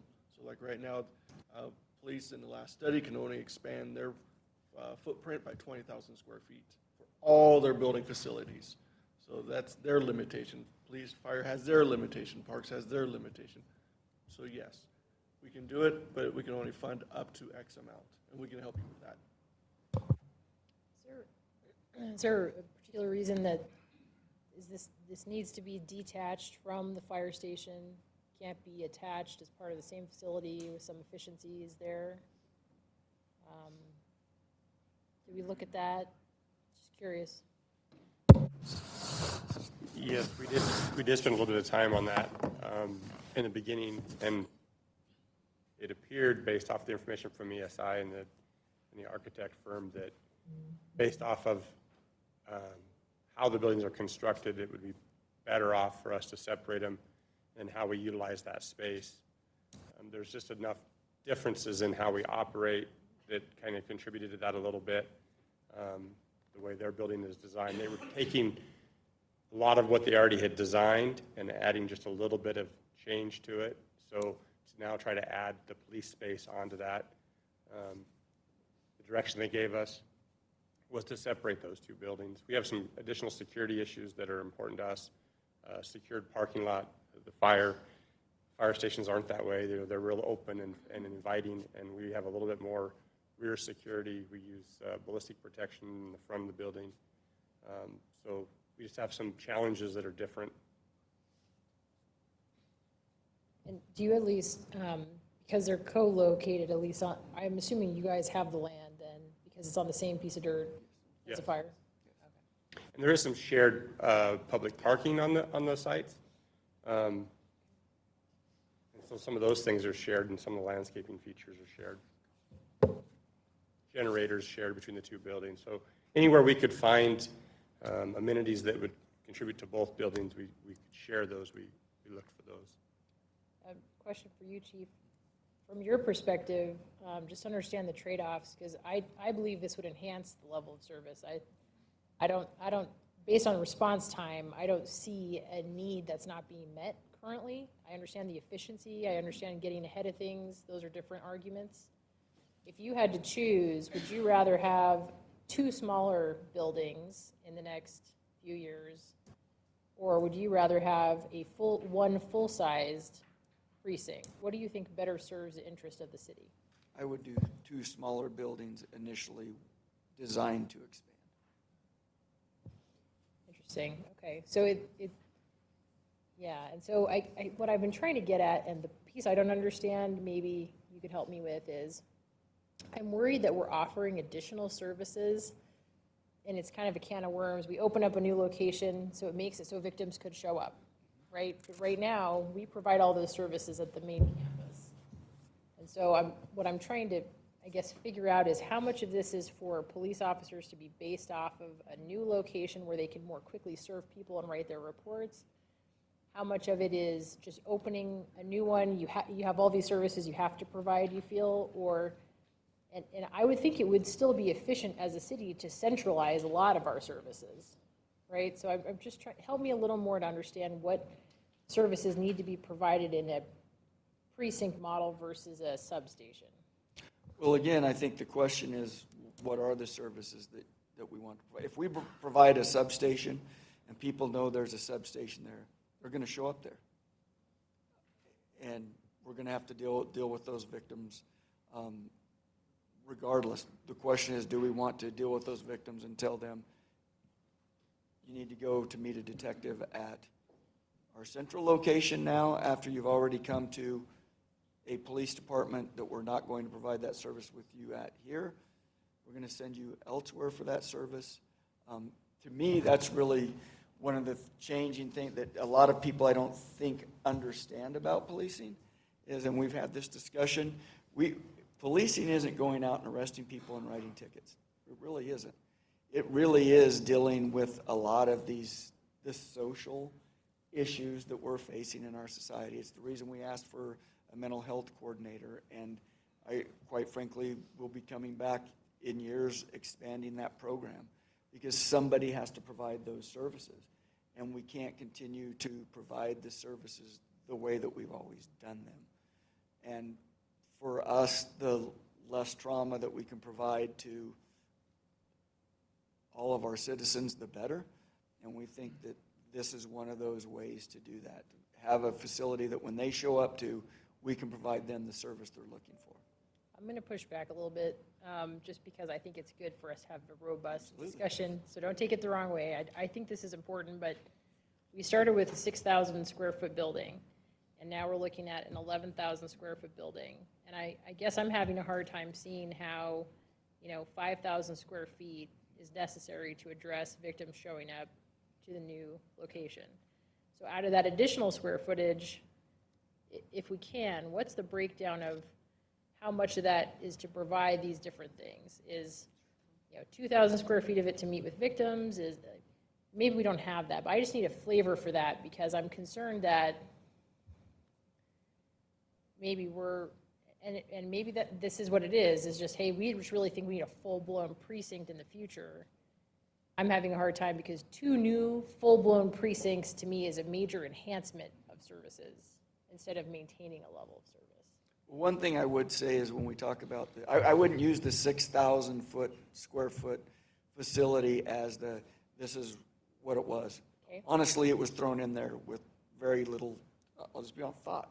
It was, we had a developer come and say, we're going to provide you this building, and everybody jumped on board. And then once we started looking at how that was going to actually work, we realized very quickly that's not going to work.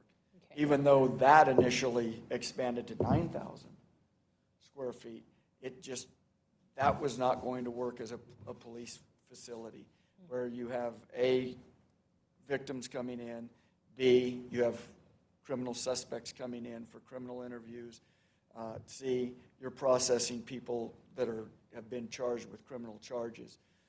That attachment to another building, another commercial building, just was not thought out. But I guess that helps me. So what I'm trying to understand though is like, do we really need to process people at these locations? Do we need to provide all of these services at these locations? Or, I mean, I don't want, if a victim shows up, I understand that. I don't want to overly traumatize someone who's been through something horrible and turn them away, but is there a difference of, we're actually arresting somebody, we can do that at the main location? What are the core services that have to be provided? Well, I would say for efficiency purposes, if I arrest somebody in, say, South County, south of town here, Okay. do I want to drive them back to the Meridian Police Department to do the processing and then drive them to Ada County? Or do I want to drive right there to a facility that I can process them right there, get them to Ada County, and now I'm back in my precinct much quicker? That really is one of the questions. What are we looking at for efficiency? Bottom line. North may be a little easier because I'm on my way to the jail anyway. And I could stop and process them, I guess, at the main campus. It really seems to be much more efficient for us to be able to come to our home facility for those officers, process those prisoners right there, and then get them booked into the jail. Chief, I think I'm completely tracking with Councilwoman Strader's questions because I'm having the same ones. And what I believe she's asking, and I'm also trying to understand, is what does your daily life look like? Who's coming and going from these facilities? And so you just mentioned that a lot of policing isn't just arresting folks. So if you can help us understand, I realize the city's growing, arrest rates are going to go up just based on size. How much of the activity at these facilities is really truly bringing in somebody that's been arrested? Is it multiple times a day? Is it a daily thing? Is it a couple times a week? Because I think what Councilwoman Strader is trying to get at it is, kind of help us understand, because we're not there with you every day, the ratios of what happens with your, what really is the primary use, and we're not trying to we trust that you're asking us for something good, and we're certainly not trying to take apart what it is that you do.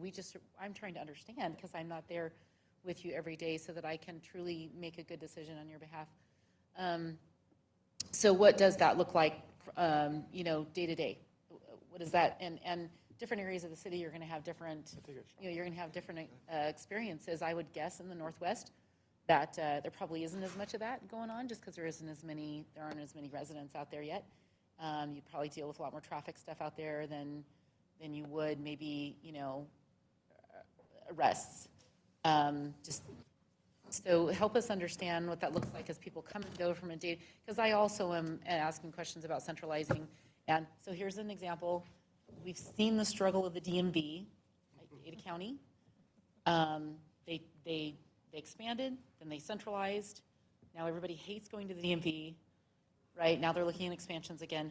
But they centralized for a reason, and the intention was to keep it efficient and to keep the cost down. I'm not saying that's, but when we talk about centralizing and decentralizing and stuff, that's kind of one of the things that pops in my head. Very different functions, right, than what you do. But I just want to understand, it would also make sense to me that there would be things that would be centralized, like records. So really give us an understanding of your day-to-day, examples perhaps of how that would work, because I'm still really having a hard time getting a visual of it. I'll take a shot at that. So to talk about records is the centralization. So technology allows us to, a lot of the work that they do is data entry. That can be done at multiple facilities. So I can take 4 people who work in my central location and I can expand my level of service to 3 locations and still get my data entry done and meet the customers in the front. The square footage for the records section, or the lobby, if you will, of the precincts is probably less than 500 square feet total. So it's not a big portion of the space. Now, there's some hard interview rooms and soft interview rooms. Where we interview victims of crimes and where we interview suspects of crimes are 2 different types of rooms located in separate places within the facility. An officer probably spends 30% or better of his day administrative duties. Those are duties that are in-house. They're inside the facility. They're processing suspects, interviewing victims, meeting with victims, doing the police reports. So of that time, if I have my entire team centrally located within my city, taking that 30% of their admin time, and I get a call at Chinden and Black Cat, I got a long response time to get there. And that's pretty common at 2, 3 o'clock in the morning because of where all of those arrests take place, and all of that work that goes on has a lot of administrative work to it. It is not uncommon to have my entire graveyard team at one location at 3 o'clock in the morning, where as we move to the precinct model, I now have them strategically located within my city.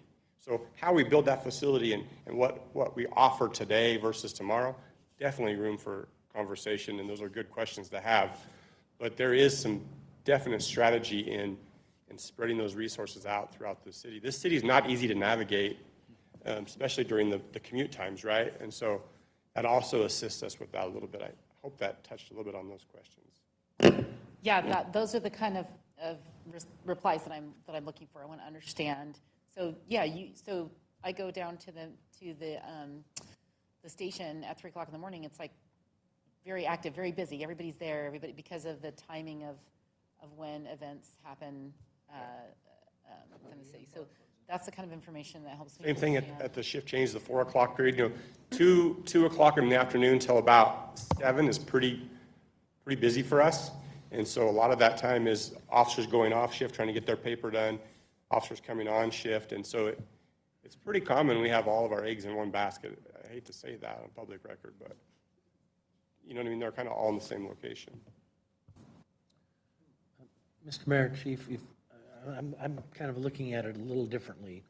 If we were to go to 2 locations in the small, just do it has a bathroom and a place to write reports type thing in the initial stages, there is, as you mentioned earlier, a capacity limit at the main campus now. And as we continue to grow, you're going to be adding officers, so they are going to be reporting there, and then they have that smaller facility if that's the route we went.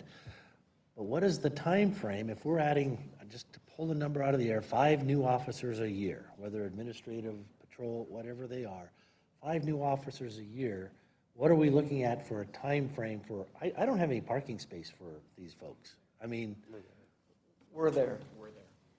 When it comes down to the number of patrol cars, the number of private vehicles that we put on, and we have people now that they're parking in the front lot. They're not excited about parking in the front lot, but they're parking in the front lot because there's no parking for them in our secured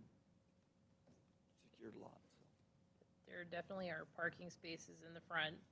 Like, not to be, like, I don't want to. Oh, I understand that, like, but when you you're could park in the front, like, listen, I park all kinds of terrible places probably, but is there a specific need for secure like, what is the need for secure parking? Is it like you don't want to interact with criminals because it's really awkward, they're going to key your car? Is it, like, help me? all the above. It's really an officer safety feeling for our officers. Okay, so.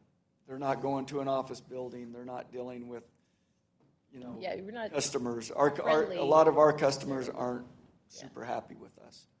But do we get around that with surveillance? Do we get around that with, because what I want to understand is, like, are we at the point, you guys have done everything efficiency-wise to maximize the existing campus. Like, there's a hotel desk, so nobody owns their desk. People check in and out of, like, a location. We use a front parking lot when we need to because we have really great surveillance. Like, are we really at the point that we've done everything we can to maximize it, and it is at full capacity? Build a parking facility. I would say this about parking, to add on to those comments, is that these officers have weapons in their cars. They bring guns and rifles that are sitting in their cars to unload them in and out of the PD, in and out of patrol vehicles, body armor, badges, OC, everything. And so you can't put them in an open public forum when officers get ambushed in this country, and that is a fact. And they're unloading in all this gear to and from in secured areas. And so they're armed. And sometimes they're in street clothes without their body armor, sometimes they aren't. And so we have to be careful about how we design security, and that's one of the challenges with these precincts, is there has to be a security component of it for that coming and going, and it can be tricky. And so just some food for thought. Do you feel like that, I mean, does that resonate with our, help me understand that comment. Does that resonate with our, we want our employees to feel safe? That makes sense to me. I understand. We also have a huge philosophy of community policing. Feels like we're not afraid to interact with the public. You guys are interacting with them regularly. You know, is there a different way to, is there a way to change the parking that we have at the existing campus? If it's is it mainly a parking issue, or is it a desks issue, or is it all the above? Well, it's all of the above, but really, our officers need to be able to, our locker room is full, but our officers have to be able to park in secured parking. I mean, some of them aren't now, and it is unsettling. We see across the country where people show up at a police facility and try to ambush officers inside the secured facility. Now, what do we look at for the opportunity when an officer's out changing shift and he's getting his gear out of his personal vehicle to put in his patrol vehicle in this unsecured location? I mean, that is, we live in a great community, but that is a reality that we have to realize is still a possibility for our officers, and we can't diminish that response when we're having those conversations with our officers. Yeah, okay. It sounds like there's there is a need for secure parking that can't really be mitigated. It's just a have for any facility. And so if you move forward on smaller, like more of a substation, are you going to be getting adequate, park? Are you guys building into the design request like your future parking needs? I mean, how are we addressing all that? We would still have to design secured parking for our officers. Right now, it's designed a little larger for future needs, but that parking isn't the cost that is really driving That's not this. material, yeah. Okay. Just if I could add this on for council's consideration. I think I mentioned this during the last budget hearing, just Chief wasn't here, but if we were waiting until the need was there, we wouldn't have one wing on this building. We would be coming back about now, and probably saying, hey guys, we need to go build another wing on this building. So there is that philosophy, build to what you need, or build it once and come back and maybe build it for twice the cost in 10 years, 20 years, who knows? The time frame and the construction cost differences that might be incurred from doing that. I think it is that would one or two, or one and two, meet the immediate and the future needs or not? So just a philosophical question, but I think that would be great for council to consider. I appreciate the let's build it now to only what we need, but that just has, I hear that, and I hear that's going to be more cost down the road, more than likely, than what this cost would be. From a service standpoint, I mean, yeah, I hope I never have to go to the police department ever for anything. No, except, wait. That hurts. Yeah. Ouch. What services do make sense, and I think that was brought up about the driver's license, or going to get your car. I think that when we live in at least for me, when I live here in the central part of the Treasure Valley and I look at services, I do look at roads and people driving as a cost, as a challenge.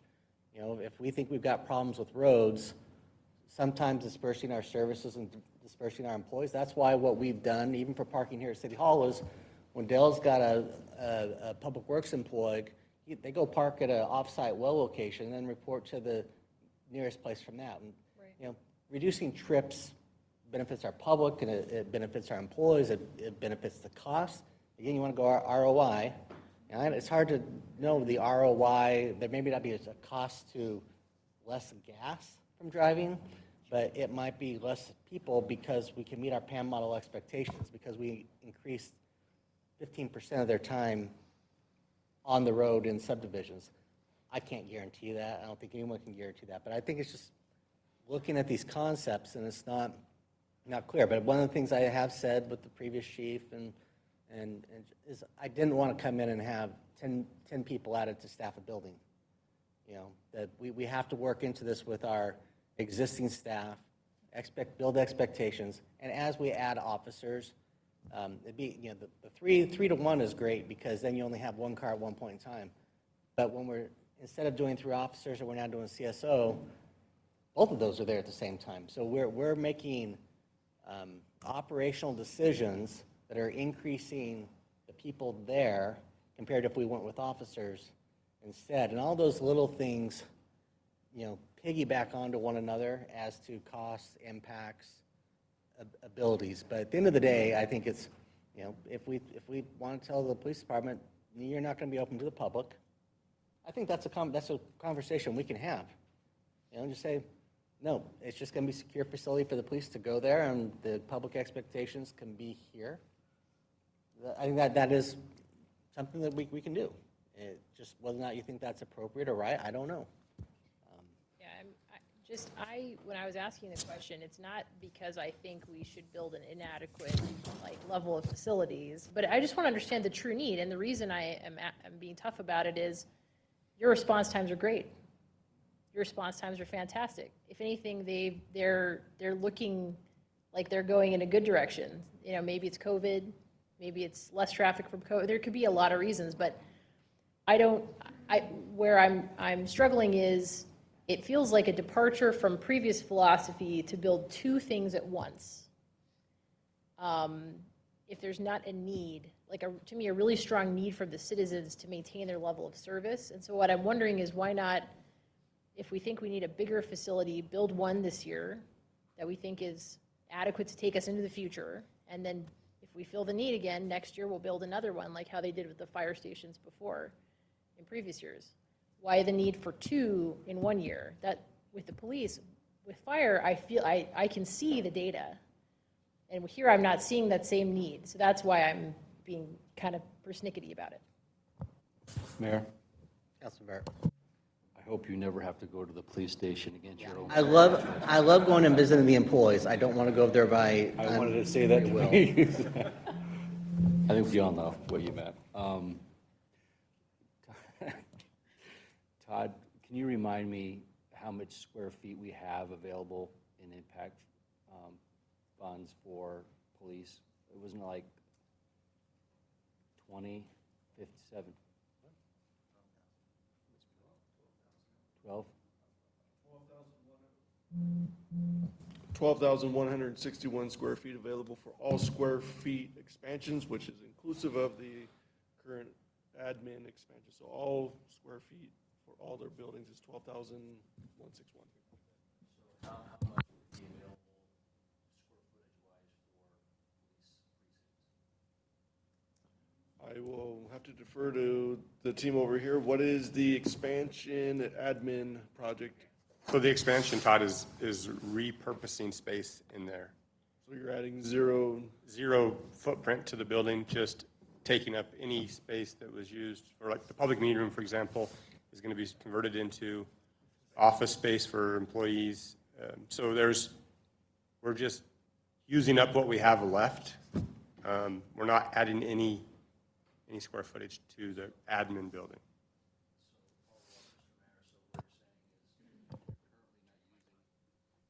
Sorry, public, the one person that's watching, I apologize. So my question to you is, not using current impact fees to do the TI improvement on this next upcoming. I can answer that for you, Trey. I believe the budget is under impact fees, but hearing him now, I have to have an offline discussion with him, because impact fees are utilized to, maintain the level of service, and according to the study, we said we were going to add square footage based on this report that we gave you, the council, and the citizens. Inside the study, see if I can find it real quick. I believe we said we were going to expand the administration building. Yeah, so here, so again, I'm going to have to work with legal on this to see how we interpret this. So administration building expansion 1, administration expansion 2, 3,000 square feet each. So we had put in this study 6,000 square feet for administration expansions, and then we put in a substation total of 6,000. I'm hearing we're not actually expanding the square feet, so. Right. I can't, I get it. Let's have an apologize, I offline can't answer conversation that about that. Let's talk more about that offline. A question that ties into that is, looking at the table, is 3.3 million the available balance for police impact fees? The 2 million that was previously funded for precinct. Correct. That's Beginning. That's pretty close. Is it the 3.3, or is that part of the 3.3?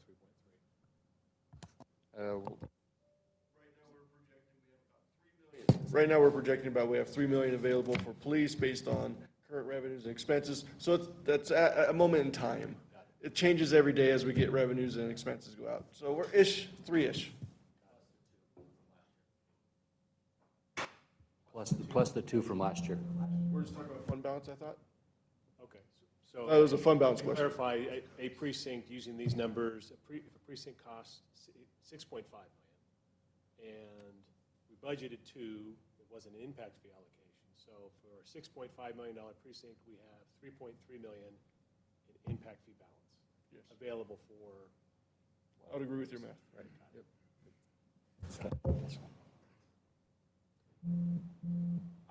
Mayor, you brought up the PAM model. One of the things that I think the precinct, and I agree with you, Chief, the South makes sense to me as well. I'm not there on 2 at a time either. I think you're going to learn a lot with 1. This is a big new pivot for the city as we grow. But another benefit that is measurable to some degree, it's not a response time, but so much of what you do and you have to do is not respond, but is to be out there in the community. And the PAM model talks about being available and visible and interact, not in response to a call necessarily, and maintaining that ability to do so. So it feels intuitively like a precinct in the South is going to enhance your ability to have that visibility in the community, serve the PAM model needs, which isn't measured in a response time to an event, but is something we cannot lose sight of. So that's one component of this, which is really interesting. It's kind of the next development, next stage for our city. Mr. Mayor. Councilman Pro. We talked about the percentage of increase in calls in the South. Have you broken that down by types of calls? So I would anticipate in the North that you're going to have a different type of calls because you have a significant more amount of commercial out there. So you may be responding to shoplifting versus in the South, maybe it's, maybe it's domestic.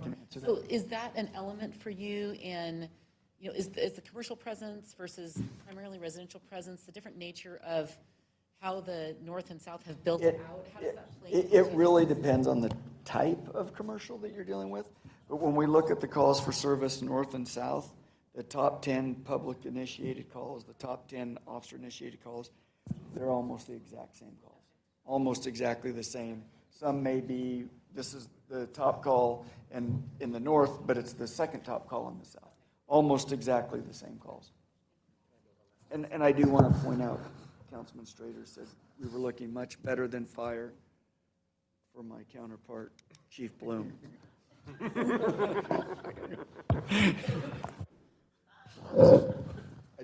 I want to just expand a little bit on the calls for service. So if we think in the life of a subdivision, an application comes through and council approves it, and say it's 1,000 homes, 800 homes, 500, it doesn't really matter. The way calls morph over time when you approve something like a subdivision is initially when it's being developed and the roads are putting in and we're starting to build a few homes, the call load is lower, and we're dealing with theft of construction sites, speeding vehicles, junk, loud music, the construction type of stuff. As the homes are built over time and people move into them, the call load shifts to domestic violence, vehicle burglaries, residential burglaries, juvenile crime, those types of things. So the calls grow over time. When we approve I don't want to use a name of a specific business, but a large retail store, and it opens, the switch hits, right? You have fraud, forgery, accidents, shoplifting. It moves very quick. So depending on what you approve and over the time, as a subdivision grows, so do the calls. So it depends on what you approve and what goes in geographic areas. The same thing can be said for traffic. You may not have a lot of traffic problems, but as you build out a subdivision, we have accidents, we have all those types of things that require police services. So I go back to, it's just not a snapshot in time. Watch a subdivision grow, and the calls change and increase over time as it grows. Mayor, another component that maybe this is a Todd question for the August meeting, but if you perceive, this is a new, unlike, the 6th or 7th or 8th fire station where we kind of have a proof of concept, this is new. I would think we'd learn a lot for 2 from 1.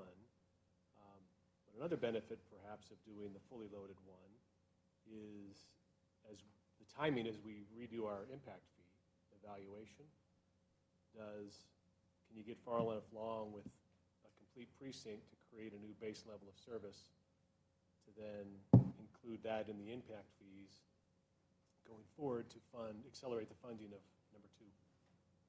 Yeah, Joe, it's a fair question. It's all about whether or not we have it under contract. Once we have a project under contract, we are allowed to account for it, as long as we commit the funds and commit to the contract. It will be part of the level of service calculation in your next study.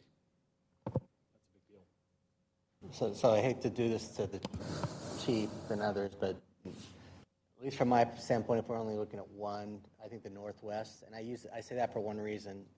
Calls for service are important, but if we get down to some of the things about drive time, windshield time, 4.5 miles between the one in the south and the main, and it's almost 8 miles to the one in the other location. And I think that, so maybe I'm wrong, but when I look at that value proposition, that, 3 miles each with 6 minutes, or 6 miles each time, drive time to buy 10 officers. I think that's, to me, a question I asked the department to look at, even if you can quantify what you think that is. Even though there may be more calls, where's that larger value if it's appropriate? Yeah, I think we can look at that. We can come up with numbers for that, for sure. Mr. Mayor, Councilwoman Pearl. when Todd's finished, sorry, I apologize, can you expand on, I want to understand more about what you were just stating about the impact fees. So we need to have a project, council needs to say, yes, we're proceeding with this project. In order for, when new impact fee study is opened, where do we have to be to get the numbers that we need to add it in from our side? Are we a year in advance that we need to have? I'm trying to understand take us through what you just explained, because I'm still not tracking with it. Sure, Jessica.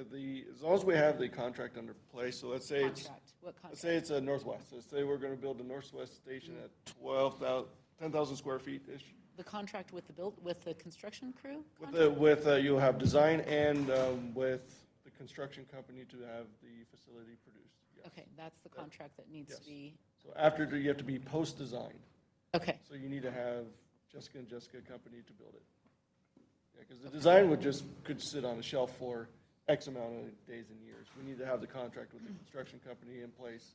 That's the commitment level that we could say we have 10,000 square feet on the books. So if there is an anticipation that we could potentially have open a new impact fee analysis in 22-23 fiscal year, would we not then have to consider getting started on Station 2 this year? Joe's not. Joe, are you listening? Sorry, you need to be part of this conversation. Okay, let's start this again. I'm sorry, this is just an important part of this conversation. So I'll repeat what I was saying. So I was asking Todd, if we have to have the numbers, we have to have the construction bid numbers, we open the impact fee study to discuss a new project. So for second station, if we're considering opening an impact fee study in 22-23 fiscal year, which we are, if we don't approve second station in this year, at least to proceed to get to the point of having numbers, then we won't have that ready and available for 22-23 impact fee study. So I was curious your thoughts on that from a time frame, because you were mentioning about, do we wait and add the second station into, which I'm not in disagreement with as far as that idea, just I want to get the timing right of as we're making this decision for this fiscal year. And curious your thoughts on that. I think, if, to what Todd was talking about, if you have Precinct 1 under contract for $7 million, and now you are, the next day you are finishing your impact fee study, you first assess your base level of service amongst your community, and it now includes one precinct at a cost of $7 million. So now we're creating the new impact fee to fund what's in the 10-year plan going forward, and it includes precinct number 2. So we can now receive funds from the new impact fee to fund Station 2, or some piece of it at least, at a higher recovery rate than we otherwise would, because Precinct 1 and its cost is included in the calculation of the base impact fee. Does that make sense? But So can we then use figures from Precinct 1 to estimate Precinct 2 in the impact fee study? Or do we have to have figures for the second station? Exact numbers for the second station? Jessica. Forgive my ignorance on this, I'm just trying to understand. Great questions. So the study would be based on a estimate for Station 2, regardless of what Station 1 costs. Because Tracy could come in and say, we're going to tweak number 2 a little bit differently because we didn't like the way 1 worked out. So whatever value Tracy tells me that he thinks station number 2 is, that is what we'll propose to the citizens and the community development, say, this is what we would like to collect funds for, and this is what our estimated value of this said project is. And then we'll divide that value into the number of permits that we believe we'll collect over the 10 years, and that's how you come up with the permit. So is that tracking along with what you're saying?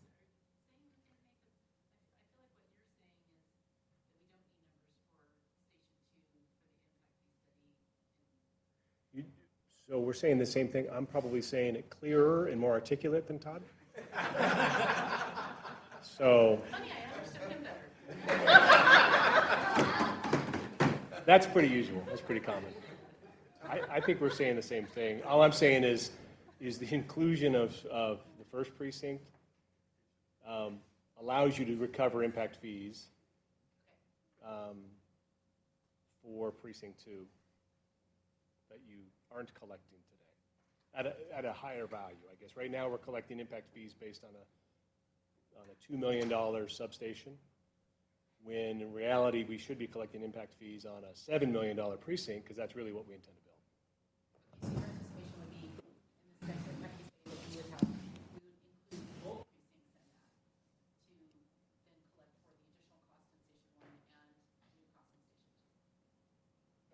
Well, Todd, correct me if I'm wrong, but I think it'd be 1, because the first one would be included in the new base levels. That'd be correct, Joe. So you would only be collecting on the new growth needs that you have because Station 1's already in place.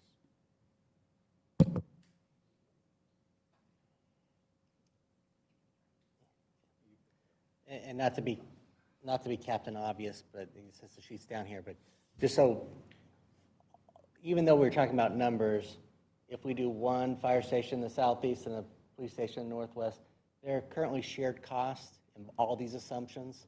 So if one goes without the other, one's going to have a higher cost than what is even projected in the numbers you see before you. Just want to make sure that that's clear one way or the other. That's what I'm here for.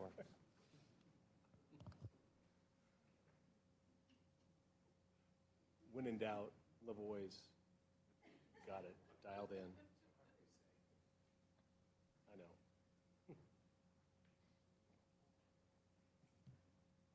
Council, additional questions to understand the role of substations? I have one. At full build-out, how many precincts do you think the city will need?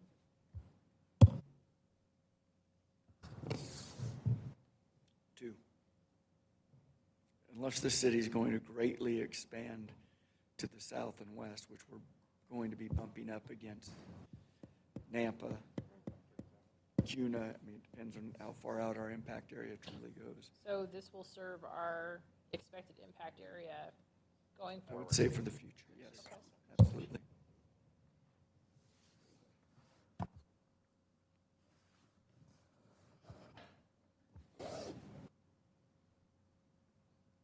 Kavner? So make sure we don't lose you before we. I appreciate it, Mr. Mayor. I don't have anything else left to add. I feel the council's done a good job of asking the questions. I think the department's made the need. I think this is an appropriate investment for our city, both in the short term to meet the current demand as well as the long term. And I think, Mr. Mayor, you touched on something that you can't monetize or quantify the benefit of having more time for our officers to spend time on streets in our neighborhood than on the road going from Water Tower to North Meridian. And I think that we gain a significant amount of efficiencies for the benefit of our community as a result.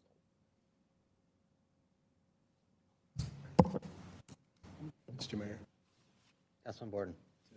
Kind of the high-level summary thoughts on it is I'm there on one of them, not on 2. The same issue with fire. I think there's even more reason to do 1, not 2 at the same time. Now, whether it's north or south, I think south, but maybe some data to your point that if the north makes more sense, if the trade-offs, higher costs perhaps, but greater benefit with more commercial service versus residential. I don't have the answer to that, but that probably can come in August. If it's budgeted to be almost similar cost or same cost, the north-south decision isn't as critical for the precinct, but I'm comfortable with 1, I don't think we need to do 2 at once. Whether it's included for the purpose of publication, sort of the same thing, let the public be involved in that discussion, but this was helpful context to understand how it's going to be designed and utilized. Councilman Pro. We talked the last hearing about staff time committed by the department to the projects for the fire department and the public works department that would be committed to managing the construction. Can you share with us what that looks like on your side, doing 2 stations at once? What staff time is going to be committed, and how's that going to affect any current positions? Well, that's really hard to say. It's really hard to evaluate that, but Lieutenant Leslie is the one that is dedicated to this project.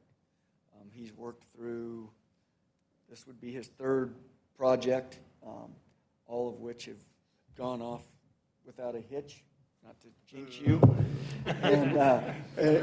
and coming in under budget. With Jamie, with Stacy Peachin from our department that does our building maintenance as well as our vehicle stuff, and with Stacy Redmond, we're really confident in their abilities. So,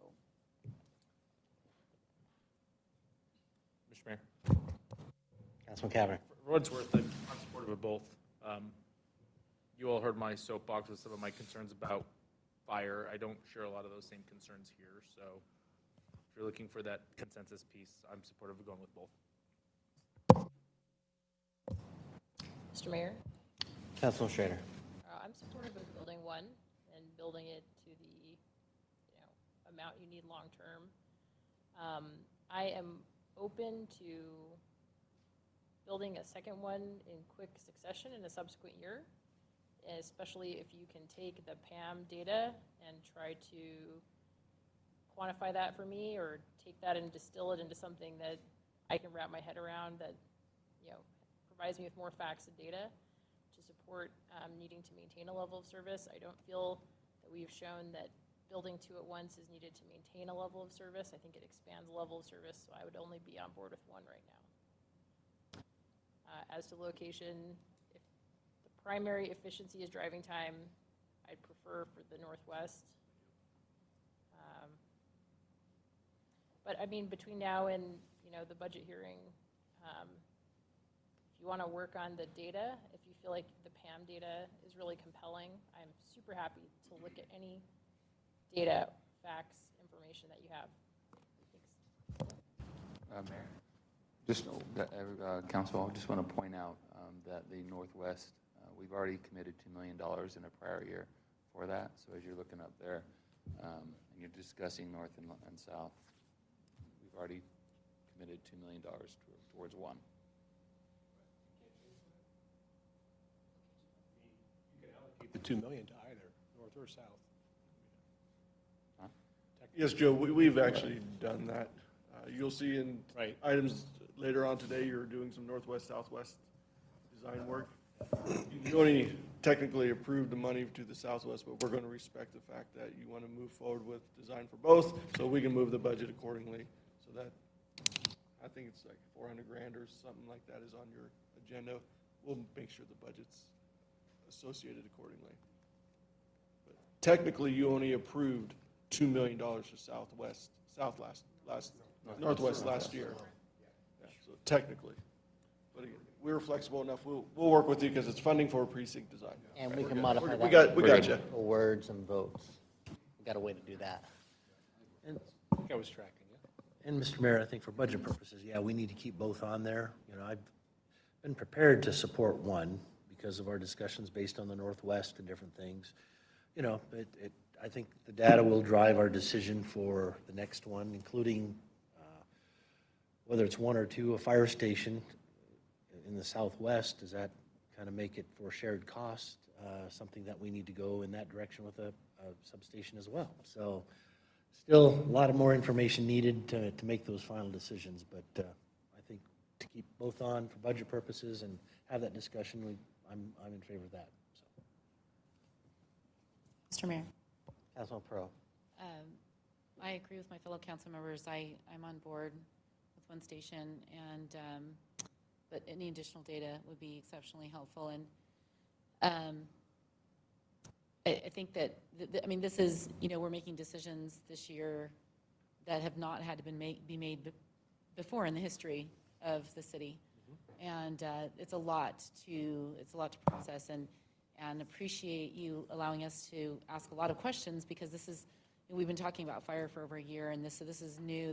We're trying to wrap our heads around all of it, and we want to do what's right for our staff and for the city and our residents, and being as forward-thinking as we can while still being responsible, being financially responsible.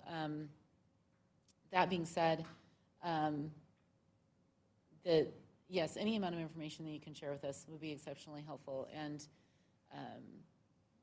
while we've already addressed this, I think the same philosophy with our decision, since it's in the parking lot, the fire station, there's over the next year going to be some data that's going to come out, not only about the costs associated with one station, but also we're going to do a citizen study about the expectations. And I really want to get that information before I consider a second fire station as well. So since that's in the parking lot, I'm going to add that. So for me, I can unequivocally say I'm in support of one of each, because I think there's going to be more information that's going to come to us over the next year. I also think with the second fire station, we probably won't feasibly begin building it until the next fiscal year anyway. So I'd rather have that data then if I can. And then as we, you know, just as the presentations come on a monthly basis about how these are progressing, I don't see any reason why council can't be flexible to some extent, potential budget amendment if we need to address anything else that comes in anticipation of the second stations. So also one question, if I'm understanding correctly, there's approximately 3 million in impact, 2 million already set aside for the Northwest, so we're looking at $1.5 million in general fund to finish Police Station 1. Am I understanding that correctly? I believe so, yes. 3 million in available, yeah. Yeah.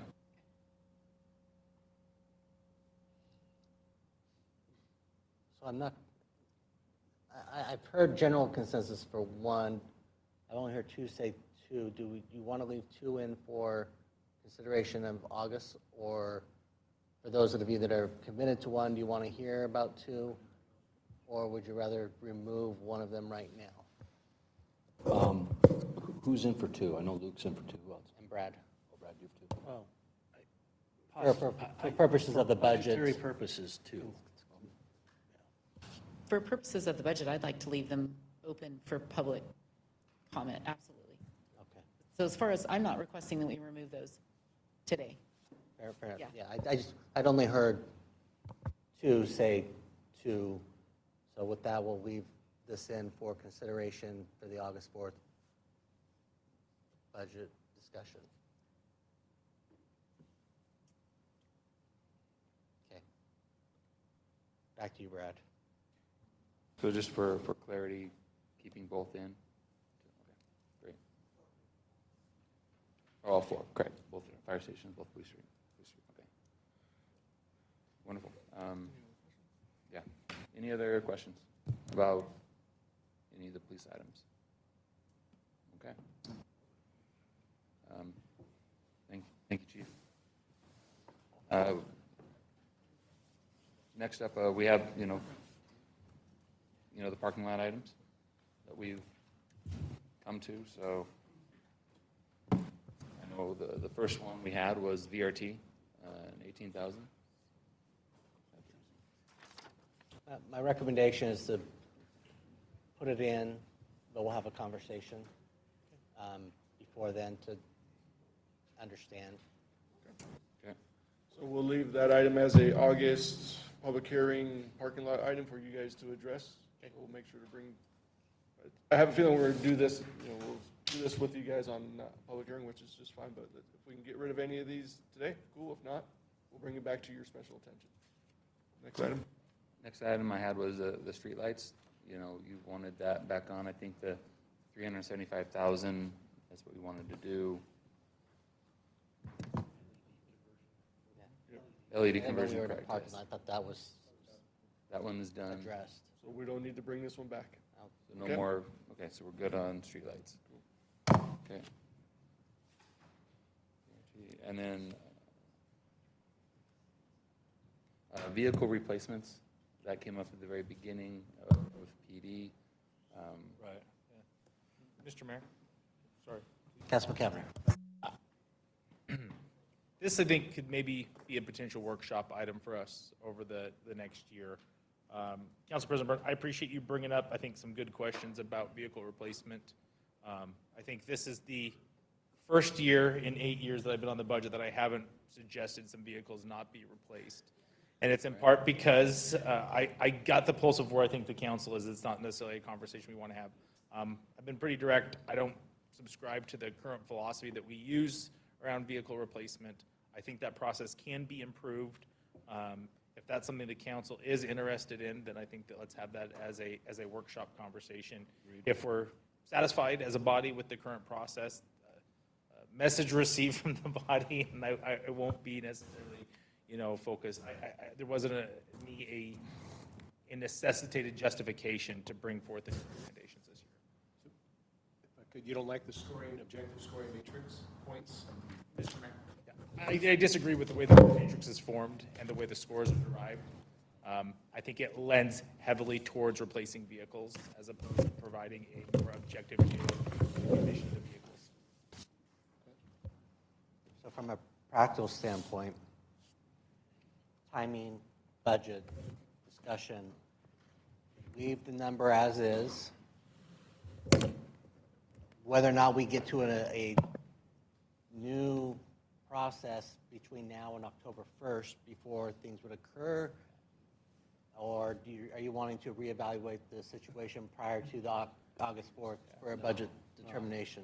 Mr. Mayor, I think that in the past, I've suggested that we look at changing the matrix in which we come to our conclusions. I think staff feels very confident in their process, and I support them in that. Just the question came up, I think, at least in 2 departments this year about vehicle replacement, or at least our council president inquired. So if there is some renewed interest from this body to look at that, it's a much larger conversation, I think, as we prepare for the fiscal 2023 budget. I agree. Not between now and public hearing. No. Councilman Kavner, are you just talking about vehicles across the board, or are there specific No, just type of vehicles replacements. you have more concerns about than others? I think it's just about replacements. When we get reports from Nesmith who says the vehicle's in good condition and we're choosing to replace it, Councilmember Hoagland talked about his family budget. If this was the Cavanagh family budget and for the vehicle's in good condition, I wouldn't be looking to replace the vehicle. So this, to give context to this, and I'm just looking at a random fleet vehicle assessment question. This is for Unit 151. It's a PD vehicle. First question, is the vehicle safe to drive today? The question, it's marked yes. Is the vehicle safe to drive in 18 months, 10,000 miles, as is with no additional maintenance or repairs performed? The answer is yes. This particular car needs a little brake fluid, needs a new air filter. The cost of those is $106.29. Beyond that, it has a fluid leak that can be fixed, more diagnostic issue. The cost of that is $105.49 going on, but they're asking for a new vehicle. To me, that does not make any sense at all, and I cannot wrap my arms around that. And I think hearing that, I would argue that needs to be changed, because for the police vehicle, it should say, should this vehicle be driven 50,000 more miles in the next 18 months, instead of asking it 0,000 miles. It goes even more. It says, any significant safety concerns identified? No. Any structural rust issues? No. Mold? No. Some of them have issues with tires, not very many. Any safety concerns with interior upholstery? No. So I'm just looking at this one particular one, and everything is suggesting that why a vehicle would we ever replace it? So, maybe we're missing something. Maybe there's just something there that we don't know about. So that was my question that I asked Chief, because I wanted them to walk me through, like, what else are we missing? They mentioned engine, hours, and that could certainly be a part of it. I just need to have more information before I can approve. Well, so, you can take that to 2 different mechanics, and they're going to give you different opinions on that. And it's so subjective. And I don't understand the history of how the grading system came to be, but just listening to the use of the vehicle is so significant, and is the technician or company that we're using grading it based on the type of vehicle that it is, or are they looking at those same that same information across the board? To, obviously, with the patrol cars, they have to be in optimal condition at all times, whereas a vehicle being used by code enforcement may not have to be. So does that play into how we grade things? And is the team that we're using to review the condition of the vehicles aware of that? Sure. I'm not bringing that up as I truly don't know. This is all brand new to my understanding. Mr. Mayor? So, they're just answering the questions that we're asking of them, to be honest with you. So I think that I'm not saying that these vehicles aren't in need or they are in need. I just agree with Councilman Kavner. Just the matrix needs to change. This is not this is a very sort of large, complex conversation that we need to have. Certainly not something that can be resolved before August for sure. But going forward, I think it's pretty important. And Nesmith has been working on their cars for years, and so nothing. They're just using the same paperwork that we're reading off of, so I don't think it's necessarily anything that they're recommending or not. But Chief? One of the things we will do is we'll have Stacy Peachin reach out to you and explain a little bit better at what she looks at. But one of the things to remember as well is this is that patrol officer's car. That's his office for 10 hours a day. And the seats and all those other things get broke down as well, which may not be captured in this. I remember the days when We drove cars that just had holes in the seats, and you drove cars that have holes in the seats. And we try to avoid that with our officers. And we also project out what is the mileage going to be by the time the car is going to be replaced as well.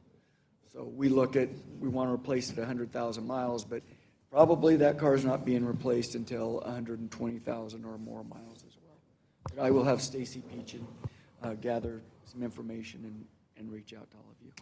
And I think maybe it sounds like maybe it's a workshop item in the future. Perfect. It also should involve those that came up with the sheet, and even the conversation, should the sheet be different for different types of cars? Is all the information, I think those are valuable Absolutely. questions if we're grading them all in the same capacity. And Mr. Mayor, my question, I don't mean to pick on the chief, and Pete, you're fine. But I had the same questions about the battalion truck as well. I mean, so I know that we have 2 battalion trucks over there. One's not even being used. Like, why can't we just use that one? And so it's like, I don't get it. So it doesn't make any sense. So I wasn't picking on the chief. We're good. It's just philosophical questions. Can we do both? I mean, isn't it possible to have a workshop about our philosophy about replacements? But I'm interested if we have sheets that are saying these are safe to drive, and I'd like us between now and August to look at every one of them that says this is safe to drive, and just have everybody take a second look at it, and come back to us and let us know if you truly need a replacement, what the justification is. Why not? Yeah, and I'd like to take a police car on a drive myself if I could. Please don't let them do that. I That's a bad idea. I have my personal, level of need and assessment. I could definitely give. And for that assessment, if there's a way, like on patrol cars, if it's sitting there running for 2 hours, it's not accruing miles. But The engine. Yeah, the engine is accruing, it's like tractors and airplanes and fire trucks, they record the hours, and that's the critical information. It's not necessarily the miles, so just having that information, so that'll help. In addition, the way in which the vehicle is operated significantly plays into its long-term maintenance. And so, and that's something, but the point I'm making is that you can't, how do you measure that? I mean, yeah, there's ways to do it. The insurance companies do it all the time. But, yeah. We'll figure it out. It's the reason many people don't like to buy rental vehicles, because you don't know how someone else may have driven them, but some people have no issue with it. We'll figure it out. Brad, Todd?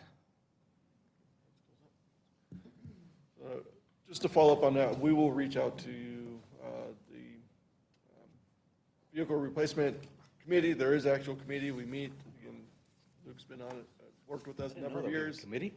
Oh, yeah. We do have a committee. We've had a committee for, 6, 7 years now that we've been doing it, and we review these. We will work with you guys to let you know how it works and get your input and feedback, just like we've done in the past. But no, all valid comments. I'll hand this over to Brad again. We've gone through all the funds, department by department. You had great dialogue. We're going to hand it over to Brad. He's going to review your decisions so you can see what the numbers look like, so that you can see what we're going to give to the citizens for their consideration. And so we'll go fund by fund at the bottom, Jenny. Yep. So you can see the final numbers.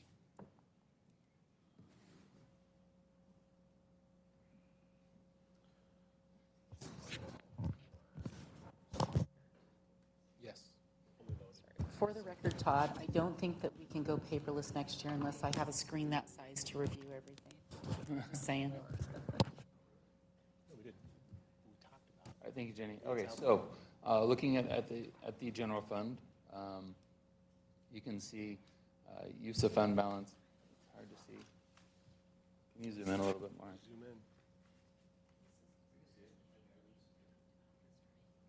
in. To have a balanced budget, we're proposing looking at, looks like, is that 19 million and change for of fund balance? There you go. Thank you. And then scroll down a little bit. Thank you. All right, so as is, We're looking at 19.073 million, use of fund balance, 18.5 million use of impact fees, so the total fund balance usage would be 37.6 million. That would take us from a fund balance of 66 million down to a you see in column I, down to a fund balance of 28 million, 28.5 million in column Q, as proposed. Brad? Yes. That's with 2.75% property tax increase that would generate another $932,388. Correct.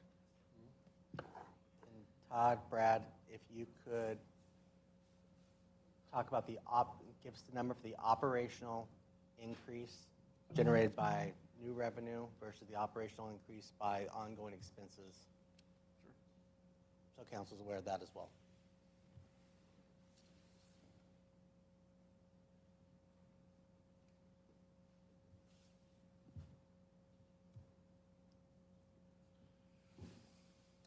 Mr. Mayor, Jenny, if you can go to the very, that's going to be interesting. Well, I'll try not to use Excel too much. Go to total requests line, total requests, all the way to the left.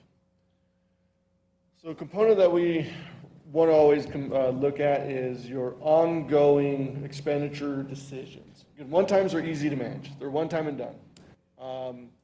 Column Charlie and column David, C and D. The new request line 246. Right above that, those two. So those are your new requests that you guys are proposing to approve to citizens that has an ongoing impact. New personnel, new ongoing, if that makes sense. So these are the expenses that we always have to make sure we have new revenues for going forward. So that equals 1.49 million. So we have that as we always keep an eye on that number. But we always also have to look up on top where we have our merit adjustments. And if you go all the way to the top, Jenny, if you add up all the merits, those exactly. And don't forget the 241. So that equals 2.19 million. So again, those are new revenues or new expenditures that we're going to need new revenues for. Are we adding in the 114,000 additional for the fire department? Would that go in there as well? That should be, we didn't go there. Okay. That's a whole different game I'm happy to address for you. I just wanted to touch on these two, that these are new decisions that you're making right now. So you've agreed to 2.1 plus, what was it down below, Jenny? Or is that all together? That's all together? So you've made a decision here to increase your ongoing operating by 2.1 million. That's not including any of the base budget adjustments, which you've already made. If you go up to the top, Jenny, your base budget changes, I think, changed by 4 million.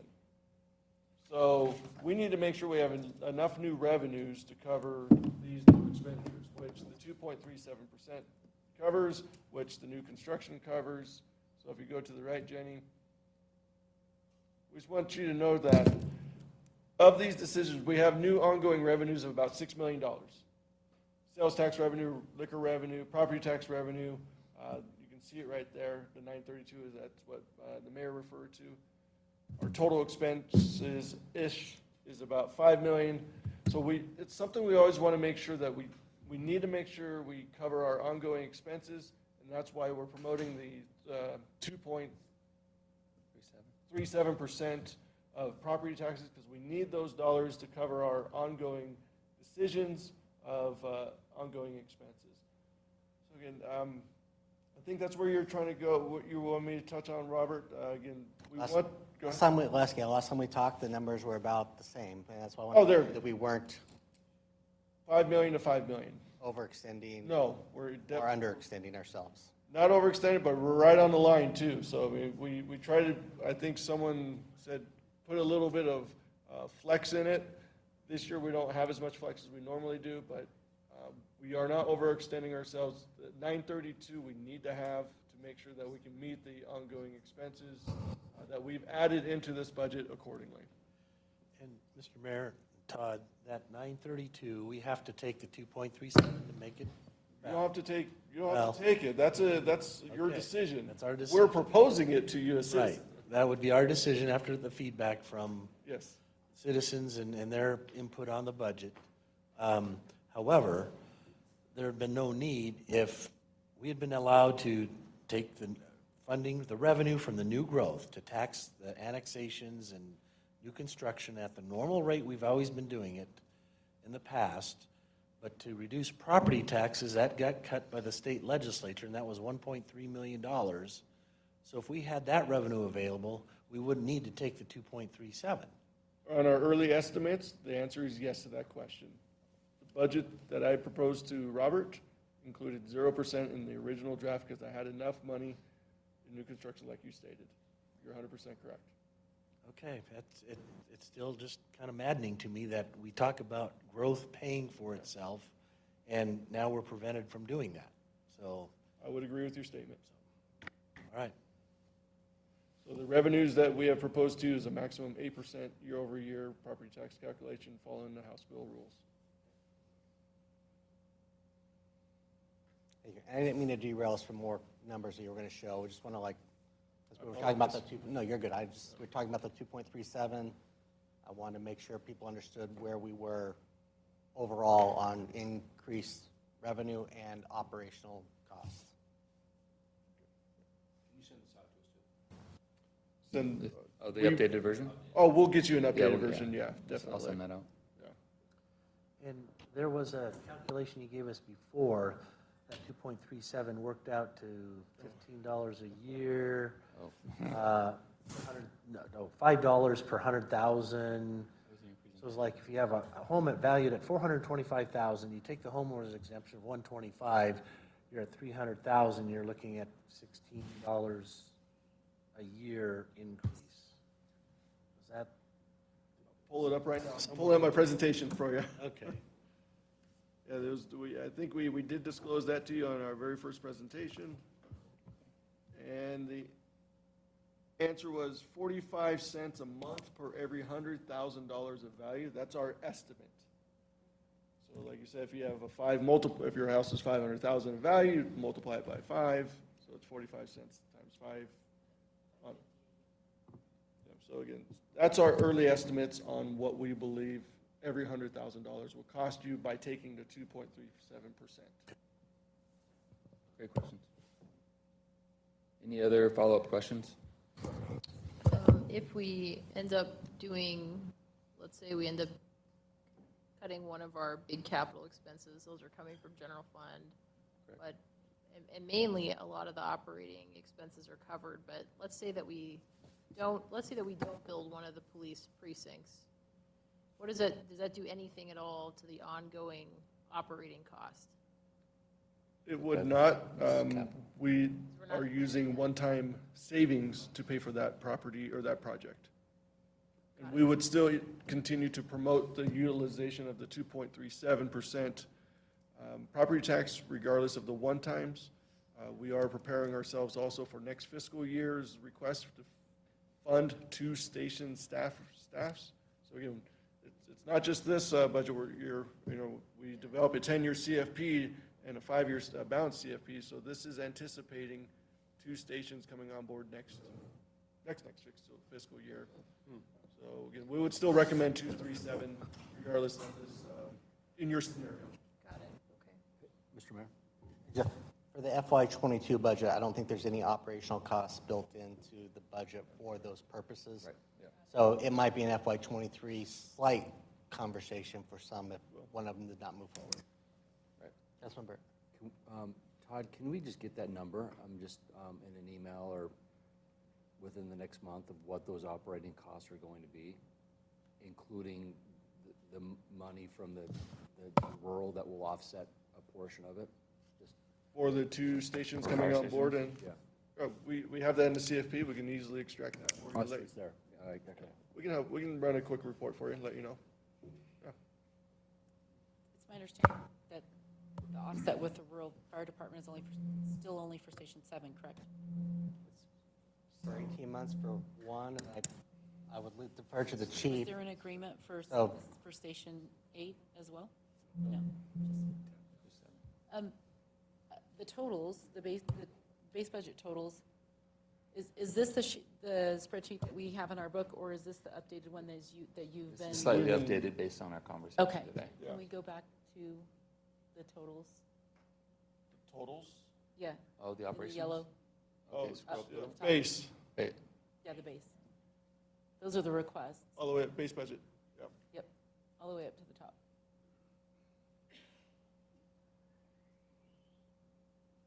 Scroll over. So our total. So, how much did our total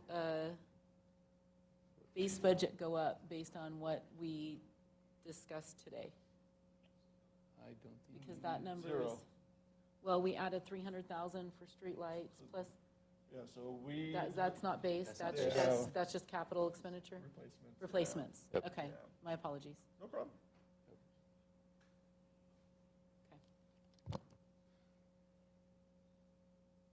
Any other further questions? I think it would be good to know, once the rural contribution to staffing rolls off, and once we at some point in the future, we'll have all 2 fire stations and 2 police stations, at some point, fully loaded, what is the ongoing operating cost of all 4, would be helpful to know. Yeah, we can definitely share that with you. I think we gave you an early, I remember you showed me an email of some costs. I think Oh, yes, for fire? For fire. Yes. We'll go ahead and bring that back up to you again. Yeah. Thanks. It's all in the CFP. We have it all sitting there for you. Yeah. Easily share that with you. Councilwoman Strader, just in time for the new contract to be negotiated. So then those numbers may or may not still be, those projections may not be accurate at that point. Any other questions? Nope. Okay. So with that, we'll consider general fund quote unquote accepted, and then we'll propose it to your citizens. Okay. We need a motion to close. No, Or- we need 2 more funds. Oh, sorry. Don't forget Yeah, about those yeah, guys. development fund. I apologize. So looking at, what we're doing with the development fund, as you can see, we will be contributing, looks like 208,000 to our capital improvement fund on the community development side as a result of this. So to clarify, those funds are only used for projects in which impact fees can't be collected? Or what's the category of? Capital improvement fund is utilized for any capital infrastructure that the city of Meridian wishes to take in for the general fund.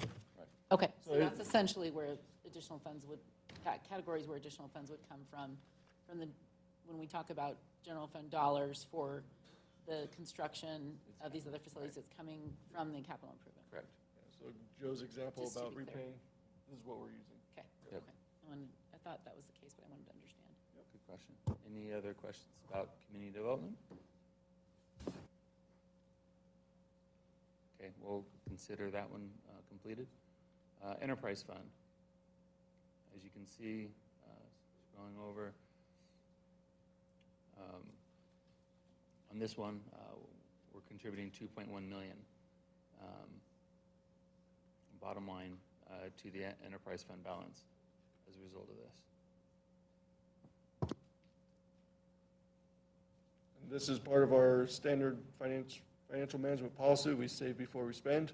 So this 2.1 million that we're putting into the fund balance, the enterprise fund has worked with us to develop a 10-year CFP that will utilize this money within the 10-year window, just like we've always done in the past. So we save before we spend, and this is a component of that aspect that we're collecting now so we can use it later.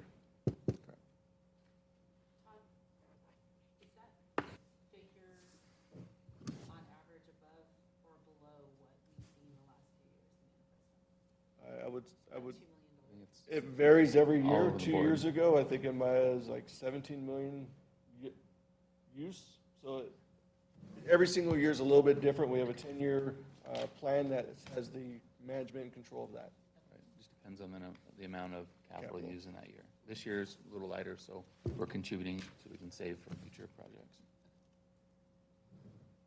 Any other questions? Okay.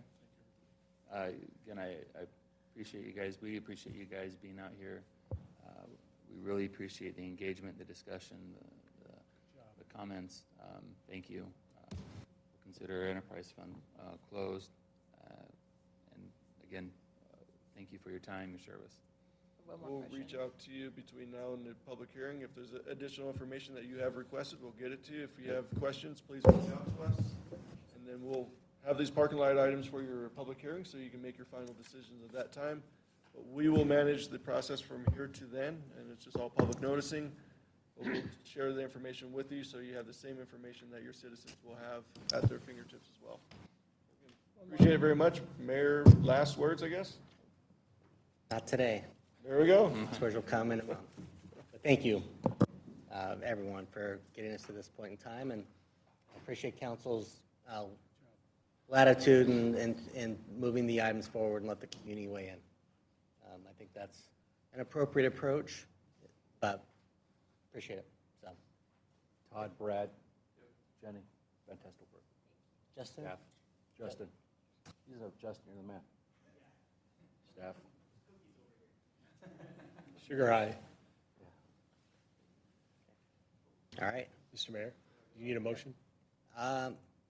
Do we need a motion, or do you, I don't think we do. I think it's just a, yeah, they will. Publish away? They'll publish away. Okay. Because the number will come before council for, that will get published on a regular agenda, correct? Yes, Robert. We'll be back in July, standing in front of you with the official numbers to post to the citizens, and we'll send a memo and all that kind of stuff. Okay, thank you. So council, next item is our action item. So we are to items 15, 16, 17, and 18. And based upon the conversations we just had, I really am interested to see what this looks like and what it means. So I've got the chiefs and lieutenants, but maybe, is Mr. Watts in the room? There, he's behind Liz. Keith, before we go into these items, perhaps you could give council an understanding of what does it mean when we approve these from a practical and or obligatory standpoint, or as we can, before they're considered. I don't want to say before they're approved, before they're considered. From a practical standpoint, this just takes us through design. That's all this is. It has a provision for services during construction, where the architects, the designers also will provide any bidding information or changes to the bid documents, addendums. That's including that, and through any construction-related questions that appear during the build. Of course, we won't use those. You know, it's a placeholder essentially for any construction service, because we don't know if we're going through construction right now. We're getting through design. So it's taking us from our concept designs through final design. And with this is when you'll get your hard numbers. They'll be able to provide you with a better cost estimate on the 4 buildings. Right now you have preliminary estimates. Once they get through with this design, they'll have a much better construction estimate for you to consider when moving forward. And from that point, the way the CM process works, most of you are probably familiar. At that point, the CM would go out to bid with those final plans. They get those numbers back, and then we enter into our GMP with the CM. That's when we know what the buildings truly are going to cost. So right now you have a preliminary estimate. They'll get through final design. They'll give you a much more educated estimate at that point. We give them the go at that point. Then they go out and they bid the project. The numbers come in, and that's when we bring those final numbers to you and say, here's what the construction is actually going to cost us. Do you still want to move forward? So that is the CM process from a 20,000-foot level. So, I was going to ask, for that, when would that take place? I mean, which we need to approve the budget. So once the budget is approved, so that decision 1 or 2 may move forward. And here's where I'm going with that is, take police substations, for example. We may decide that we need to just do one, for example. Someone's trying to call me right now, of course. We want to do one, but is it worthwhile to do design for both? However, if we do one, we learn from that, and then in the future, say a year later, there are going to be some tweaks. Do we need to make that decision about one or two before we do an agreement? We don't have to make a decision on either at this point. Right now, we're just doing design. So we are giving them, there's 4 contracts for the 4 buildings to get through design. And it makes sense to me, especially with the substations. They're extremely similar. So I would, it makes sense to move forward with design so you can get better estimates on the construction. You'll always have that opportunity to decide whether you want 1 or 2. Okay. And from the sounds, I've been watching today, it sounds like it, eventually we're going to do them. So the design work now is not going to hurt you. If you have to do a tweak or 2 later on, they're very similar. The only difference really is going to be site work on those buildings because they're different sites, of course. And that was going to be one of my questions, is what is the harm or risk, since we have shared components, if we don't design both at the same time? Does that compromise how we look or how we would do even one site if we didn't look at the other one kind of conceptually, even if not the building, but the site? Does that make sense? Yeah, I can't speak for the architect themselves, but I would think it's probably not that drastic of a difference. Like I said, the buildings are very similar. Site work's always going to be different no matter what you choose to do. Every site is naturally going to have a different set of site work and site plan. So you're going to have to do different site work and modifications for that specific site. So this is what we categorized last year for 600,000 per. Is this coming in under that, or is this just a portion of that process? And we've had other agreements that have, so for example, number 15 is 405,000. Are we coming in under, or is this not all inclusive of that design process? That's my first question. Second question is, in the design process, are we considering doing 2 designs? One in which the structures are designed together, built at the same time, infrastructure is done at the same time, because there's not just construction elements to that, there's design elements to that as well. Landscape, lighting, all of that. If it's built at the same time, it can be designed at the same time. So are we actually having them do 2 designs? One where they're built separately and one where they're built together? For this latter question, no, we are only going with 2 separate buildings. So there are no plans to move forward with design of a joint facility. I don't mean joint facility as in the same structure. I mean, designers are going to have to consider if 2 structures are built at different times, a year apart, 2 years apart, they're going to have to then figure out how to integrate the two together at a later point in time. It's not just a matter of, oh, well, one is built next to the other. There's actual integration that has to happen. So if one fire station gets built, are they designing then to build the police station next to it? A year or 2 later, we have to have a plan for how to integrate those 2 if they're built at different times rather than at the same time? The plan of designing these right now, yes, they would all go together. I mean, the idea is the plans will be designed with the intent that we're going to do both of them. It won't make much difference now or later, but you will save some construction costs because you'll be tearing stuff up for some of the underground, I think, if you do it separately. I don't know, I don't have a percentage or a dollar amount to give you, but I would assume there's going to be some underground additional work that you would have to probably rip up and tie in, because your water, sewer, all that is going to tie in together, yes, for the site. So you're saying engineering plans will not change if they're built at the same time or if they're built at separate times? It solely would be a construction and infrastructure? There would probably be, that would be some of the tweaking that would have to be done, because right now they don't have plans and specs. If they get through with this, they do these 4 buildings for us, they're not going to have plans and specs designed right now to say if you do them at separate times, you're going to have to do some tearing up and additional work. That would have to be some additional specs put together. Mr. Mayor? Because they're not contemplating doing so. They're contemplating doing it all at once. If you do it twice, there's going to be a small percentage of work that would have to be done by the architect. I wouldn't think it would be drastic, but yeah, there would be some work. Councilman Schrader. You know, we're looking at $1.86 million between all of these contracts. I mean, that's a significant amount of money. I guess what is the harm in not approving these and waiting until council has made a final decision about which stations we're moving forward with? What does that do that's negative from your perspective? The main thing is, yeah, the main thing, the longer we do push bids out, of course, we get later in the bid year. Worst case scenario, this could push out to the next fiscal year, because you want to bid in winter is ideal. The later in the year that you bid, typically the best contractors are busy. They have got their work schedules built. Now we're picking up what contractors are left. In my opinion, what we've seen in the past, and it's also in this market. We just did the PD admin remodel. It's hard to get bids. You're begging people to bid on your jobs. And so Kreisenbeck, our CM, had to really do a lot of work in order to get that done.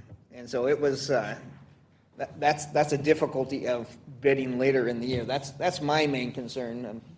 Charlie, So 60 days, just like a 2 month, so 2 months is going to derail this to the point that it would have to be in a different fiscal year. I have a hard time trying to swallow that one, just to push back a little bit. It may not, if you're willing to pay more, then you could do it.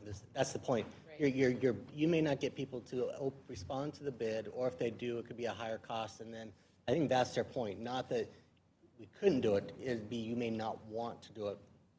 2 months may delay you 10 months from that standpoint. I've already been in trouble from these people for off till today, so that they can meet. That is a real concern, what Robert stated, and we can do this at any time. There's no cutoff date that says we can't go out to bid this month or any month during the year. We just know the best time to go out for bid and the best time to start construction, when that is. I'm not talking even from a financial standpoint, but my concern is also with a quality standpoint, because we want to get the best quality contractors. So we would prefer to do it at the right time during that year. Mr. Mayor, if I may, I might share some information. So with these contracts, there was $600,000 per station. We've already gone through schematic, so there's 3 main phases within that money: schematic design, design development, and then construction administration. So we've already finished the schematic design, which council approved for that.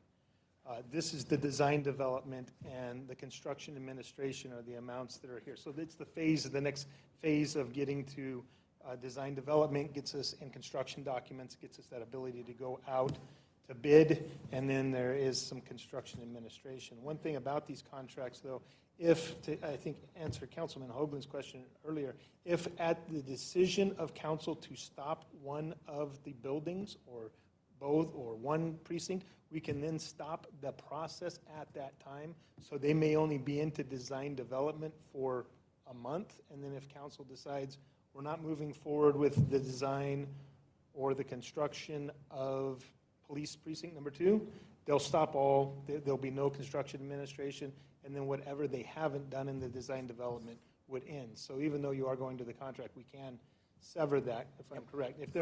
If the council's decision is not to go with all 4 buildings, we can change that.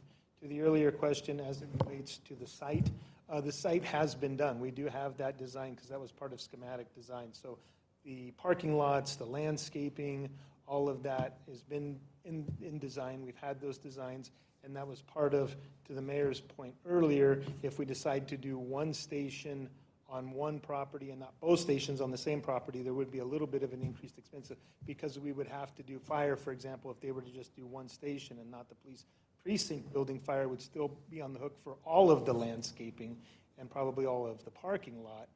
But right now, those budgets are split on those site pieces. So that's why there would be that little bit of an increase if fire were just to go to a loan on one site location and not include both buildings. So hopefully that provides a little more answers to some of those questions. So this is a little easier to track when you have something that you're looking at and you're seeing. I guess I'm still trying to understand if council decides to do one at a time, I would assume that these agreements, with the nature and purpose of the agreements, would have to change, because currently we have asked this vendor to design as if we are building all four at the same time. So would we then need to go, for the sake of approving these action items today or not, we would need to go and alter those agreements with them with the intention of, whether we have all the design done now or not, these agreements specify that we are intending on building, and the design is done with the intention of building them all. I understand what you're saying about the differences in construction and infrastructure.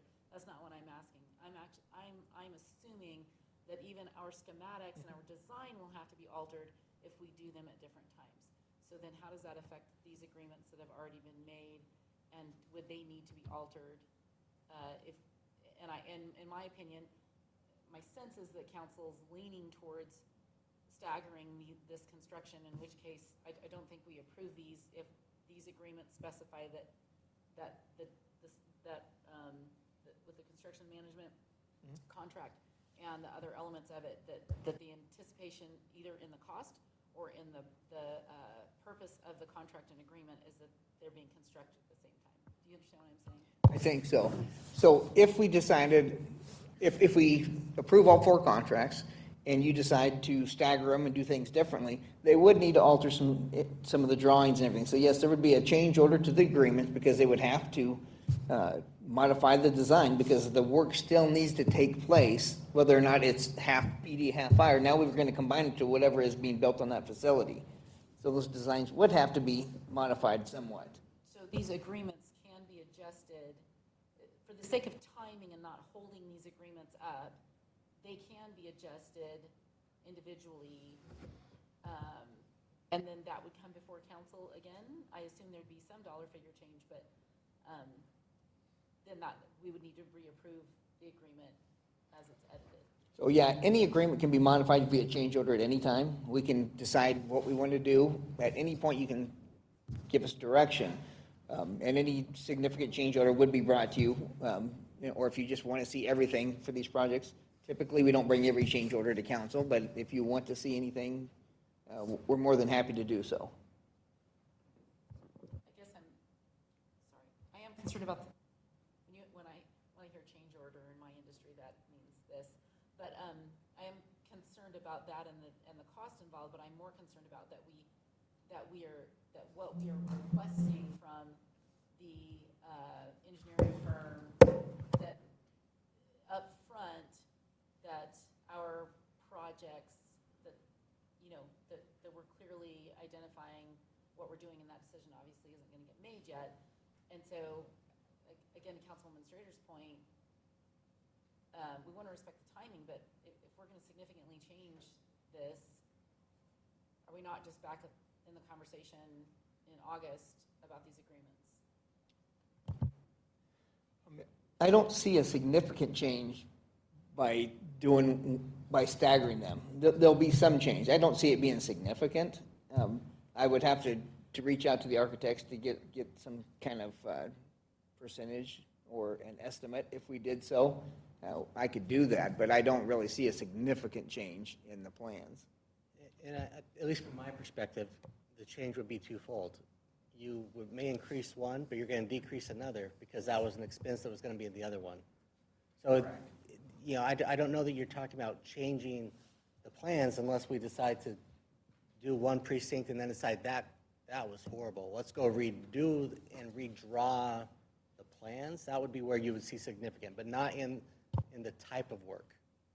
I'm thinking, my understanding would be that we would combine some of the underground and the landscaping into one bid package. So instead of having different bid packages, because they will be bid separately, they'll go out at the same time, but they'll have 4 different bid schedules. We're going to have to combine some of that into one. If we just go one building, not two. Correct. Mr. Mayor, also, if I might add, yet the timeline, we have been told by ESI that if we do, again, going to bid in January, February, we will get much more advantageous bids than if we do push that out 2 months. I mean, from what I've been told, if we try to go out to bid, a lot of contracts have already been made with subcontractors. They already have work planned for the summer. So they told me that by waiting a couple of months to put off the bids could in fact cost thousands, tens of thousands of more dollars for the projects. And again, we can always stop these, even though those conversations have been had with our architect firms. Once they start going down and council does decide that they don't want any further design on any of these 4 contracts, they will charge us for the work that they've done up to that date, but we can stop it, and then all further work and expenditures of money related to the contracts would cease. To occur. I guess just a clarification, I mean, are we sure that's how these contracts work? Because I was just looking at one of them as an example, and there's a section for the architect supporting the bidding and development phase, and it's a lump sum.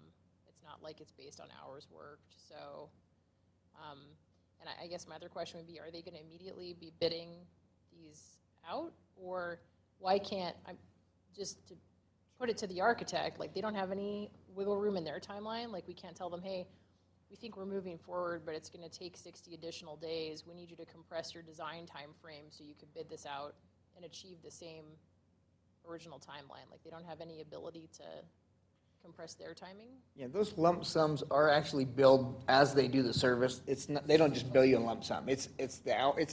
We have their hourly rates in those contracts as well, so they bill it as they do it. So that would possibly be an increase in cost, just to be upfront. If we say we're going to do this at different times, well, now you're going to have possibly 4 times or 2 times the construction service and the bidding service. Now, we're not talking huge dollars there, but it would be an increased cost. Just want to be transparent there. So if I'm hearing you correctly, a month or 2 from now, we come back and say, we don't want all 4 structures built at the same time. We're going to do a fire station in the south and a police station in the north, for example. We won't have significant redesign costs by the architects, and we won't have significant renegotiation of construction management fees, which is that's what these numbers are for. We won't have significant changes to that. They won't have to do significant redesign. I would defer to the architect. I could ask that question, but I'm not anticipating that whatsoever. And the CM fee is totally separate from that. So, just to be clear. If I might add, so right now they're looking at 4 tracks of 4 projects. So if 2 of those projects cease, then the money expended for both of those 2 projects stops right at that point. Yeah, so the sooner that decision is made, the better, of course, but then at the future date, when you decide, okay, well, now we're ready, let's move forward, they'll pick those plans up and continue and finish. I think I was under the impression, as we talked about the benefit of doing them at the same time from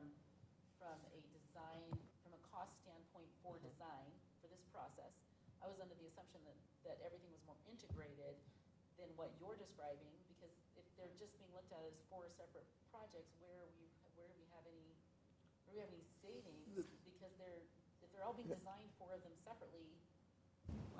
That integration The has. savings are actually within the contracts, so we did realize. Within the construction contracts, not within the design element.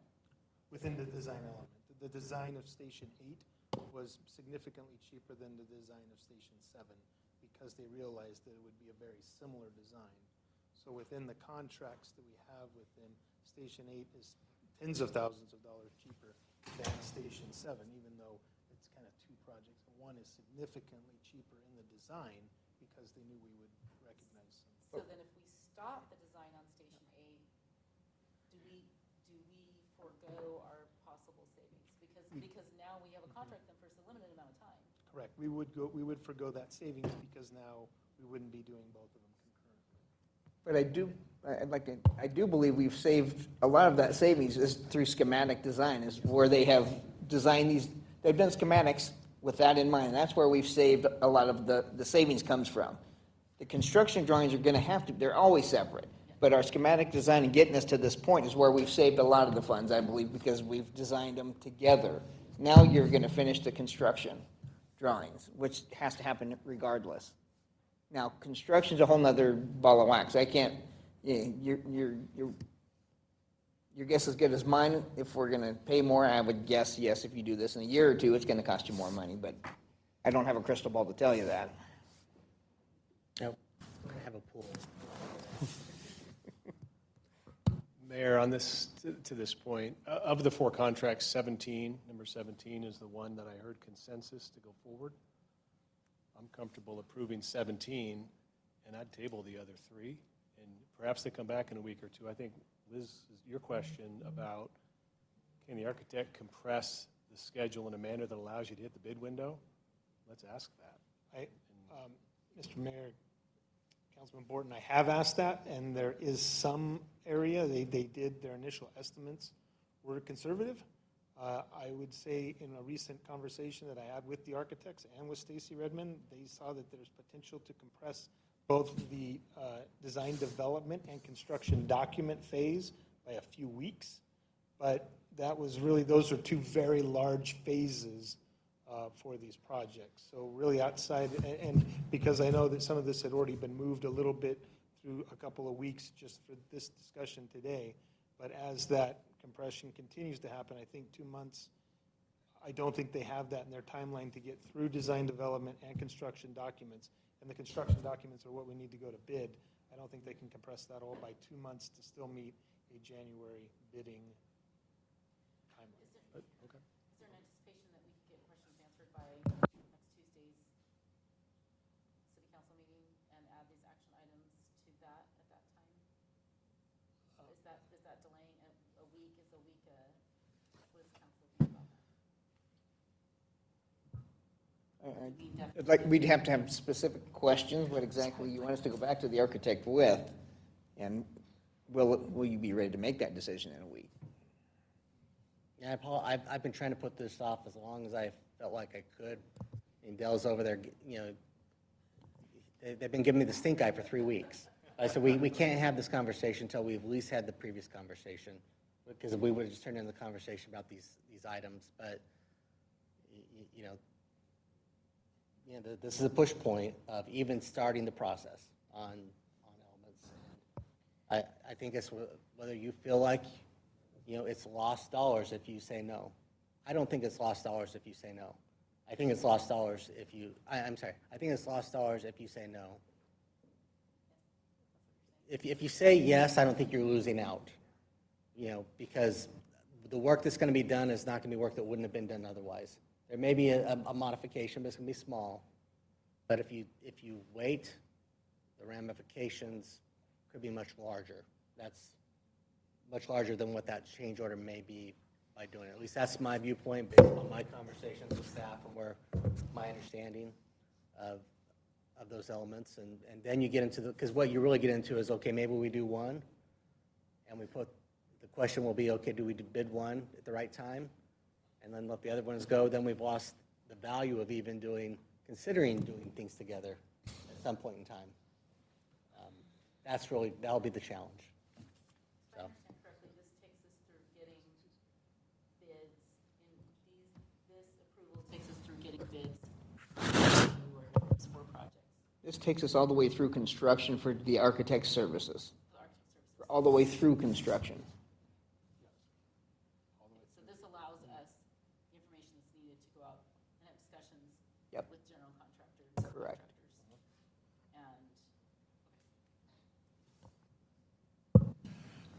Mr. Mayor, to your point, I mean, this is work that needs to be done. And it doesn't lock us into anything that says we can't, now we have to do all 4 or 2 fire stations. We still have that option because this has to be done. And yes, there might be, if we decide to alter and stagger and do some things, there might be some tweaks down the road. But this work is done. Funds are there. It's designed. We've got bids. Then we can make informed decisions and decide how we want to move forward. So I don't see why we wouldn't approve all 4, move it forward, and then act accordingly to how our decisions come in the future. It doesn't. The design is going to be the design. We know that that's what it's going to be, and there will be some construction administration that when that moves forward, that's going to be part of their work. so we know that's not going to be lost money. I don't see where we're losing any money, although we may have to spend a few dollars more if we need to alter it by delaying, by staggering, that sort of thing where I think, Keith, you'd mentioned were different things they have to redesign and can make connections and do this and that. So it starts us down the path that we're going to go. Now, whether that's 1 year, 2 year, 6 months apart, don't know. That doesn't lock us into it. So I'm good with going forward with all four to start that process and figure out what we want to do for our community, at least the timing of it. We know we need to do it. It's just a matter of when.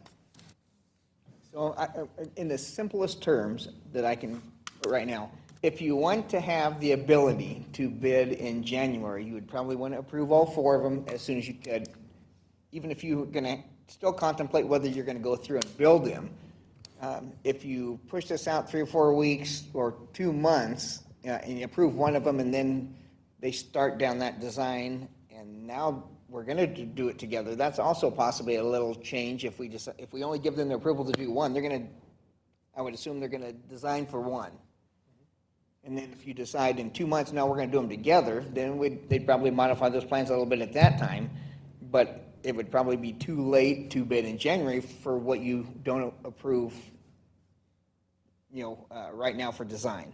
If you want to bid in January, I would say you'd have to get the design started. Now, I'm not saying yes, no, you should, you shouldn't. I'm just letting you know, if you want to bid in January, we need to get the plans to the final design. Not to belabor it, but you can only bid for what you budget. Correct. So- No, we often bid,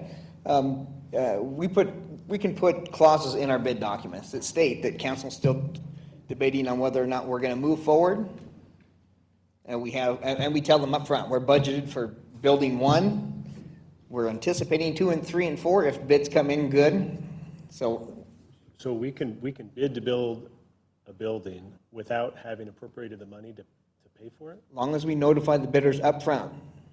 Because we'll put bid docs together early on before the budget is approved, just to get things moving for something that we want to start October 1.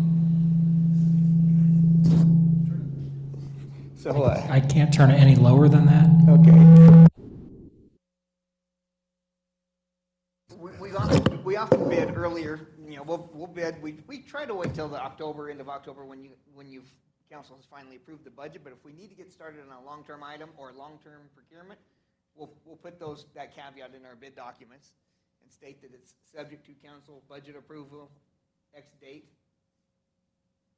And so they bid the projects knowing that there's a possibility that council, and sometimes, I'll be honest, sometimes contractors are a little leery of that because, they're trying to schedule their jobs out. In this case, you would know. I mean, you'll know before end of August what's funded. And they won't be anywhere close to pulling bids. I don't see that being a problem in this instance. That's helpful context. My only hesitancy is, this discussion has been extremely open and productive in light of the concerns and some of the hesitancy. And the reality is, it just sounds like some portion of these aren't going to go forward even to bid. They're not going to be funded in the budget. Some will. So as long as it's not wasteful that there might be the start of design on one of these 4, when it really appears that one or more might sit on a shelf, and that's still okay, and it's going forward years later, it's not wasteful. You're going to make, Go ahead. You're going to make your decisions way before we're ready to go out to bid. Yeah. So we don't have any concerns in that area. Yep. Councilmember Borton, I can certainly have the conversation, if this is approved by council, with our design team of what the next 2 months look like and some of the discussion that has occurred here today as they do move forward on working on 4 projects that maybe they put a greater emphasis on 2, and maybe they can allocate their time a little more appropriately so that they're not going full bore on 4 projects all at once, because they are so similar. The buildings are so similar, especially for a bidding process. If that makes sense, I can certainly pass that on to the design team. That being said, then wouldn't you, though, have to let them know whether that's fire station in the south and police station? I mean, would you not need to specify the location because of the additional design elements of the parking lots and the infrastructure that are unique to each site? The buildings themselves are extremely similar. So the work that they're going to be doing on the buildings, the two precincts are extremely similar. And the two fire stations are extremely similar. So I think that they can start work on that without, there's not huge disparity, I guess, in the buildings. So they could start work on one fire station and one precinct, a load of work, without maybe getting too involved in two precincts and two fire stations, if that makes sense. A lot of the site work has already been done. That's been schematic design. We've already been through a lot of that. So there's not really any more work site design-wise. It's more the design development phase, which would be the next phase they're going into, is really buildings. That's good to know. So most of that changes that would ever take place if we decided one or two would be in the actual bid documents, combining maybe a little bit more site work into one bid package versus two. Okay, that helps. Could we, is it, I don't know, I don't want to put people in an awkward position if they're going to vote against something, but hopefully it's not wasted work. I guess a question I would have maybe for Chief Bloom or just for the group, if we, sounds like there is buy-in on a fire station in the south. I thought, it sounded like there was openness to a police state precinct in the northwest. Do we try to vote on those two contracts today and try to move that forward and see if there's support at council? Then Chief Bloom, could you follow up regarding the construction costs, the timeline, the GMP, all the things that we talked about before our final budget approval, in the hopes that we could see if there is consensus or not on the additional fire station? And then could we, have a similar discussion about the second police precinct? I guess I'm wondering, why do we have to, maybe there's a way to do this incrementally. If we have buy-in today on one or two of these, we could approve them today. Then in the subsequent couple weeks, could we follow up and have an additional discussion? And maybe this is a question for the mayor. Do you want to take that approach, or do you want an up or down vote on these, or how do you want to? Honestly, I would ask for an up or down vote so that we can make a decision and move forward. And I say that, because I heard very different things during the budget process today. I heard the possibility of 4 buildings being built based upon you want to hear from the public and other things. I heard concerns, and so it's really kind of a little hodgepodge of where everyone is on every single different building, to be honest with you. I think you heard it. I'm not a rocket scientist, but for the clarity, if there's concern with one of these, don't do it. I would rather say an up or down and let people move forward on this, and that would really take it out of the budget, quite frankly. You wouldn't even need to put it in the budget and ask the public at that point in time. If the contract doesn't get approved, I would say a lot of the reasons why we would be doing it together at the same time are really lost at that point. And then, you can consider them as you move forward individually. But I do view this as an administrative effort. There's risk with everything, because even if you put it on the shelf, we're talking about how much work can you do in a month? Maybe a lot, maybe a little, but that's what we're talking about, how much. And we can go back and say, hey, there's concern. Is there one of these you can kind of maybe not start as quickly and work on these other 3 first and then come back around? We can have those conversations and requests, but I don't view this as wasted dollars unless we go and redo and decide we don't want to do the police precincts as even proposed. That to me is the bigger risk in this conversation, is that do we even have the right size, type, or is council like, no, that's too big, it's too expensive, I want to see 50% size, and then it's wasted dollars, in my opinion, based on where we are in this process. So, Mr. Mayor, sorry, Yeah, not nope. to just because I'm, just to be clear. So is your preference for council to approve all these construction agreements under the principle that this is not wasted money eventually? Or is your direction to us, we would like you to just go ahead and vote how you feel you're falling out on the construction of these 4 big capital projects at this time? The first part. I don't think this is wasted dollars to do it. There may need to be modifications, but that's not wasted dollars, because I think the potential cost savings of doing 1, 2, or 3, or 4 at the same, 2, 3, or 4 at the same time outweighs any minor modifications that we might have to make in this process. So I guess feedback from me personally would be, because I am supportive of likely 3 of 4, I feel comfortable, but if I was in a different seat and I was against possibly half, if not more of the capital projects, I probably would have a really different view. So I'm supportive of it because I personally, with the way that I feel I will vote, I don't think the amount of money at risk is significant, but I could see someone else taking a different view and I would respect that. So I'm not quite confident at 3 yet. 2 I am, but I'm not lumping the construction piece and the design piece together as I'm thinking through this. So the main thing, I think that you gentlemen answered my question. The main thing was, I want the ability, I want us to have the ability to bid these in January if we want to. That's critical. So I see that opportunity cost there in approving these.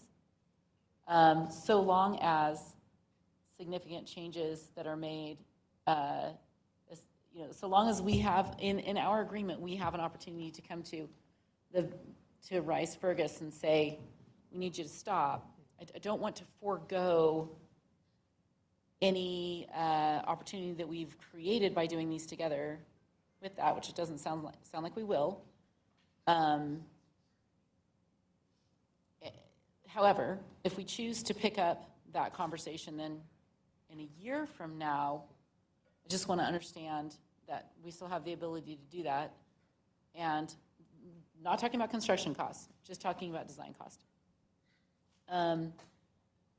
I would rather spend funds, I would rather spend these funds and potentially alter our design than get to the point of having full construction bids and then decide to change the design. So I think we'll get enough information in the next 2 months to get us to a place where we can pause. But if we don't do this right now, we won't. And if I'm understanding correctly. And so I would rather spend these dollars to do the design, have further conversation about whether we're doing the doing 2, 3, 4, 1, 2, 3, 4, than to possibly risk not moving forward if we could, or if we decide to go that route upon the information that we find out in the next month or 2. So that's my thoughts on it. So I mean, now that I have greater clarity on this, I think I would be in favor of approving these agreements. Mr. Mayor? Councilman Schrader? Well, I was going to say, if you want to, if Councilwoman Pro wants to hear from other council members, like, that's fine with me. I was going to suggest we could also just make some motions on these and see where everybody falls out. Just see, and if it's a tie, that's going to be awkward, but, okay. Go for it, Councilwoman Schrader. All right. Not for me today. Okay, let's try the first one. So, on item 15, I move that we approve the AIAB 133 agreement with Rice Fergus Miller for the final design and construction administration for the Northwest Fire Station in the not-to-exceed amount of $405,925. Second the motion. I have a motion and a second. Is there a discussion on the motion? Mr. Mayor, Council Board. I'll be opposing the motion because I'd prefer it to be tabled. The cost benefit, I'd rather address it as part of the budget discussion. So I think tabling it is the reason why I'll be opposing it for right now. Any further discussion on the motion? If not, all in favor, signify by saying aye. Aye. Opposed, nay. Nay. The ayes have it. Item is agreed to. Mr. Mayor, Councilwoman Schrader. on item 16, I move that we approve the AIAB 133 agreement with Rice Fergus Miller for the final design and construction administration for the Northwest Police Substation Precinct in the not-to-exceed amount of $423,975. Second the motion. I have a motion and a second on item 16. Is there any discussion? Mr. Mayor, is this site specific? Yes. They're all site-specific. Sort of begs the same question. Is you're now locking yourself into the selection. Perhaps the preliminary work that's done in the first 45 days isn't site-specific and can be translated to a different site. If, for example, a precinct in the south is ultimately funded in August and the northwest isn't funded, we wouldn't want that work to go to waste. Perhaps that might be. Council would have a decision at that time to either continue with the design aspect of the Northwest Precinct or just stop it at that point that it's not funded. We could certainly contact Rice Fergus Miller and say, do no further work on the Northwest Precinct. We're not funding that. Or if this is approved, they could go ahead and go all the way through the construction documents, and then you have a roll of construction documents already purchased, approved, designed, and then they could bid that at maybe some year further down the road that council decides to fund the project. Mr. Mayor, I believe Councilman Borton, I believe Councilman Borton's question was 45 days in, if they decide we don't want to do that station, we want to do that station, can some of that work being done on those first 45 days translate to the other station? I think that was the question. Correct. Not a sunk cost. Yes. Okay. Thank you. Is there further discussion? If not, all in favor, signify by saying aye. Aye. Opposed, nay. Ayes have it. Motion carries. Mr. Mayor, that's Chris. Was that all ayes? Yes. Thank you. Mr. Mayor, Councilwoman Schrader. I move that we approve item 17, the AIA B133 agreement with Rice Fergus Miller for the final design and construction administration for the South Fire Station in the not-to-exceed amount of $528,971. Second. I have a motion and a second regarding item 17. Is there any discussion on the motion? If not, all in favor, signify by saying aye. Aye. Opposed, nay. The ayes have it. Mr. Mayor, Councilwoman Schrader. I move that we approve item 18, the AIA B133 agreement with Rice Fergus Miller for the final design and construction administration for the South Police Substation Precinct in the not-to-exceed amount of $505,076. Second the motion. I have a motion and a second. Is there discussion on this item? If not, all in favor, signify by saying aye. Aye. Opposed, nay. 5 ayes, 1 nay. Item is agreed to. Thank you. I think if you haven't already, or the architects may not be watching, but you see the sensitivity towards this, and we want them to meet deadlines, but we also want to be sensitive and do things appropriately. And I know that you all communicate that between now and August 5th on these topics. Okay. Thank you.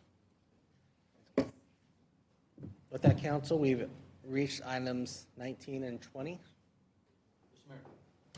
Councilman Burnt. I move that we go into executive session prior to code 74-2061A and 74-2061B. Second the motion. I have a motion and a second to go into executive session. Is there discussion? If not, clerk, call the roll. Thank you, Mr. Mayor. Borden. Aye. Cavanagh. Burrow. Aye. Strader. Aye. Hoagland. Aye. Burnt. All ayes, motion carries, and we'll go into executive session.